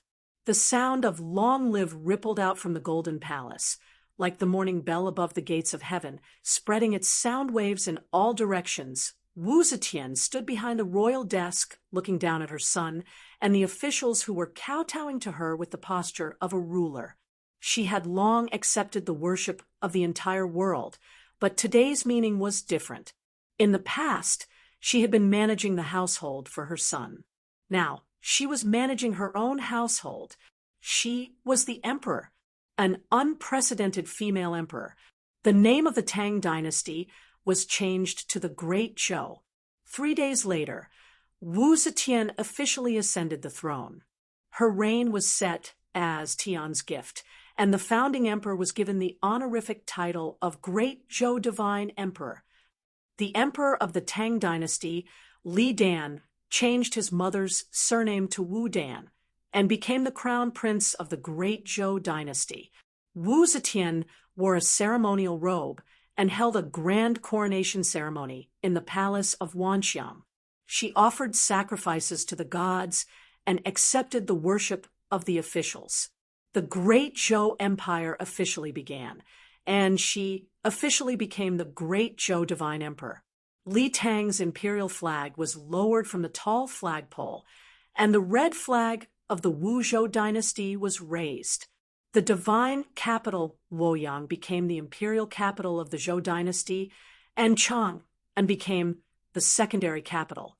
The memorial tablets of the ancestors of the Wu clan were invited into the imperial ancestral temple. From the palace of Wanxiang to the gate of heaven, the white corridor was covered with a vermilion carpet, and guards of honor stood on both sides. On the long red carpet, Wu Zetian wore a 12-patterned imperial dragon robe and a 12-crowned crown. She walked alone on the long corridor. She entered the palace at the age of 14 and became a talented person by the side of Emperor Taizong Li Shimin. She became the emperor at the age of 67 and became the first female emperor in Chinese history. How many storms and dangers, how many ups and downs. Her thoughts were like the surging waters of the Yellow River, surging in her mind. The empress ascended the gate of heaven, and the cheers outside the gate were like a tsunami, rising and falling one after another. The Great Zhou Divine Emperor stood on the gate of heaven, and his gaze swept over the people who were kowtowing to her and looked into the distance. It was near dusk, and the setting sun was like blood. The blood-colored sunset shone on the magnificent and towering palace walls, gorgeous and awe-inspiring, giving people a terrifying beauty. Now, she was the master of this place, not the mistress, but the master. Now, she was the master of this palace, the master of the Tang dynasty. Chapter 211. The Great Zhou dynasty was established. Wu Zetian was conferred posthumous titles for 5 generations, and her entire family, including chickens and dogs, ascended to heaven. Since Wu Zetian was already 67 years old, there were no longer any elders in the Wu clan. Those of the same generation had all been killed by her, so she conferred the titles of princes to her nephews and grandchildren. Wu Sanxi was conferred the title of Prince Liang, Wu Qingxi was conferred the title of Prince Wei, Wu Yuning was conferred the title of Prince Jiancheng, Wu Yu was conferred the title of Prince Zhoujiang, Wu Yuang was conferred the title of Prince Kuaiji, Wu Yizong was conferred the title of Prince Hanoi, and Wu Xizong was conferred the title of Prince Linchuan. All the Wu sisters were conferred the title of princess, establishing the Wu clan's 7 temples in the divine capital, exempting all the people with the surname Wu from all taxes. Shanghai 1. Er's foresight was very accurate. Just as she had said to Yang Fan, the person who took the lead in persuading would be able to change his position several times in a year until he reached the peak of the court. That imperial messenger Fu Yuyi, who was of the 6th rank, was promoted one after another. First, he was promoted by 3 ranks and became the Minister of Rights. Now, he was promoted to Luantai's Assistant Minister and Luantai's Minister of Peace, becoming the Prime Minister of the court. The Assistant Minister of the Phoenix Pavilion, Zhong Qinke, who had forced Li Xian to abdicate his throne, was promoted to the position of the Imperial Censor, the Prime Minister of the current dynasty. Di Renjia and Pei Xingbin, the Assistant Minister of Winter, and Pei Xingbin of the Assistant Minister of Earth, and Pei Xingbin of the Assistant Minister of Winter, were also appointed as the Pingzangxi of the Phoenix Pavilion's Luantai, and became the prime ministers of the Tang dynasty. After that, Wu Zetian announced to the world, "The ancients stopped killing by killing. Now, I will stop killing with kindness." This news lifted the spirits of the civil and military officials. They thought that the new dynasty was finally going to put an end to the cruel politics.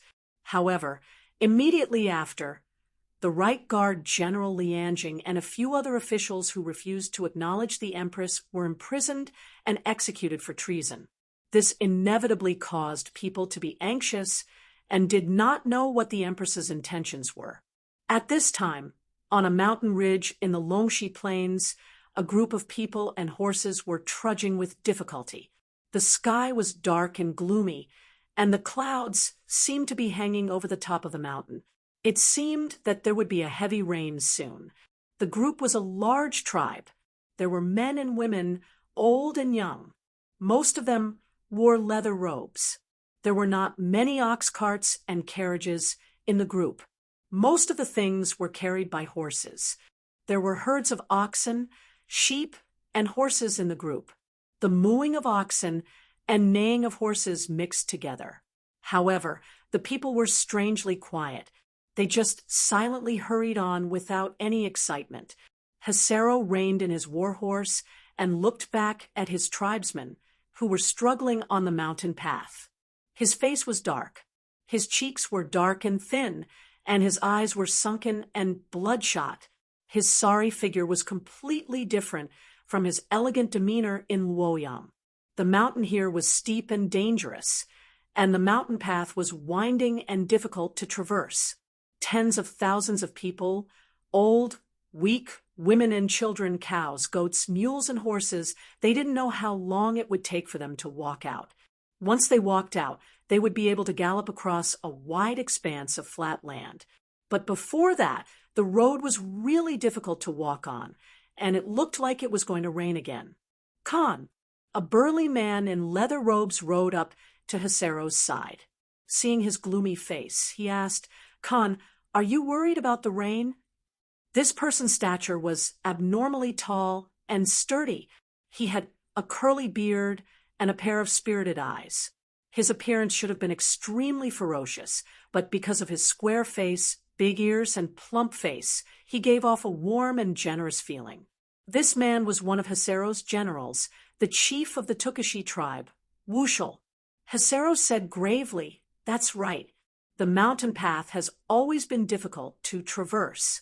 Once the rain comes, it will be muddy, making it even more difficult to traverse. If we're not careful, we might even fall into the mountain stream. Wushel said, "Then why don't we let everyone set up camp and rest first?" Hasero said, "The pursuers are right behind us. If we stop," Wushel said, "Khan, don't worry. Once the rain comes, we won't be able to leave, and they won't be able to catch up. I'll take some people to the back. If they really do give chase in the rain, I only need 100 people to block off the main path in such heavy rain. They can forget about coming over." Hasero thought for a moment. "That's the safest way." Wushel said, "Then I'll go now." Wushel turned his horse and was about to leave when Hasero suddenly called out to him. "Wushel!" Wushel turned around. Hasero thought for a moment, then said, "After I leave with the old and weak, I'll go straight to Luoyang to ask for reinforcements. I'll leave the Wunu Shi by tribe to you." Wushel said, "Khan, don't worry. As long as Wushel still has a breath left in him, he won't abandon our tribe or our plains." Huzero nodded heavily and said, "Go ahead." Wushel galloped up the mountain path. In a short while, he had met up with a few of his trusted aides and was at the back of the group. A burly man asked, "Big brother Wushel, when are we going back to the tribe?" Wushel said, "We'll first cover the Khan and his tribesmen as they leave, then we'll take a detour back." "All right." Another burly man carrying a 3-pronged pitchfork beamed with joy. "Big brother Wushel, once the Khan leaves, this place will be our world. At that time, we can—" Wushel shot him a fierce glare, and the burly man immediately shut his mouth. Wushel coldly snorted and beckoned over a thin man with a shrewd face. He whispered, "Have you gotten in touch with Shenmu's men?" The man nodded. His men agreed, but they said that their reserves are limited and that they can only provide us with 3 months' worth of provisions. As for fighting against the Tubo and Gugulu, we'll have to rely on ourselves. Wushel thought for a moment, then said, 3 months is enough. The Gugulu and Tubo won't stay on the steppe for that long. Let our tribesmen get through the current crisis first. Yes, as the group spoke, they gradually disappeared around the corner of the mountain peak. Longyu was in trouble. Before Di Renjia, Shanmu, Princess Taiping, and the others could make detailed arrangements for Longyu, the Tubo and Eastern Turkic Khaganate's Gugulu had begun to move. Just as Shenmu had predicted when persuading Di Renjia, the moment the Turks and Tubo learned of Blacktooth Changji's capture, they would take advantage of the fact that the Qingyuan Path Commander-in-Chief had been captured, the low morale of the armies, and the absence of a new commander-in-chief. This was even faster than Shenmu had predicted, as the Eastern Turks and Tubo had many spies in the areas controlled by the Tang army. Blacktooth Changji had been publicly captured and sent to Luoyang in a prison cart, so there was no need to spend too much effort in making inquiries. The Eastern Turkic spies had personally witnessed Blacktooth Changji being escorted to the capital. When this important news reached the Eastern Turks, Khagan Gugulu was overjoyed. At this time, Gugulu was ill and could not personally go to battle, so he immediately ordered his younger brother, Moshe, to lead an army to Whitewater Stream. At the same time, he informed the Tubo, who immediately launched an attack on the Western Turkic Khaganate that had submitted to the Tang dynasty. The Western Turks were in dire straits under the attacks of the Eastern Turks, and the Tubo, their territory and numbers dwindling by the day. How could they resist the ferocious Tubo army? Helpless, Huzero could only disperse the 10 tribes under his command and scatter them across the steppe. Then he led the old, weak, women and children back to the Tang encampment to avoid the brunt of the attack. Smoke rose from the western regions as Tang messengers traveled day and night to deliver the news to Luoyang. The divine capital, Luoyang, was still ignorant of the situation in Longyu and was still immersed in the celebratory atmosphere of a new dynasty. On this day, Wu Zetian was holding a grand family banquet in the Wanxiang Divine Palace, gathering all the members of the imperial family to celebrate the peace. The Wanxiang Divine Palace was also known as the Bright Hall. The Bright Hall was where the emperor would hold court and discuss the country's military and political affairs, using it to hold a family banquet where people could sing and dance, and the fragrance of wine and meat wafted through the air was a bit lacking, but Wu Zetian wanted to hold it here. In the first year of the founding era, a year before the death of Gaozong Liji, Wu Zetian wanted to hold a banquet in the Hall of Announcing Politics in the Bright Hall, but Professor Taichung led a group of civil and military officials in retorting. The Hall of Announcing Politics is the main hall where the emperor holds court. It is solemn and dignified. How can it be used to eat and drink? Although Wu Zetian had already seized all the power at that time, Gaozong Liji was still alive, and Professor Taichung and the other officials were confident in their stance. She did not dare to act arbitrarily and could only suppress her anger and hold a banquet in the Hall of Announcing Politics. She did not forget this matter. 9 years later, she became the emperor. She insisted on holding the banquet in the Wanxiang Divine Palace, which was grander, more dignified, and more glorious than the Hall of Announcing Politics. No one dared to say anything. The huge and magnificent Bright Hall was decorated with lanterns and streamers, and Yang Fan and Xie Xiaomen strolled around the palace. Yang Fan now only had one enemy left, but he could not find a chance to make a move. Qiu Xinji was skilled in martial arts and slightly better than Yang Fan. He also had many servants around him, so it was too difficult for Yang Fan to get close to him. Now that Yang Fan had Wanner to worry about, he could not risk exposing his identity, so he could only wait patiently. That night in the drunken spring house, he and Shunmu talked until late. No one knew what they talked about. Yang Fan also completely buried the matter in his heart, as if it had never happened. Recently, Xiaoman was a little distracted. She had already sent people to Guangzhou Prefecture according to the method Yang Fan taught her. According to the time, her people should have already arrived in Guangzhou Prefecture. Notices offering a great reward for finding her elder brother had been posted all over the streets and alleys of Guangzhou Prefecture. Xiaoman did not know when her people would come back, and when they came back, whether they would bring her elder brother back. So recently, her heart was full of worries, and she was always a little distracted. Because the two of them had their own worries, they walked side by side for a long time without speaking.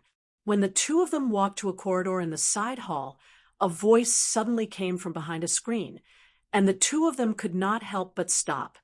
Today, Wu Zetian was holding a grand family banquet, and all the dance and music masters of the left and right musical houses and the inner musical houses had come.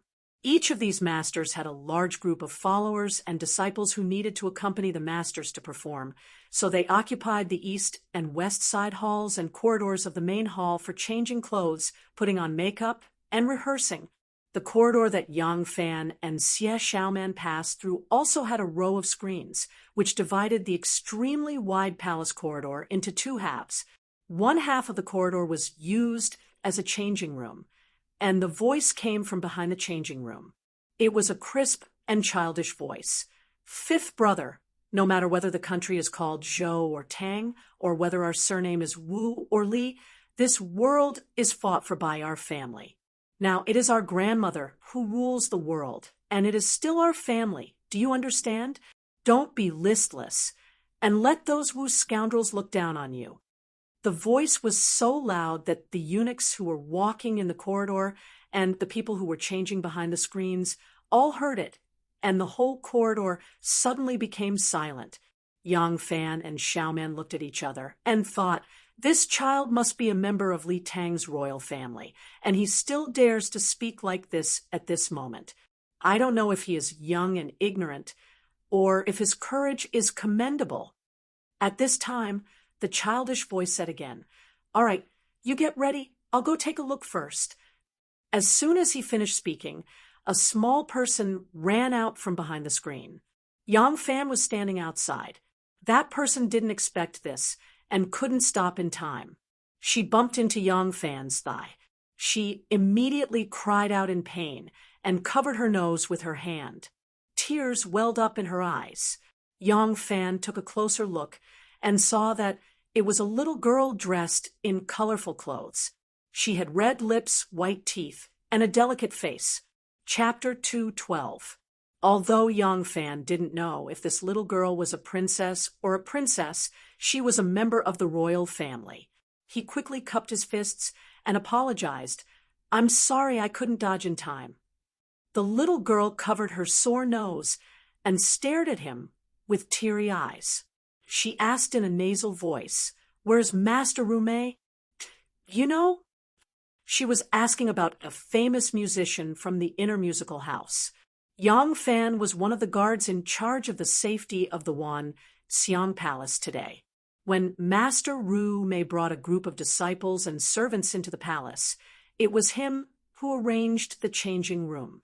He happened to know where this person was, so he said, "I know." "Then bring me to her." The little girl was about to leave when a shout came from behind. "Stop!"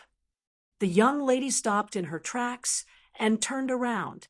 She saw a person appear from behind another screen. He was dressed in a colorful costume, and his face was only half painted. The other half of his face was still unpainted. Yang Fan recognized this person from this half of his face. This person was Prince Lin Chuan, Wu Xizong. It seemed like he was also going to perform at Wu Zetian's banquet to entertain the Empress. Wu Xizong stared at the little girl coldly and said in a deep voice, "Which family are you from? How dare you be so presumptuous? Everyone with the surname Wu is a villain? Say that again." Yang Fan couldn't help but frown. Wu Xizong was in his early 40s. He was so old, yet he was arguing with a 6 or 7-year-old little girl. Moreover, he was a dignified prince. The little girl raised her eyebrows slightly, but she didn't show any fear. She replied with a glib tongue, "So, your surname is Wu? There are many people with the surname Wu in the world. I've only seen people pick up things, but I've never seen someone pick up curses. I said a villain with the surname Wu, and you know who I'm talking about, so you jumped out to admit it?"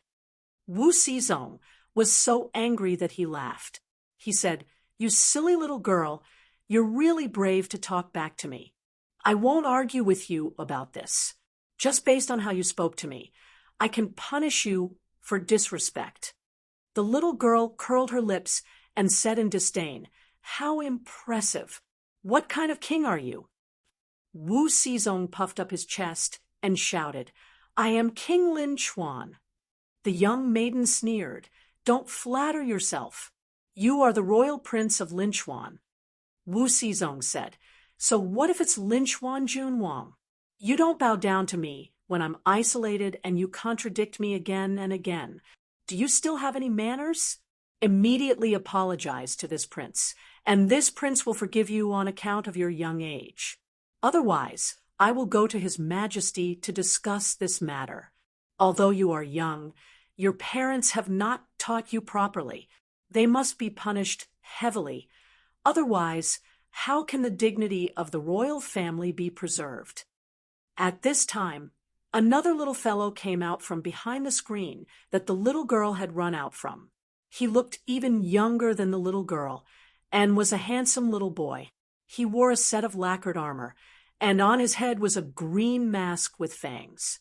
Seeing Wu Xizong's anger, the little boy was a little afraid and tugged on the little girl's clothes, signaling her to stop talking. But the little girl was not afraid. She stuck out her chest and said loudly, "You ask me who I am? Good. Let me tell you. I am the third son of the Crown Prince, His Royal Highness, King Chu. You are a royal prince, yet you claim to be alone in front of me and contradict me again and again. Immediately apologize to this prince, and this prince will not bicker with you on account of your age. Otherwise, I will go to His Majesty to discuss this matter. Otherwise, Where can the dignity of the royal family be preserved? The third son of the crown prince, His Royal Highness, King Chu? Yang Fan was a little surprised to hear this. He had been in the palace for a long time and had some understanding of the situation of Emperor Li Dan's family, who were trapped in the East Palace. Now that this little girl had introduced herself, he realized that this person was actually a man in disguise. It turned out that this person was the third son of the original emperor of the Tang dynasty, the current crown prince of the Zhou dynasty, Li Longji. Li Dan himself did not show his face, and his children were usually under house arrest in the East Palace. They did not see any outsiders, so Wu Xizong really did not recognize him. Now that Li Longji had introduced himself, Wu Xizong could not help but be dumbfounded.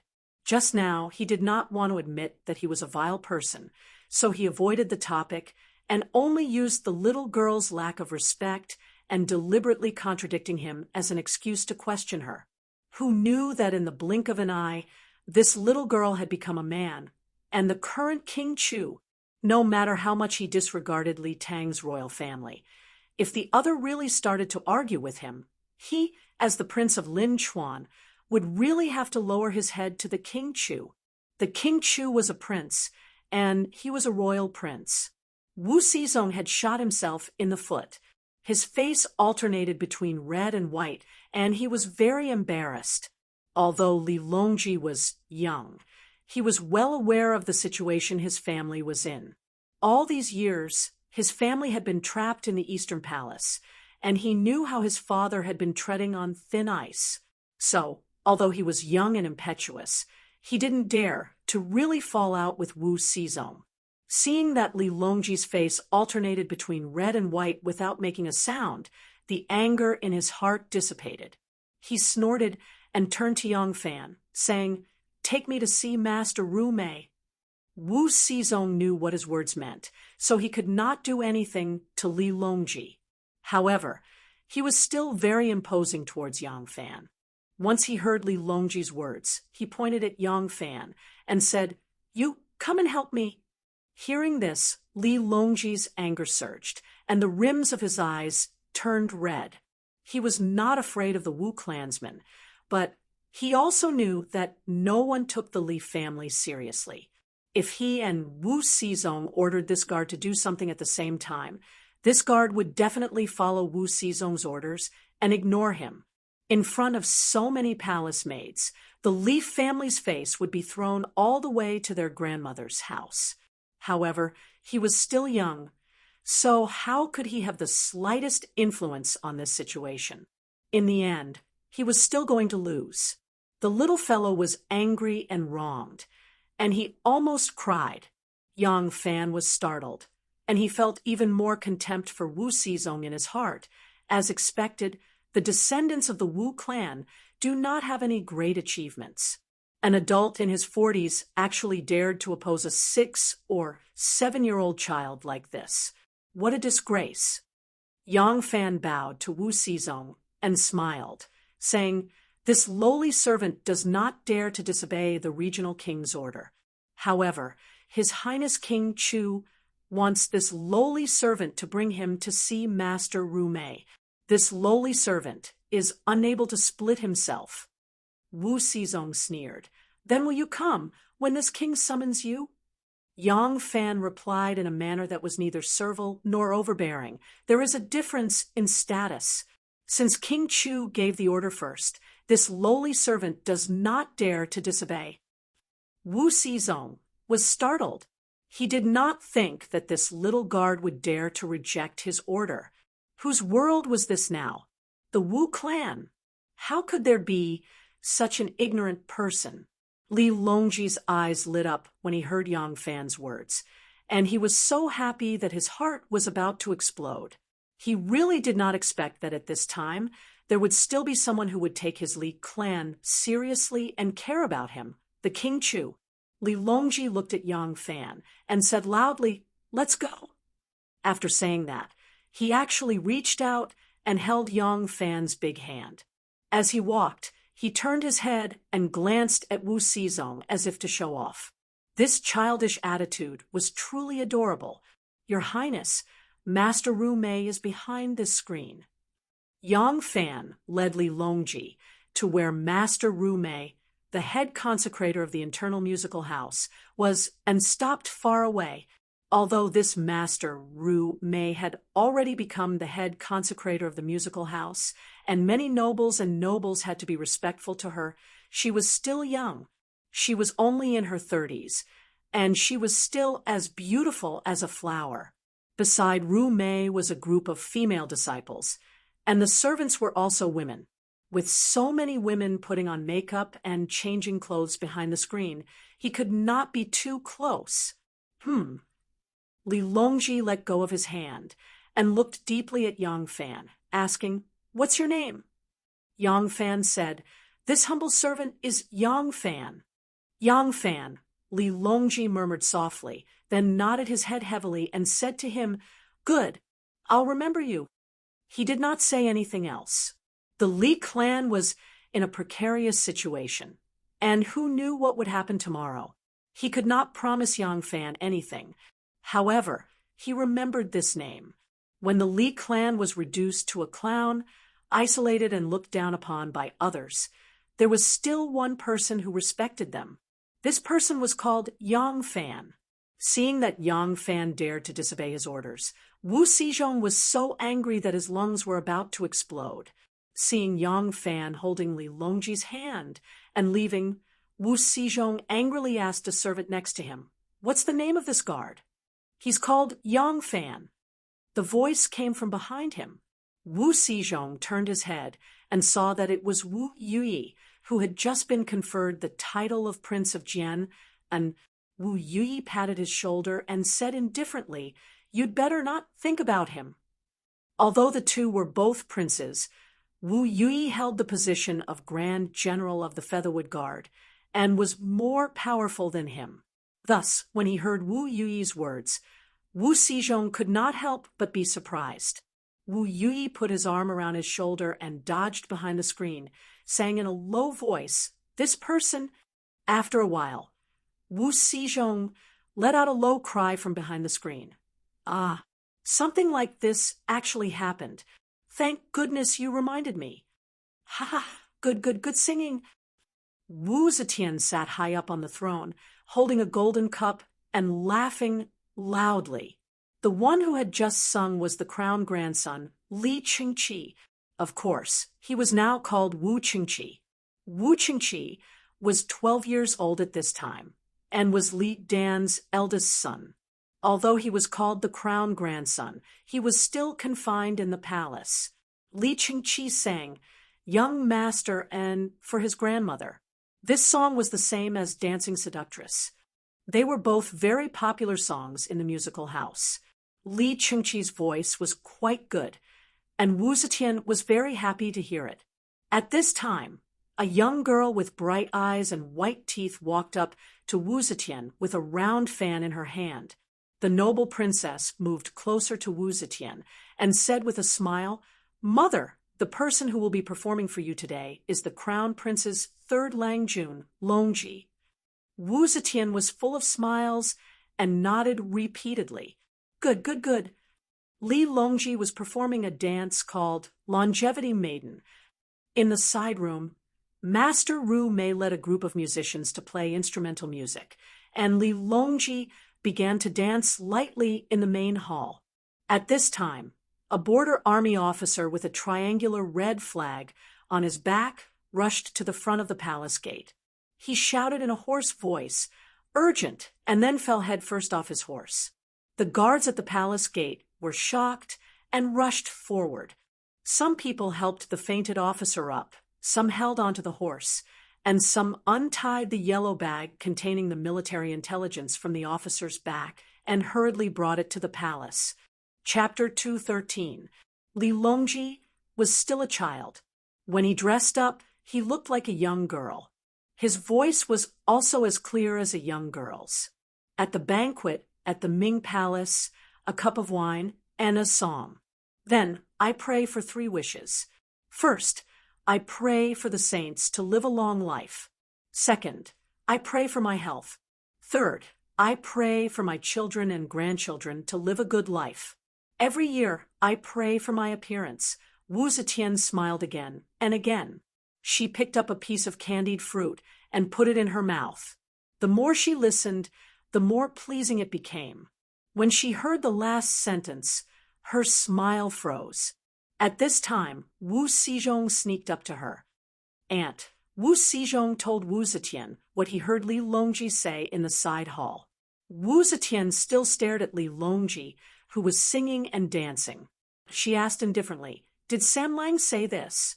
"Yes." Wu Zetian was silent for a moment. She laughed and said, "We have so many children. Unfortunately, not many of them are successful. This child has some heroic spirit." Wu Xizhong was startled. He said reluctantly, "Aunt, he said such rebellious words." "How could you?" Wu Zetian glanced at him and said indifferently, "Xizhong, your nephew is here. Do you think San Lang is good as a girl?" Wu Xizhong glanced down the hall and said perfunctorily, "Good. He's very good." Wu Zetian laughed and said, "A child's words carry no harm. You're already an adult. You still want to take a child's words seriously? San Lang is pretending to be a woman, but he's actually a man. Although you're a man, why do you look like a woman?" Wu Xizhong's face turned red, and he couldn't say anything. Wu Zetian waved her hand like she was waving a fly. "We're very happy today. Don't spoil our mood. You can leave." "Yes." Wu Xizhong bowed and left. Li Longji finished his performance and received the applause of the entire audience. Wu Zetian laughed heartily and gave him a plate of candied fruits. Li Longji thanked her and retreated. Next, it was his fifth brother, Li Longfan, who went on stage. This Wulong was the little fellow who was changing clothes behind the screen with Li Longji just now. He had just turned 5 years old and was conferred the title of Prince Qi. The Prince of Lanling was the fourth son of the northern Qi Emperor Gao Changgong. Gao Changgong's bravery was unparalleled, but he was as pretty as a girl. In order to increase his deterrence, every time he went to the battlefield, he would wear a ferocious mask. Later generations created the dance of the Prince of Lanling's entering the battle array based on this dance. Among Li Dan's children, King Qi was the most artistic one. With him as the leader, he led a group of warriors to perform the Prince of Lanling and brought the atmosphere of the banquet to a climax. King Qi also received his reward and retreated. Li Dan's fourth princess, Li Huawan, leisurely walked to the front of the stage. Just as she was about to open her cherry lips and sing a song for her grandmother, a guard rushed into the hall. Raising a yellow bundle high in the air, he shouted, "Reporting! Longyo's most urgent military report." The banquet that Wu Zetian had painstakingly arranged to show the prosperity and harmony of the imperial family had been disrupted by Longyo's urgent military report. The Eastern Turks and Tubo had driven the Western Turks, who were loyal to Tang East, and launched an attack on the garrisons of the Tang dynasty. This series of military actions had become an important test for the newly established Great Zhou dynasty, and the appointment of the commander-in-chief of Longyo's military once more became the topic of whether or not to recover the 4 garrisons of Anqi. In truth, last year, Wu Zetian had appointed Minister of the Right of Wenchang, Wei Daijia, as the Grand Supervisor of the Anqi army, to supervise the 36 military commanders in attacking the Turks. They had attempted to recapture the 4 garrisons of Anqi, but after several clashes with the Turks, they had suffered heavy casualties. In the end, they had suffered a major defeat at the Yanshijia River west of Crescent City, and Wei Daijia had been exiled to Xiangzhou. Now, the imperial court was forced to reconsider the 4 garrisons of Anqi. At the morning court session the next day, a major debate on whether or not to recapture the 4 garrisons of Anqi began in the Golden Hall. The new Prime Minister, Di Renjia, led his fellow officials in opposing the Western expedition. In Di Renjia's view, the attacks of the Turks and Eastern Turks had already forced the imperial court to appoint Lu Shirda as the Qingyuan Taoist historian. It was enough that military authority did not fall into the hands of Wu Qingxi's ambitious faction. As for the 4 garrisons of Anxi, they were truly of little value. They were remote and unbearably barbaric, of no use to the empire. Whether it was sending troops on an expedition or garrisoning them, it would be a huge waste of manpower and resources. It was better to abandon the 4 garrisons of Anxi and withdraw the main force to reduce military expenditures. This time, it was Wu Qingxi's faction that was strongly in favor of going to war. Only by going to war could they seize the military authority of Longyu. But of course, this goal could not be openly stated. Thus, if they seized the 4 garrisons of Anxi, it would affect the Tang dynasty's control of the western regions, and these strategic locations would be of great benefit to the entire Tang dynasty. Di Renjie and the others, on the other hand, were opposed to using this matter to expand the situation and bring up the topic of recapturing the 4 garrisons of Anxi. In their view, any proposal that only focused on one aspect was not advisable. Guangzhong had the Daisen Pass to the west, the Hangu Pass to the east, the Wu Pass to the south, and the Shao Pass to the north. Together with the 2 natural barriers of the highlands and the Qinling Mountains, it was an impregnable country surrounded by 4 fortresses. If the so-called strategic locations decided everything, how could the state of Qin have fallen? The Shu Dao was as difficult as ascending to the heavens. The Yang and Pass, the Sword's Gate Pass, the Jiameng Pass, the Dragon's Pass, and the Kuei Pass were all places where one man could hold the pass against 10,000 enemies. How could the state of Shu have fallen at the hands of the state of Wei? When a country was at its weakest, no matter how many strategic locations it had, they would not be able to withstand a single blow. Moreover, after abandoning the 4 garrisons of Anxi, there were still many passes to pass, and it was not a smooth road to the Central Plains. To abandon or take the 4 garrisons of Anxi, one had to weigh the price of taking them and the gains of abandoning them. In terms of eloquence, how could Wu Qingxi, Qiu Xinji, and the others be his match? And while Zhou Xing was eloquent, he was more familiar with the affairs of prisons. This was a matter of state secrets that concerned politics, economics, and military. Di Renjie's rebuttal left Wu Qingxi speechless. He turned to Wu Zetian and reported, "The 4 barbarians are all outside the former emperor's domain. The east is separated by the sea, the west by the quicksand, the north by the desert, and the south by the 5 ridges. These are the boundaries that the heavens divide between China and the west. Now, if we use the outside of the Wulin wilderness to claim credit, we will exhaust the treasury to fight for the barren land. The people will not be able to increase taxes, and the land will not be able to be cultivated. To seek the crown and lead the faraway barbarians and not to strengthen the foundation, and the people, why did we come? The ancients have a saying, 'Books are of the same language, chariots are of the same track, it may not be safe.' Although this saying is small, it can be used to describe the big picture. If we are greedy for achievements, we will exhaust China and the foundation will be shaken. Won't the gains not make up for the losses? In the past, Emperor Yuan of Han accepted Jia Juanfang's plan and stopped the Pearl Cliff. Emperor Xian used Prime Minister Wei's plan and abandoned the charioteers' field. It was indeed a wise move.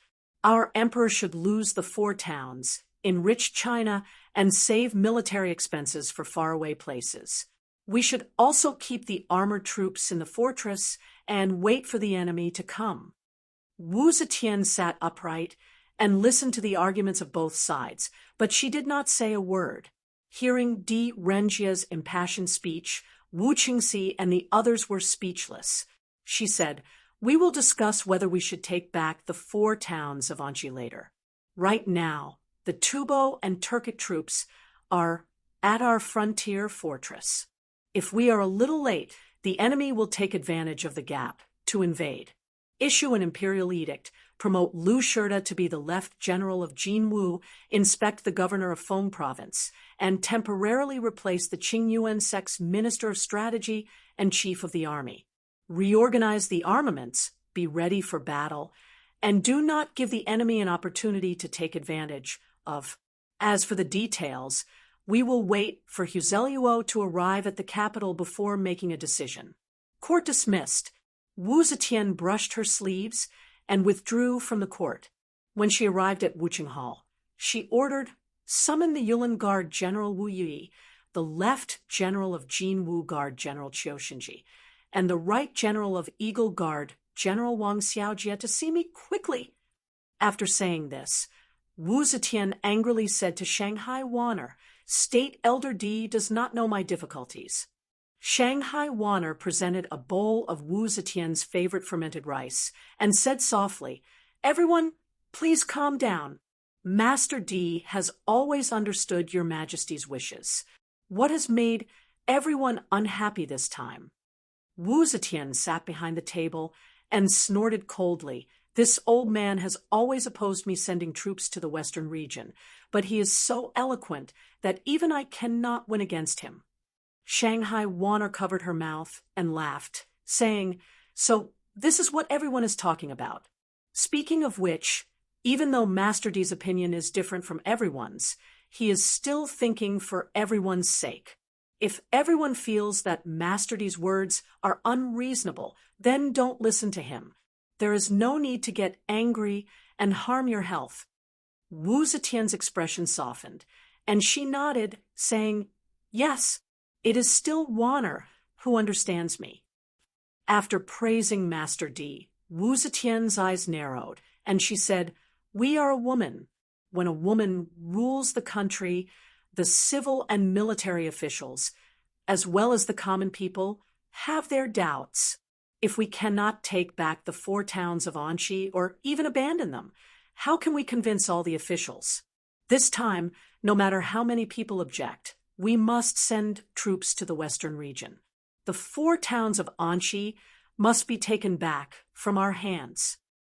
Shanghai Wanner's expression tightened, and she said, "Everyone, our court has suffered many defeats when it comes to sending troops to the western region. Now that so many officials object, they naturally have their reasons. Everyone must be extremely cautious."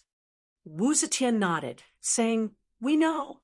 We have already been defeated once. This time, we will definitely be cautious and plan before taking action."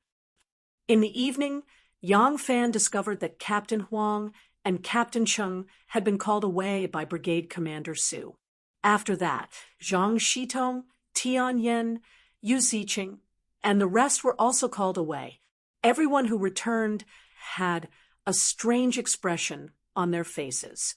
Yang Fan couldn't help but stop Zhang Shitong, who had just returned, and asked, "What happened?"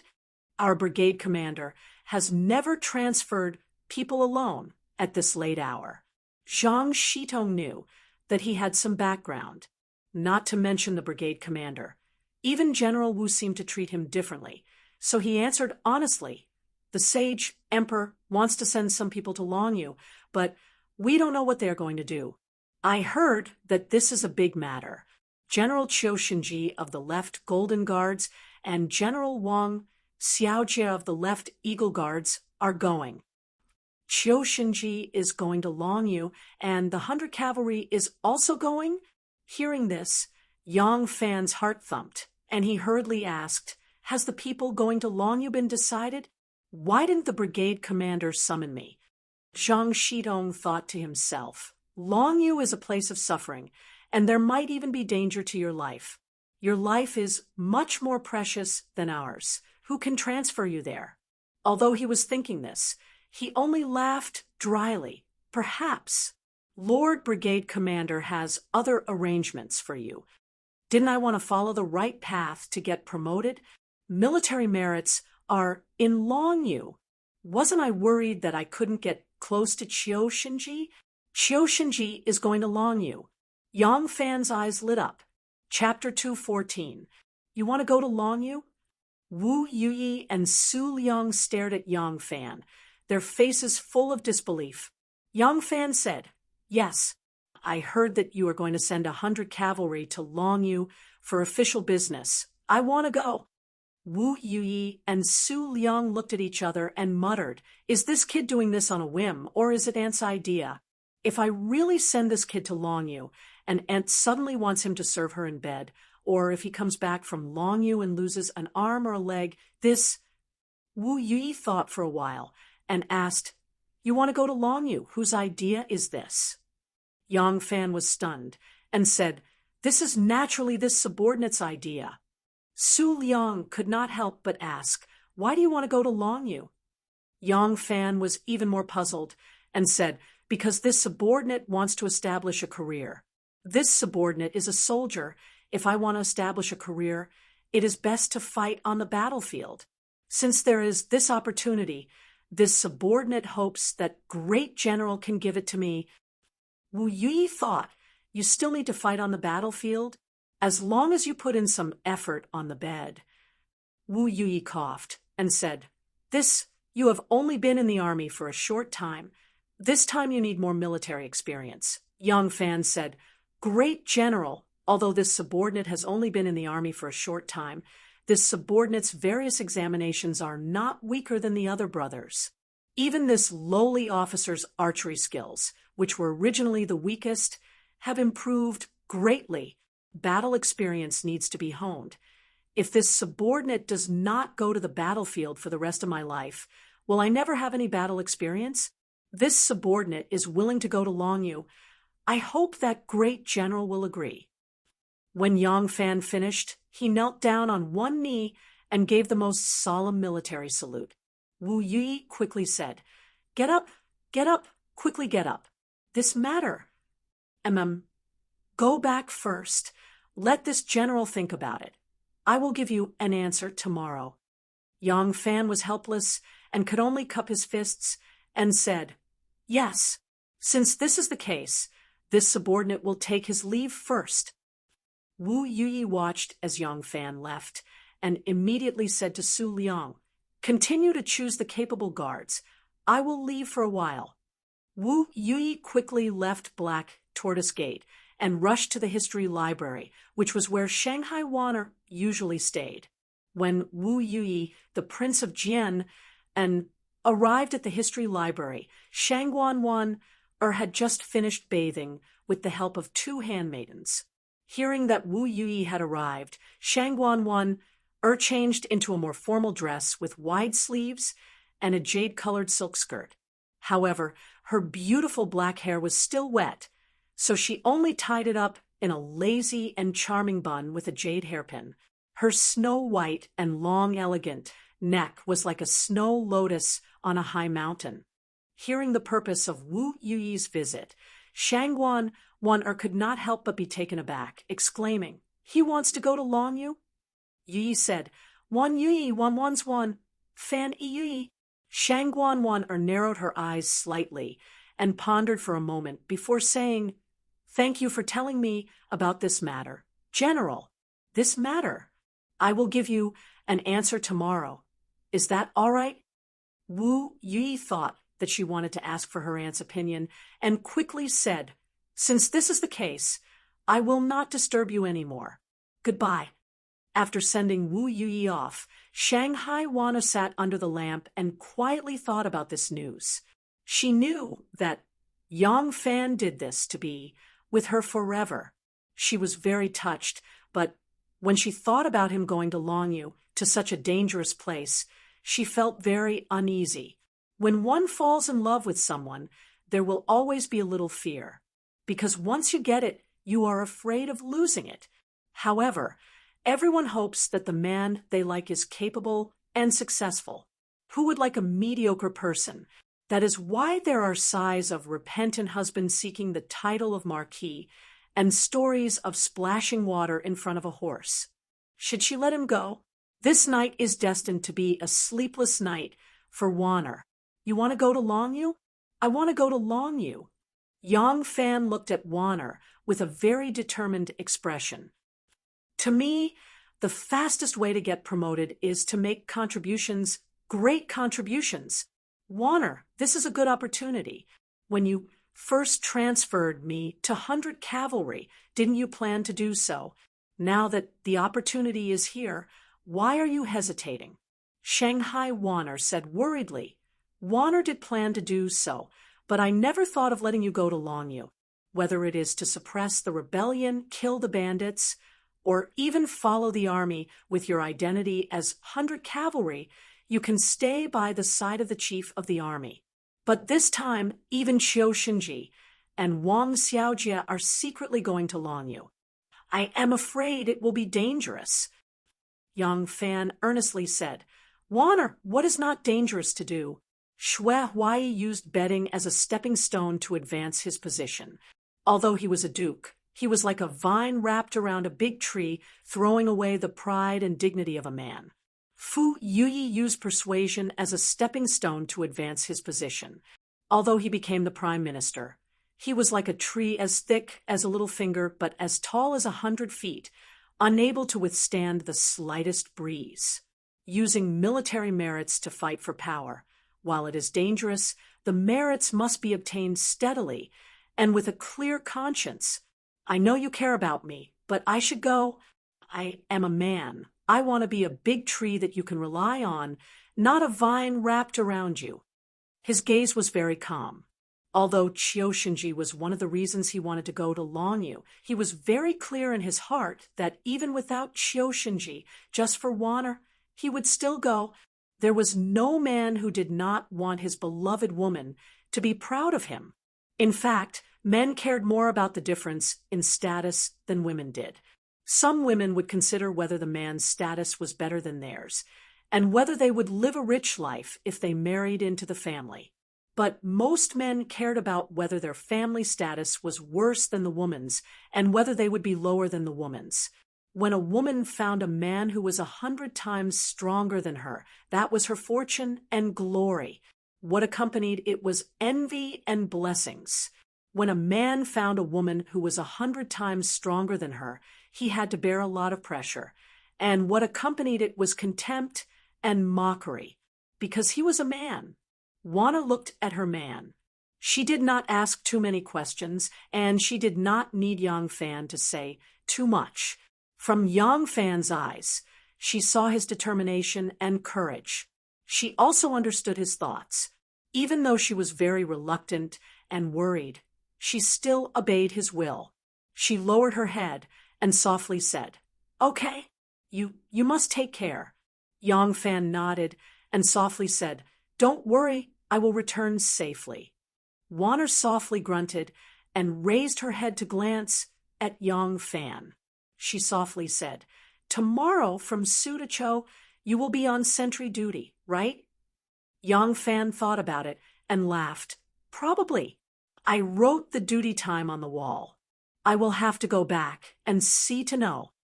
Wana rolled her eyes at him and said with slight annoyance, Men are so muddle-headed. Tomorrow night you will be on duty. At that time, Wana bit her lips. Her fair and flawless face suddenly turned bright red, as if she was drunk in spring. She said, At that time, you can come and see me. I have something to say to you. Yang Fan grunted and said, Okay, at that time, I will walk around and go to meet the scenery. Shenmu is going to Longyu? Young Master Jiang was holding a cup of wine. His clothes were as white as snow. He stood in a small 5-sided pavilion in the backyard of Assistant Minister Pei's rented house. He had one hand behind his back and stood alone. It was as if he was standing on the peak of a snowy mountain.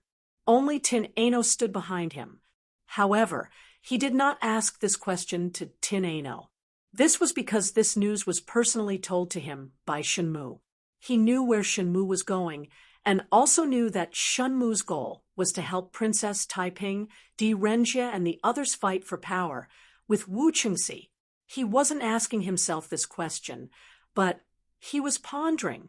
Young Master Jiang pondered for a long time and said, Chong, and sent news that Shenmu's men have mobilized a large amount of rations and are constantly purchasing them.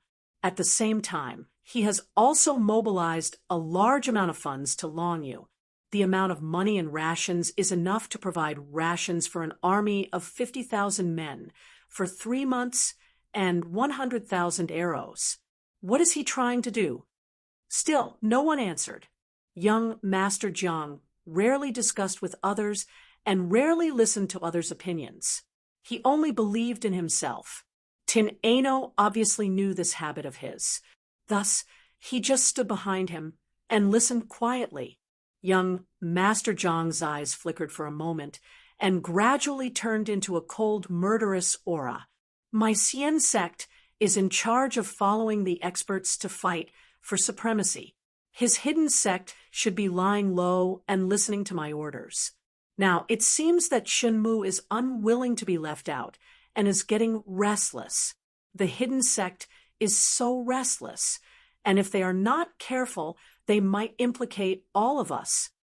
Young Master Jiang slowly turned around and said to Tin Ano, Wu Mei has already proclaimed herself as the empress, but the aftermath of the royal court has yet to subside. The situation is changing now, and I still can't see anyone that I can fully support. It is enough to help Taiping, Di Renjie, and the others to this extent. We shouldn't get too involved and need to see more clearly before we can take action. This young master will return to Guangzhou in a few days. I will sit on the high mountain and observe the changes in the situation. Tin Ano then bowed and said, Yes. Young Master Jiang muttered, As for Longyu, I have to send someone to take a look. What is Shenmu trying to do? All this while, I have neglected him. He thought for a moment and said, Longyu has always been Shenmu's territory, and this young master has no right to interfere with the hidden sect's matters. If this young master's judgment is wrong and Shenmu has something on me, the doyens will definitely be dissatisfied. For safety's sake, Anu, you should go. Once you obtain the evidence, immediately go to Mount Hua to see me. Tin Ano didn't have any special expression on her face. She just bowed slightly and said, Yes. Young Master Jiang took a glance at her and said indifferently, The West region's various factions are complicated, especially at such a time. There will be danger at every step. You have to be careful. Tin Ano might be his servant, but she was raised by young Master Jiang. She grew up from a young girl who was only a few years old into a charming and beautiful young lady. She spent more time by young Master Jiang's side than his wife and son. Young Master Jiang had a very special feeling for her, even though he knew that this trip was fraught with danger. He couldn't help but be concerned. Young Master Jiang was conceited, arrogant, suspicious, and heartless. There were only a few people that he cared about. When Tin Ano heard his words, she couldn't help but be moved, and there was a trace of warmth in her eyes. She lowered her head and acknowledged softly. Chapter 215. It was late at night. Warner sat alone behind the Nanmu table with a soup bowl in front of her. It was a wooden bowl made of birch root nodules. This kind of bowl would not crack when filled with boiling water, nor would it break when dropped. It would not burn or freeze one's hands. It was light and sturdy, and it could preserve the original taste of the food. Wu Zetian liked this kind of tableware very much, and Shangguanwan was also given a set. There were natural patterns on the wooden bowl, forming a variety of patterns. The patterns on Warner's wooden bowl were like the old branches of a plum tree. Looking closely, there seemed to be plum blossoms on it. The bowl was filled with medicine soup, which was dark red and emitted a strong smell of medicine. Warner looked at the bowl of medicine soup, and her expression kept changing. It seemed that she was struggling in her heart. After a long time, she summoned up the courage, as if she had made a big decision. She resolutely picked up the bowl of medicine soup that had already been warmed, raised her head, and gulped it down. After drinking the medicine soup, Warner seemed to be relieved, and her expression became relaxed. She put down the bowl and gently wiped the corner of her mouth with a silk handkerchief. Unexpectedly, her eyes fell on the windowsill. There were two vases with slender necks and long waists, each with a bunch of orchids in full bloom. Sitting there, one could smell the delicate fragrance of the flowers. Waiting for an order. The bath is ready. The bottom has been simmered with charcoal. The water temperature will not drop for the next 4 hours. Two palace maids walked into the room and curtsied to Shanghai Wanner. Wanner, who was staring at the orchids, woke up with a start. In the palace, Wanner and Twanner both had a large number of trusted eunuchs and palace maids. Because Wanner handled a lot of government affairs for Wu Zetian, she also had many confidants in the imperial guards. It was not a coincidence that she could trust Xie Xiaoman to act as a go-between for her and Yang Fan. These two palace maids were also Wanner's confidants. Even so, Wanner did not want them to know what happened tonight. It was not that she was worried that they would gossip behind her back, reveal some information, or inform someone, but it was a girl's instinct of shyness. Wanna nodded and said, "Okay, you go back and rest. I will read a book and then take a bath." One of the palace maids blinked and said, "Do you want us to take a bath?" Wanner took a book from the table and casually flipped through it. "Oh, no need. I have taken a bath in the afternoon. I just need a simple wash before going to bed." "Yes." The two palace maids bowed to her and retreated. Wanner was reading the book with a look of concentration on her face. But as soon as the two palace maids left, she jumped up like a little rabbit and tiptoed to the door. She stuck her head out and carefully closed the door. Then she returned to the table and sat down. She took out a pack of red candles from under the table. This candle was made from the bark of a kind of ash tree. This kind of tree would give birth to a kind of insect. The insect would live on the trunk and branches of the tree, relying on the tree sap to survive. They would secrete a kind of sap, which was the raw material of this insect wax. This candle would burn for a long time. The candle of this candle was made from the bark of an ash tree. Because this candle was very expensive, even Wu Zetian could not use it every day. But Wanner remembered very clearly that every time Wu Zetian summoned Shui Huai Yi or Imperial Doctor Shin to bed, she would take these candles from the palace treasury. The next morning, when she entered Wu Zetian's palace to arrange for the Empress lover to leave, she could smell a very faint but strange fragrance that made people feel very comfortable. Tonight was the big day. She decided to give the body she had guarded for 25 years to her man. She could not get married in a grand way, nor could she have the dragon and phoenix candles burn all night long. She had to make her big day as grand as possible, because this was the only time in a lifetime. That was why Wanner had specially brought out a few of these special candles from the palace treasury. Usually, she was the one who brought out these candles for Wu Zetian. She did not have to worry that Wu Zetian would run to the palace treasury to check the number of candles. Wu Zetian did not keep records when she slept with her bedmates. Even if she went to check, she would not remember it clearly.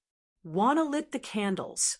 First, she changed the lamp on the table, then the antique shelf, the dressing table. The candles everywhere were replaced with red candles that could burn all night long. She then looked at the bed. It was also a brand new bedding and curtains. Wanna let out a light sigh and had a peaceful smile on her face. As the candles burned, a fragrance filled the room. Just a light sniff was enough to make people feel relaxed and happy. She did not know that the fragrance from the burning candles not only soothed emotions and eliminated odors, but also had an aphrodisiac effect. But tonight, she wanted to give herself to her lover, who was about to go far away. She could not help but feel nervous. This unintentional action made her nervous mood inexplicably calm. Dong, dong, dong. There were 3 soft knocks on the door. Warner, who had just returned to her seat behind the table, stood up nervously and asked in a low voice, "Who is it?" "Your humble servant, Yang Fan, awaits the decree." Yang Fan did not know if there were any servants in Warner's room, so he answered like this. Warner looked nervously at herself and touched her hair. She then said, "Oh, you come in." The door opened without a sound, and Yang Fan flashed in. Seeing his vigilant look, Warner said, "There is no one else in the room. Lock the door." Okay. Yang Fan did not think too much about it. It was not like the day. He, a guard, entered Warner's room at night. It would not be appropriate if someone saw him, so he naturally had to lock the door. He did not know that the little white rabbit wanted to eat the big bad wolf tonight.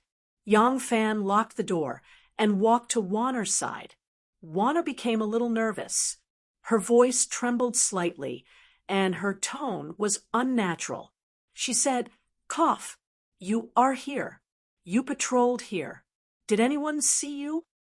"Based on my skills, of course not." Yang Fan smiled proudly and looked at Warner's red cheeks. He looked down and saw the medicine bowl on the table. He picked it up and looked at it. He sniffed it and asked nervously, "Why does it smell like medicine? Are you sick?" Warner made a mistake and forgot the medicine bowl on the table. She panicked and quickly shook her head.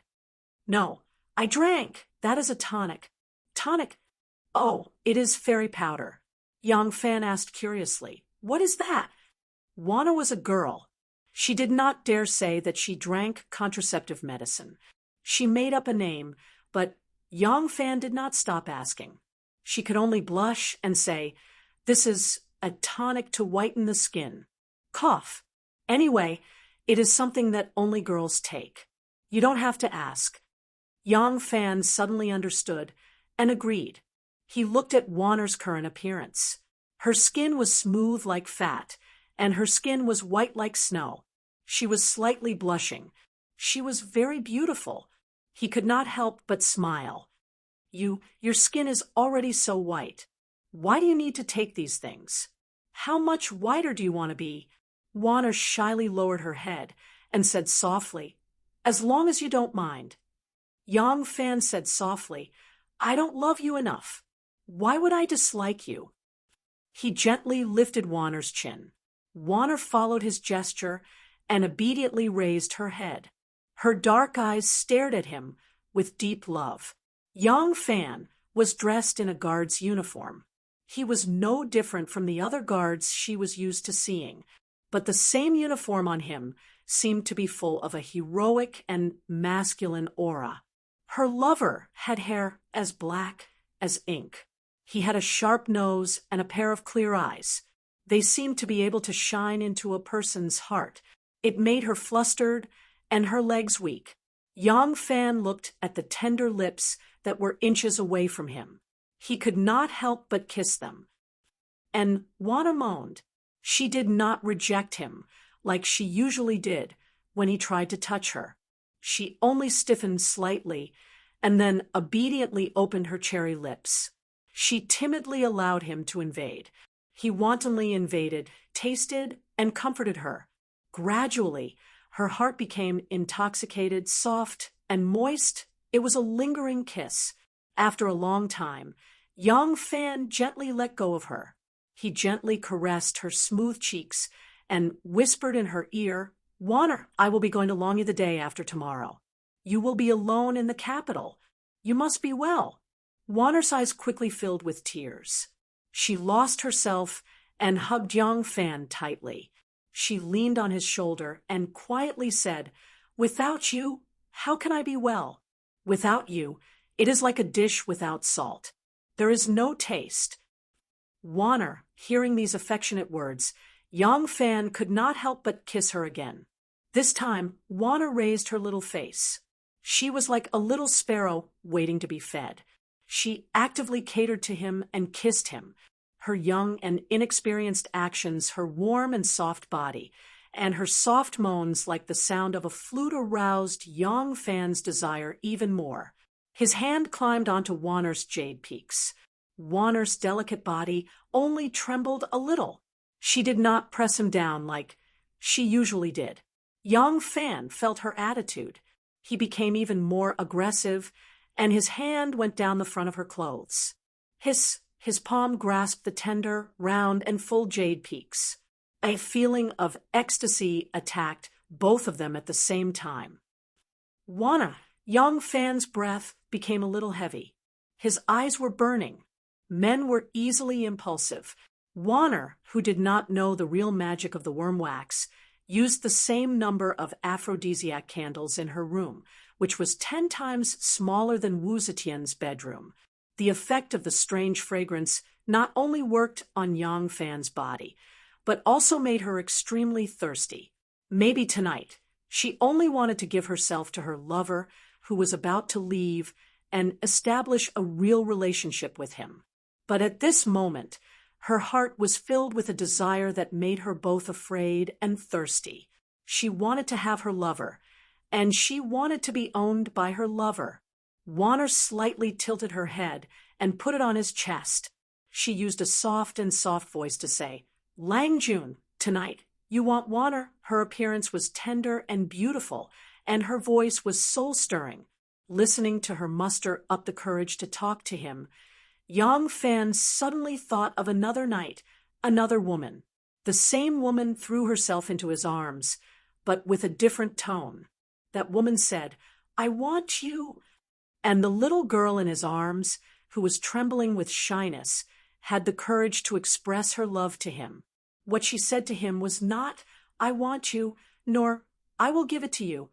Instead, she said, "You want me." In the hearts of these two women, it was clear at a glance what kind of position he had.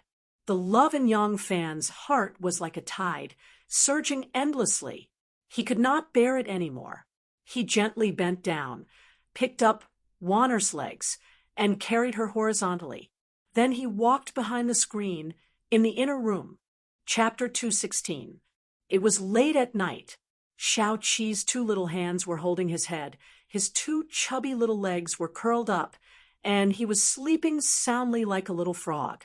It was already summer, and Duo was afraid that he would be too hot, so she dressed him thinly. Duo was also afraid that it would be too hard for him to tie up his hands and feet, so she completely let him go. Fortunately, although this little guy lost his parents at a young age and could only drink goat's milk, he was very strong and had a great appetite. He was full of energy when playing and usually did not make a fuss when he was asleep. Moving his hands and feet would not wake him up.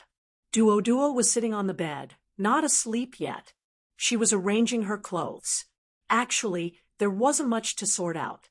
Most of the things stuffed in the bundle were diapers. Duo had calculated that it wouldn't be easy to wash and dry the diapers on the way to the West, so she had specially prepared more. What else is missing? Duo counted the things in the bag, one by one, thinking about what else she should bring along on the way. These 2 days, when Yang Fan took time out of the palace, he had already told her that he was going to Longyu. Every 2 days, Yang Fan would come out of the palace to see her, bring some food, and see the child. This time, he wanted to make some arrangements for her before he left. After a period of searching, Wu Yuyi had already given up on capturing Chun Niuer and Duo. She only left a hidden guard in front of Di Renjia's residence just in case.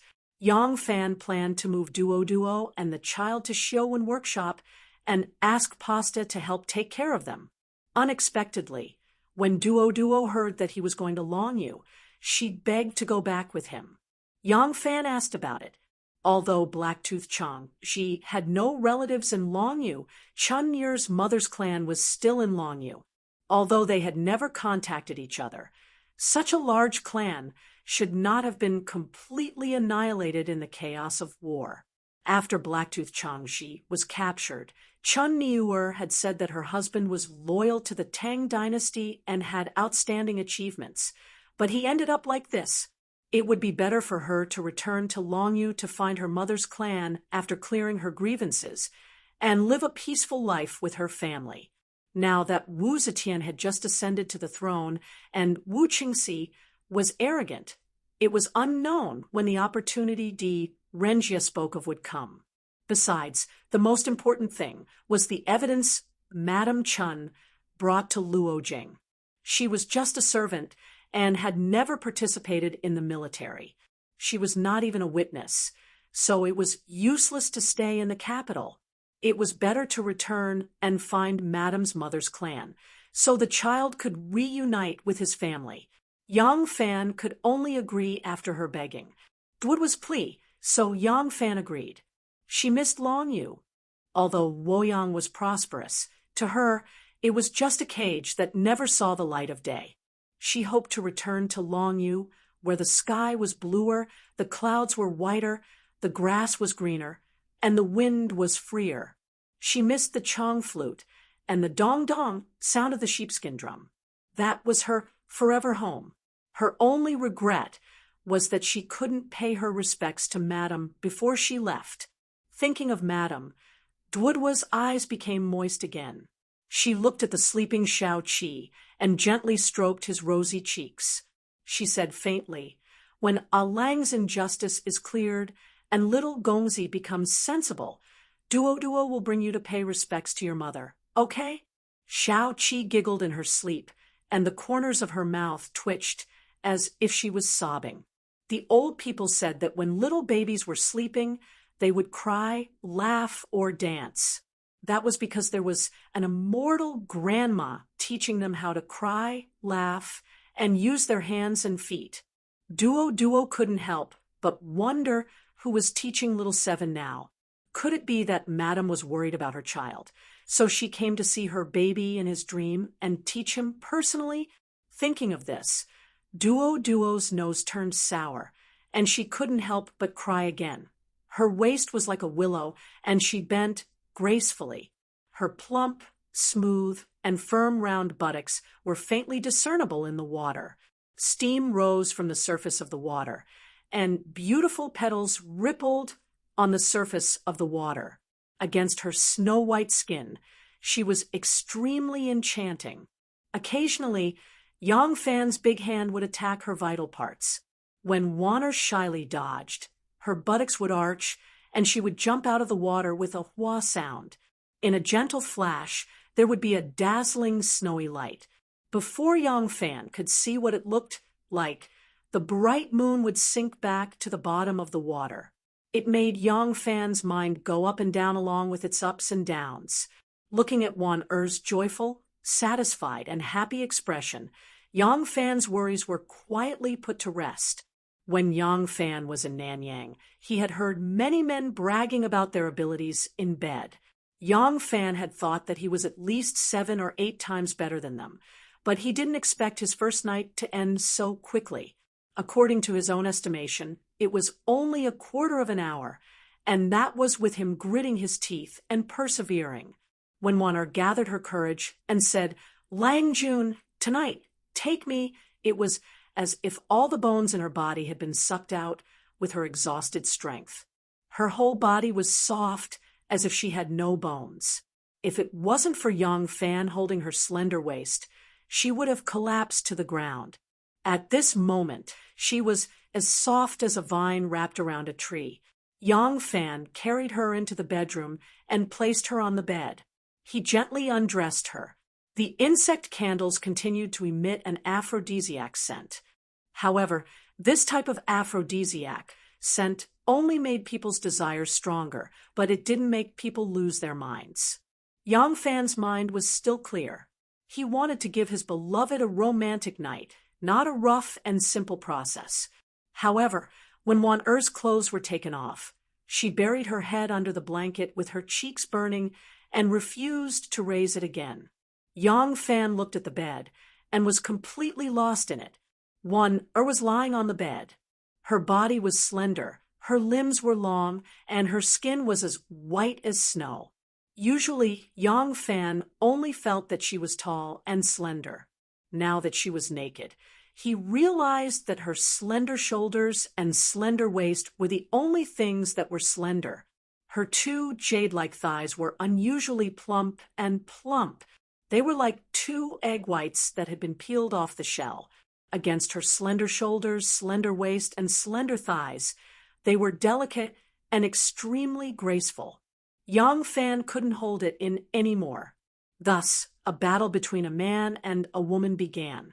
Even though Wanner had already prepared herself to give herself to him, the moment the sword reached her feet, she still felt an indescribable fear. Her hands and legs were like two pincers, one big and one small, immediately and firmly clamped down on his body, unwilling to let him take another step forward. After a contest of strength, Yang Fan won the first battle, but the strange pleasure that followed almost immediately made him fall into the trap. This had nothing to do with the strength of the body.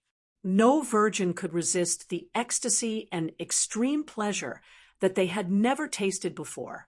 Yang Fan only persevered for a quarter of an hour before his body exploded into millions of pieces. The ideal was very full, but the reality was very harsh. Yang Fan was very depressed. He didn't know that it was already very rare for him to persevere for the first time in his life for so long. He didn't even know that how could a virgin endure this? Even though Wanner often practiced martial arts and had a strong body, this kind of love was already extreme for her. It wasn't until the two of them were bathing together and seeing Wanner's satisfied and happy expression and blissful shyness that the uneasiness in Yang Fan's heart gradually disappeared. Then, he happily found that he was ready to move again. Splash! After bathing together for a long time, Wanner's shyness gradually disappeared. She gradually liked the feeling of mingling with the man she loved. Her extremely white and graceful body was like a dolphin that playfully jumped out of the water. Suddenly, she sank back down and then slid closer. She wanted to kiss Yang Fan's chest, but she immediately found something strange. There was a pillar under the water that reached the sky. At dawn, Wu Zetian's royal carriage was heading for the divine palace of Wanxiang. Suddenly, a little palace maid walked quickly to her and whispered to her, "Oh, Wanner is sick. Did she see an imperial doctor?" The little palace maid said, "I just caught a cold occasionally. It's nothing serious. She will be fine after a day or two of rest. I know a little about medicine, and I feel much better after taking a dose of medicine. However, I can't assist the emperor these 2 days, so I specially sent me to ask for leave from the sage." Wu Zetian still valued her left and right hands very much. Hearing this, she nodded and said, "Well, then let her rest in peace for 2 days. Ask Tuan to get some ginseng supplements from the palace treasury for her. I thank the sage for the reward on behalf of my superior." The palace maid bowed down gracefully. Wu Zetian waved her hand, and the carriage continued to go to the divine palace of Wanxiang. Tuan waited on Wu Zetian to take a bath, change clothes, have breakfast, and go to the court. Then she rested. At this time, she was eating bird's nest porridge in the room.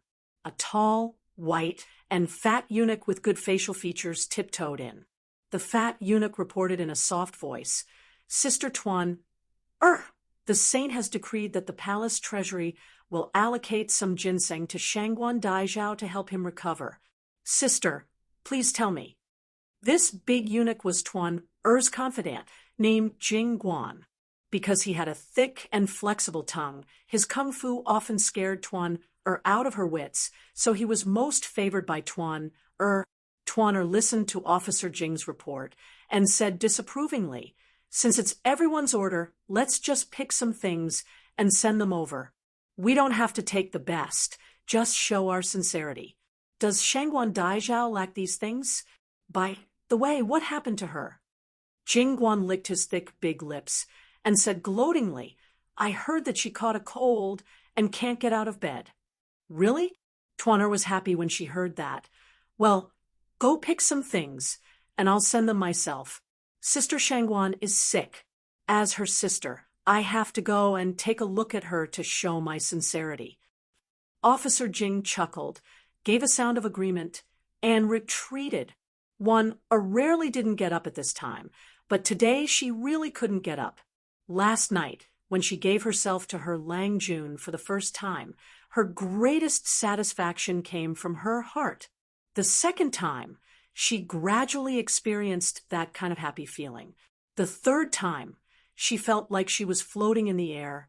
By the sixth time, she was as weak as a puddle of spring mud.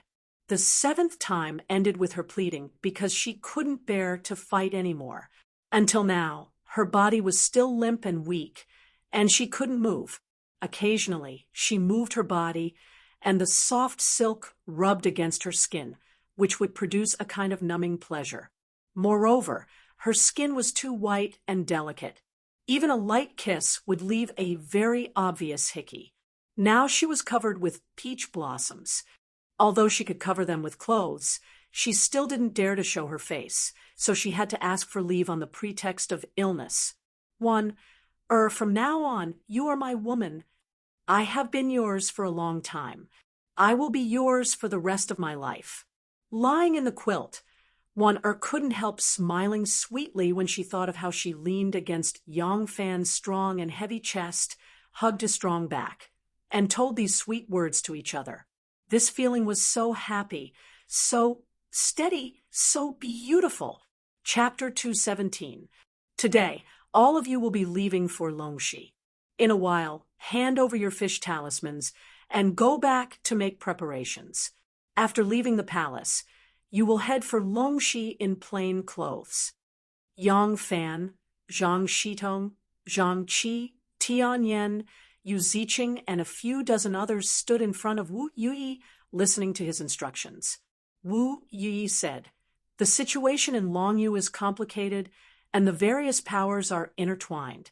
Is the 100 cavalry sending 50 men to Longyu to rely on you to fight the war? Not really. Even if all of you can fight 100 men, you will not be able to change the situation in Longyu. The Empress is sending you to infiltrate the Tibetan and Turkic-controlled areas with the following tasks. Firstly, to investigate the enemy's situation. The tribes of the grasslands often migrate, but they also have a few places where they are often stationed. These places must be investigated, and more importantly, the number of troops of the various powers must be ascertained. Tian Yen, you used to be Marquis, so you will be in charge of this. Secondly, to test the geography. All of you must do your best to mark out the mountains, rivers, water sources, grasslands, ramparts, roads, and other places to create a detailed military map. The Ministry of Works has already sent some cartographers, and these people will be personally protected by Huang Xuchang. Thirdly, it is to understand the conflicts between the various powers in Longxi. Regardless of whether it is the Tubo or the Turks, they are all greedy for their own benefits. There are all sorts of conflicts between officials and soldiers, tribes and tribes. Understand these things and make good use of them. We will be able to break up the enemy and defeat them without a fight." Wu Yuyi sighed and continued, "He Qi Changji has committed suicide to escape punishment for his treason. As for the various reports from the border army, the Holy Son of Heaven is suspicious. This time, I am sending 100 cavalry to Longxi to be the eyes and ears of the Holy Son of Heaven. The Holy Son of Heaven will definitely attack Longxi, and victory or defeat will largely depend on the usefulness of the information you gather. You understand?" When Yang Fan heard this, he was very surprised. He had thought that they would be sent to Longyu to follow Wang Xiaojie, Qiu Shenji, and the other generals to fight against the Tubo and Turkic Khaganate. He did not expect that they would be sent to be spies. Wu Zetian did not even trust the military intelligence of the Western region that the Ministry of War had gathered. He actually wanted to personally send scouts to understand the situation in the Western region. What he did not know was that first there was He Qi Changji's rebellion, and then Princess Taiping secretly intervened. She used the court ministers she recommended and the eunuchs and female officials in the inner palace, such as Tuan to indirectly influence Wu Zetian, hinting that the Longyu generals had their own selfish motives and were trying to seize the military power of Longyu. Di Renjia, on the other hand, led a group of courtiers to publicly oppose the war against the western regions and bitterly complained to Empress Wu about the pros and cons of going to war. Wu Qingxi and his gang of thugs were doing their utmost to advocate the advantages of going to war, while Wu Sanxi was secretly dragging Wu Qingxi down. He wanted to facilitate the war against the western region, but at the same time, he did not want the military power to fall into Wu Qingxi's hands. So many forces from all sides, through all kinds of channels, continuously instilled various opinions that were beneficial to Empress Wu.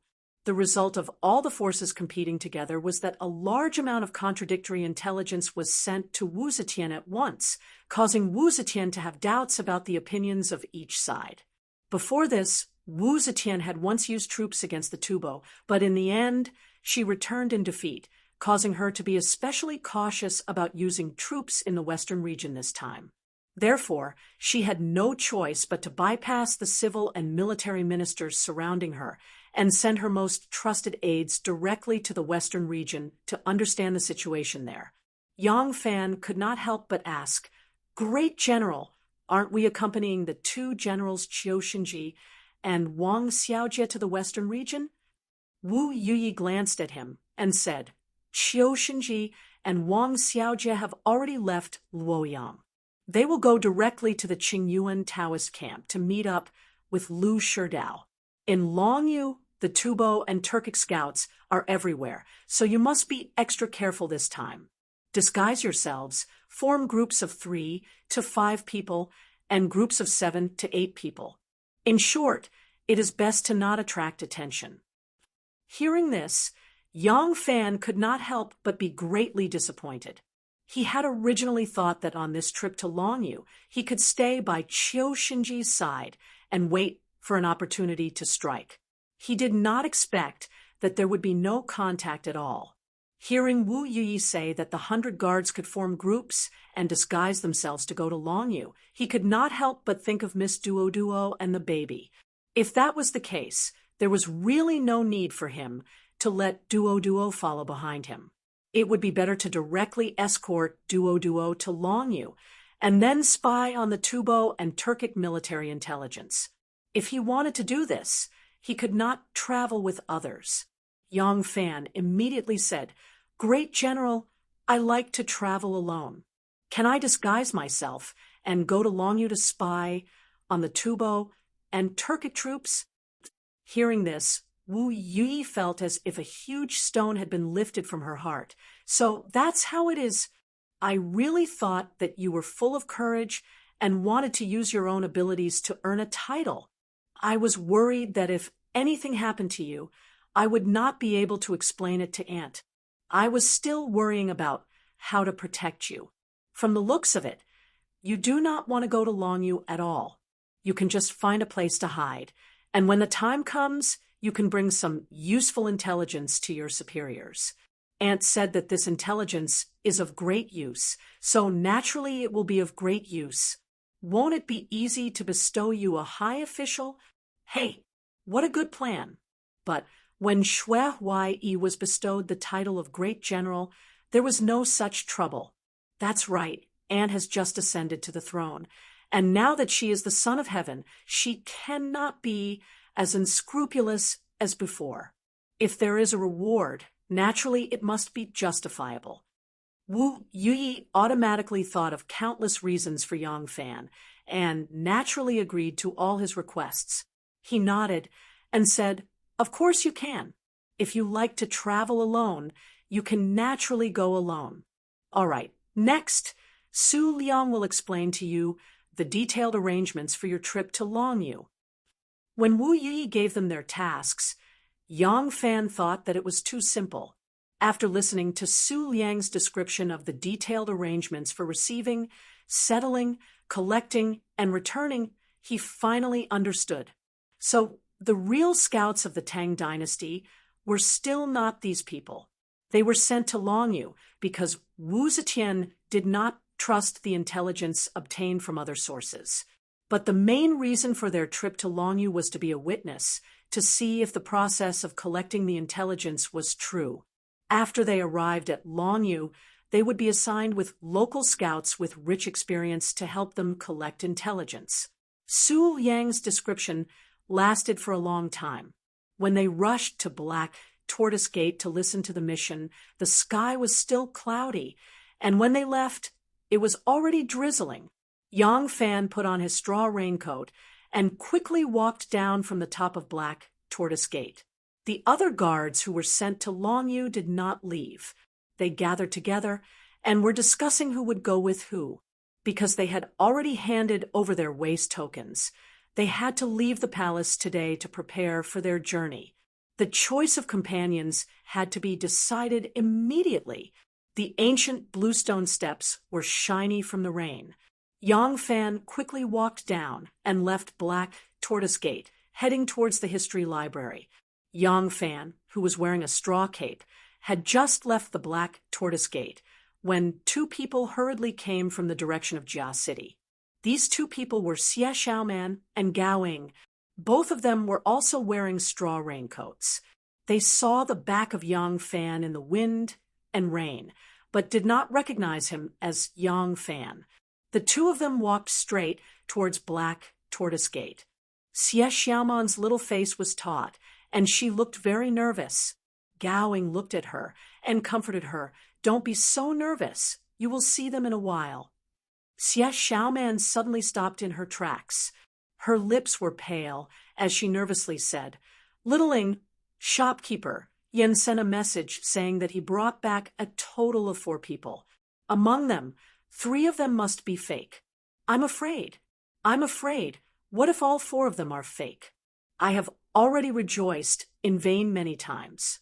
If this method still cannot find elder brother, As Xiaoman spoke, tears began to well up in her eyes.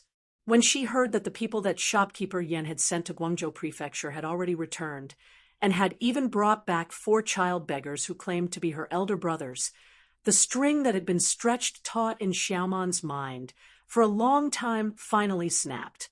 She very much wanted to find someone to pour out the anxiety and fear in her heart, and wanted this person to accompany her to see shopkeeper Yen on Yenlu Tower, because she no longer dared to bear the blow of disappointment alone.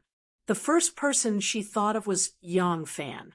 In the end, when she rushed to Yang Fan's camp, she heard that he had been summoned by Great General Wu Yui. So she found her good sister Gao Ying and told her the things that she had suppressed in her heart for many years. At this time, Gao Ying already knew her pain. Gao Ying saw her uneasy look and hurriedly comforted her. "Silly girl, you haven't seen them yet, but you are already scaring yourself. Maybe when you see them in a while, you will immediately find your elder brother. Think about it, finding 4 at once.